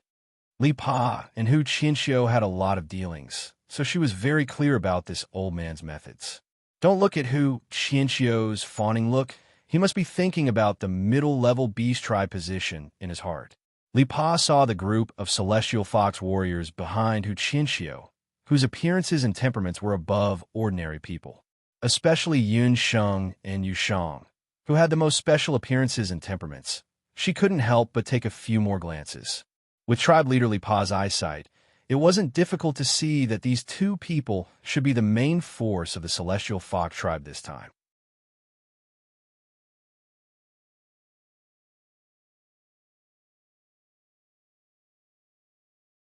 Chapter 1322. Patriarch Li Pa is too kind. They're all inexperienced children. It's already good enough that they can barely maintain the Heavenly Fox tribe status as a lower beast clan. Hu Qinqiu's face was modest, but his heart was filled with pride. In the previous competitions, he had always been dejected, praying that he could maintain the 8 Desolation Tribe status. But it was different this time. In his team, there were 2 Celestial Fox with 7 tails. They were his trump cards, allowing him to maintain the status of the Bakra Orcs. Maybe this time, he would be able to hold his head up high. Lipa, you can't be blind, right? This team is not bad. With this group of sissies and sluts, it is good enough that they are not pulled down by the other beasts. An old man's laughter came from the sky. A shrill sound could be heard, and dozens of figures fell from the sky. Needless to say, there was only one race that didn't rely on magic arrays and directly flew over to participate in the competition. That race was the same as the beaming race, the wing pung race. The pung race was one of the Bakra Orcs, second only to the 9 Phoenix race. They relied on their strong wings to fly for thousands of miles. Naturally, they disdained to use magic. In front of him, there were 20 people. When they landed, they kept their wings. The one who mocked Qianxiu was the current patriarch of the Peng race, Peng Wanli. This time, Peng Wanli had brought all the elites of the Peng race. Behind Peng Wanli, there was a familiar face. When that person saw Yun Sheng, his eyes were about to spit fire. "Grandfather, it is that bitch. She plotted against me in the 8 Desolation mountain range. She even colluded with the wanted criminal of my race, Peng Boss." Silver Peng Young Patriarch's reaction when he saw Yun Sheng was much worse than Rita. This damned Celestial Fox people's bitch was still alive? When enemies meet, their eyes blaze with hatred. That time, Peng Yu had been humiliated by Yun Sheng. Because of Yun Sheng, he had lost the chance to obtain the Golden Peng body. Without the Golden Peng body, the chances of the winged Peng race becoming a high-ranking beast race were greatly reduced. "What? That's her." When Peng Wanli heard this, his expression changed. He glared at Yun Sheng fiercely. "Hu Qianxiu, your subordinate actually dared to collude with wanted criminals and frame my Peng Feather clan. If you don't give me an explanation today, my husband will compete with you before the Ba Huang clan competition." "Yun Sheng, what's going on?" Hu Qianxiu looked at Yun Sheng. "What boss Peng Yu?" "Silver Peng Young Patriarch. I don't know what you were talking about." Yun Sheng blinked her big watery eyes with an innocent face. "You still dare to quibble? My subordinates and I all saw it at that time. You helped Boss Peng Yu snatch the golden body of the Peng Feather." Silver Rock gave a meaningful glance, and the few warriors behind him also echoed. "They are all your subordinates. It's not strange for them to speak up for you. When I was in the 8 Desolation mountain range, I met a hunter from the Peng race. He brought me into the mountain range. As a reward, I helped him obtain the Peng inheritance. As for whether that hunter was Boss Peng Yu, I don't know. You can ask Beaming Clan's young patriarch Rita about what happened. She was also there." Yun Sheng looked at Rita calmly. "I also know that I saw a normal hunter. That person didn't have 3 heads and 6 arms. He didn't look like the legendary Peng 3 devils. Silver Peng, can you be any more disgraceful? The things in the 8 Desolation mountain range are all ownerless. You're not as good as others, so you came to provoke them. You are truly shameless." Rita was also stating the facts. She looked at Boss Peng Yu, who had changed his appearance and didn't look like the Peng 3 devils on the wanted list. Rita saw that Silver Peng was uncomfortable. Furthermore, she was indebted to Yun Sheng. Naturally, she spoke up for Yun Sheng. "You 2 sluts. You are clearly colluding to scheme against me." Silver Peng's face was red with anger. He was about to make a move. Suddenly, Silver Peng's nose felt itchy. He couldn't help but sneeze. Instantly, his snot and saliva flowed out. He was in a sorry state. In the sky, multicolored feathers fell down. It was those multicolored feathers that made the Silver Rock Junior Patriarch lose his composure. Seeing those colorful feathers, the 3 patriarchs had different reactions. Hu Qianxiu's worried face immediately had a bright smile. Li Pa had a cautious expression. As for Peng Wanli, he had a nervous expression.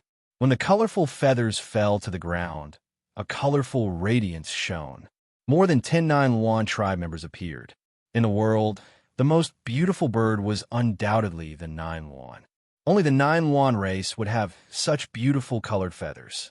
Compared to the Nine-Yuan race, the previously awe-inspiring winged Peng race was now like a shedding old hen. They were gray and dark, and could only shrink to the side. Nine-Yuan Old Patriarch. Hu Qinxiu hurriedly went forward as if he had seen his savior. "Uh-huh. I heard that Yunlas is also here. Where's she?" Nine-Yuan Old Patriarch led a group of Nine-Yuan warriors. His face was red and his eyes were like torches. He directly walked past Hu Qinxiu, who was trying to curry favor. In a few steps, he walked in front of Yun Sheng. "Not bad, not bad. Little girl, you worry me to death. I heard that something happened to you in the 8 Desolate Mountain Range.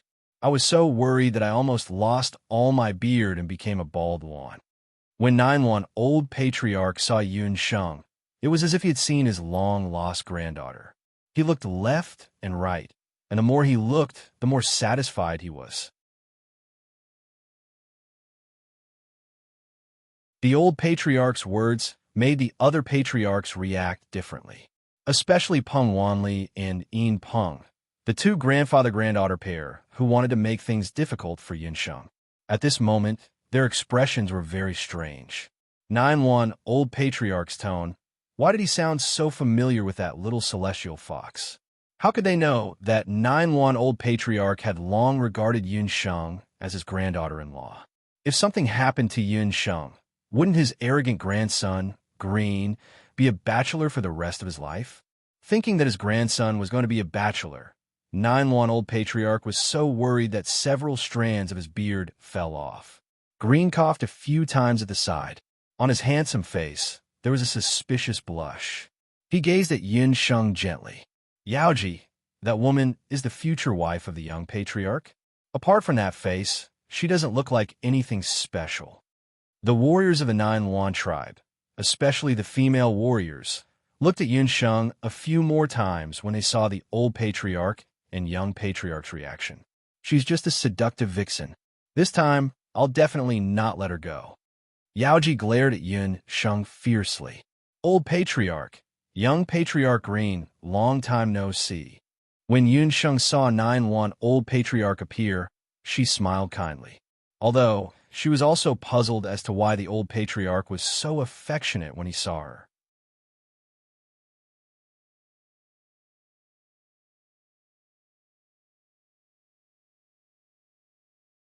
Chapter 1323.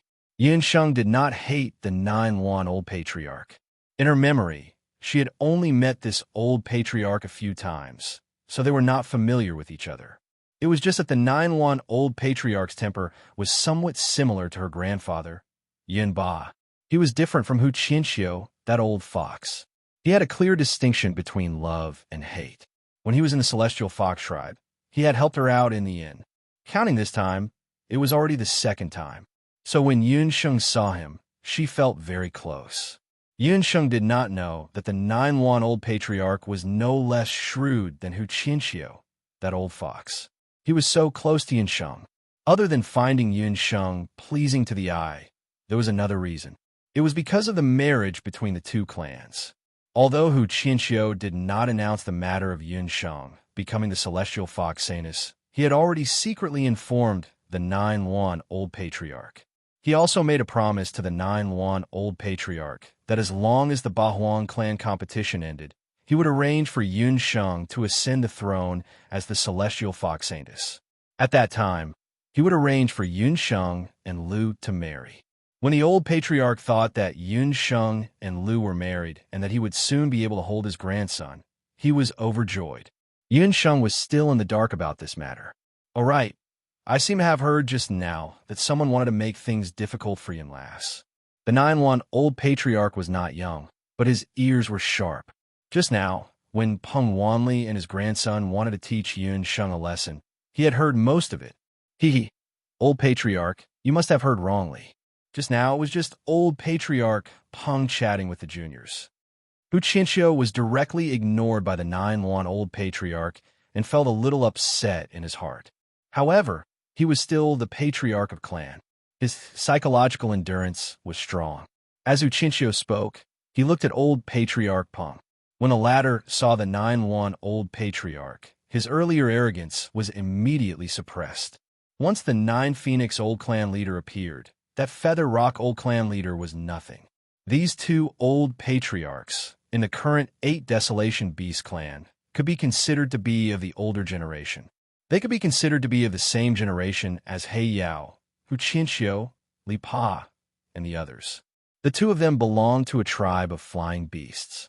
However, no matter if it was in terms of bloodline or strength, the Luan tribe was far superior to the Peng tribe. In particular, 150 years ago, the 9-1 old clan leader and the Peng clan leader had participated in the same Bahuan clan competition.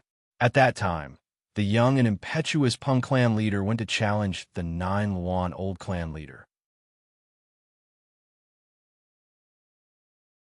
The result was that the 9-1 old clan leader used a phoenix heavenly fire to burn away all the hair on the Featherpeng old clan leader's body. He directly kicked the naked Featherpeng old clan leader down from the stage and became a white chicken. This matter became the greatest humiliation of the Featherpeng old clan leader's life. Even if he became the Featherpeng old clan leader, this matter had always been a joke among the patriarchs. Because of this, the Featherpeng old clan leader hated the 9-1 old clan leader to the core.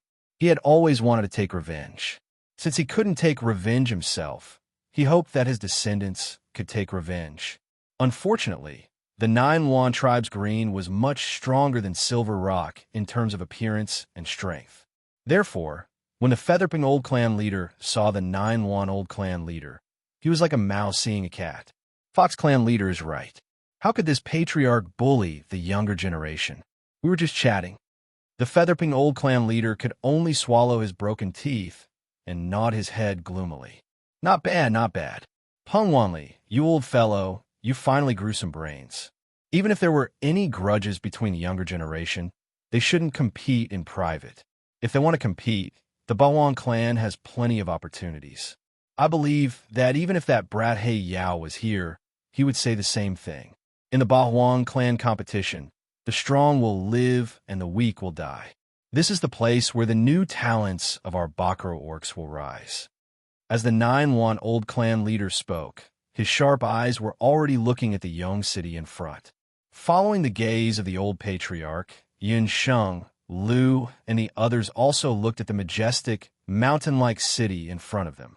It was the largest city in the 8 Desolates continent, the Black Chilance Tianyong City. Celestial Fox, 9-1, Featherpeng, and Behemoth had already arrived. The other 3 clans, Green Hell Wolf, Bot Serpent, and D clan would also arrive soon.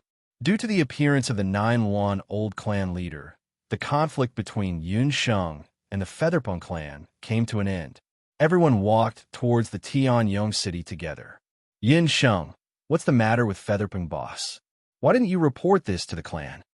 Hu Qianxiu reprimanded Yun Sheng when the 9-1 old clan leader was not paying attention. I've already said that I don't know anything about Featherpeng boss. Clan leader, if you have the time to worry about this, why don't you think about how to please the Black Chilan and D clan leader later? Yin Sheng smiled faintly and rebutted Hu Qianxiu. Bastard, how dare you speak to me like that? Let me tell you, you'd better be smart. Don't forget that Hu Ruolin and Lu Yunchuan's clansmen are still in my hands. Hu Qianxiu's face turned red and white from Yin Sheng's mockery. He was very embarrassed. Yin Sheng could not be bothered to say anything more to him.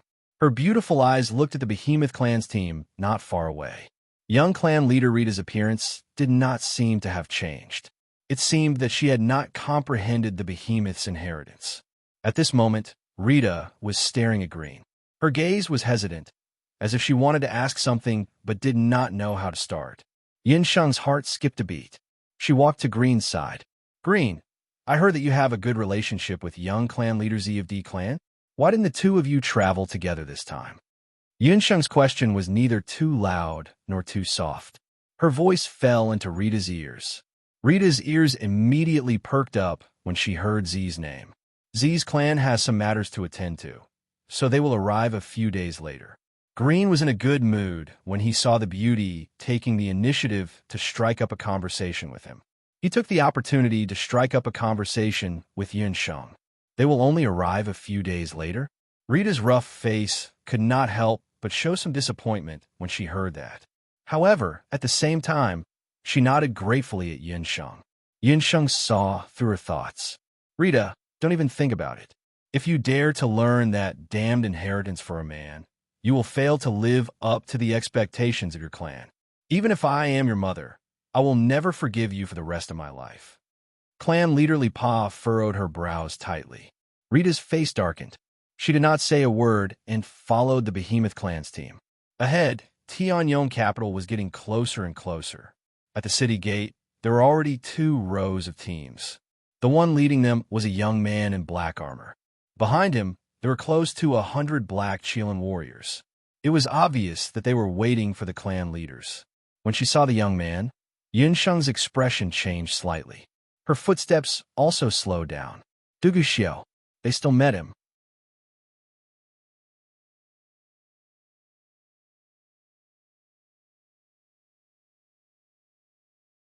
Chapter 1324. Dugu Xiao also saw the people from the 4 great beast clans walking over. Today, he was ordered by He Yao to welcome the guests, but even though there were nearly 100 people in front of him, Dugu Xiao's gaze was immediately captured when he saw that familiar figure. His heart, which had been like stagnant water for the past few years, suddenly started to beat violently at this moment. It felt as if his heart was about to jump out. Yunsheng, that damn little vixen who made people hate and love her. Dugu Xiao's eyes immediately burned. In his eyes, the Bakra orcs and the clan leader had all disappeared. There was only Yunsheng. Dugu Xiao had captured Hu Linglong because he felt that Hu Linglong was somewhat similar to Yunsheng. But today, when he saw Yunsheng, he knew that Yunsheng was Yunsheng. Even if someone had the same appearance as her, she was ultimately not Yunsheng. Her face, her eyebrows, and the 2 small dimples at the side of her mouth when she smiled. Only Yunsheng had them. Yunsheng, you were the one who provoked me first. Dugu Xiao clenched his fists tightly under his sleeves. This time, he had to take this woman for himself no matter what. Dugu Xiao took a deep breath. His gaze turned sharp as he noticed the man beside Yunsheng. That was a rather dazzling man with an otherworldly temperament. His eyes were the same as his. From the beginning to the end, they had never left Yunsheng. 9 Phoenix clan? Green? It seemed that Hu Linglong was right. This man was also interested in Yunsheng. Yi Baiming, that idiot, had thought that after he obtained Yunsheng, he would hide her well. But now another man had his eyes on her. Dugu Xiao sneered in his heart. If he obtained Yunsheng, he would definitely keep her by his side. No one else could even have the thought of coveting her. So what if it was the 9 Wan tribe? In this Bahuang tribe competition, he would make that man completely give up on such thoughts. In Dugu Xiao's opinion, the only person in the world that could compete with him for Yunsheng was Yi Baiming. Patriarchs. Junior Dugu Xiao is the son of Patriarch He Yao. My father is still in seclusion, so I'll temporarily take over the clan's affairs. Dugu Xiao retracted his predatory gaze. When he looked at the Beast clan leaders again, he was humble and polite. His gaze was also very cautious. He did not look at Yunsheng again. This is Deputy Clan Leader Dugu. I heard that these few years, the Black Chilean tribe has been managed well in the hands of the Deputy Patriarch. He Yao really cultivated from his previous life. His daughter's strength is strong, and his son is also a first-rate character. The patriarchs, including the 9 Phoenix Old Patriarch, had all heard of Dugu Xiao's name, but it was their first time meeting him. It was said that this Deputy Patriarch was a seed left behind by He Yao on the Boundless Continent. He still had a portion of the human race's bloodline.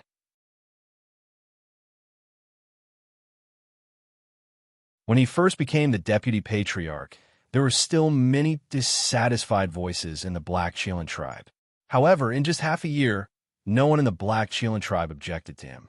From this, it could be seen that this person was definitely not a good person. The man in front of them was somewhat similar to the young He Yao. He was tall and had a deep outline. He had a head of fiery red hair and a domineering aura. One look, and one could tell that he was the talent of an emperor. When the patriarchs saw this, they could not help but sigh in their hearts. With Dugu Xiao and He Linlin, the Black Qilan tribe's Baoang tribe competition this time was undoubtedly a double insurance. The position of the Black Qilan tribe's leader would probably be very difficult to shake. Patriarchs, you flatter me. Xiao is already in the city. He has prepared a side hall for the patriarchs and the warriors who have come to participate in the competition. Before the competition begins, please have a good rest in the side hall. Dugu Xiao replied in a clear voice. Hee, very good.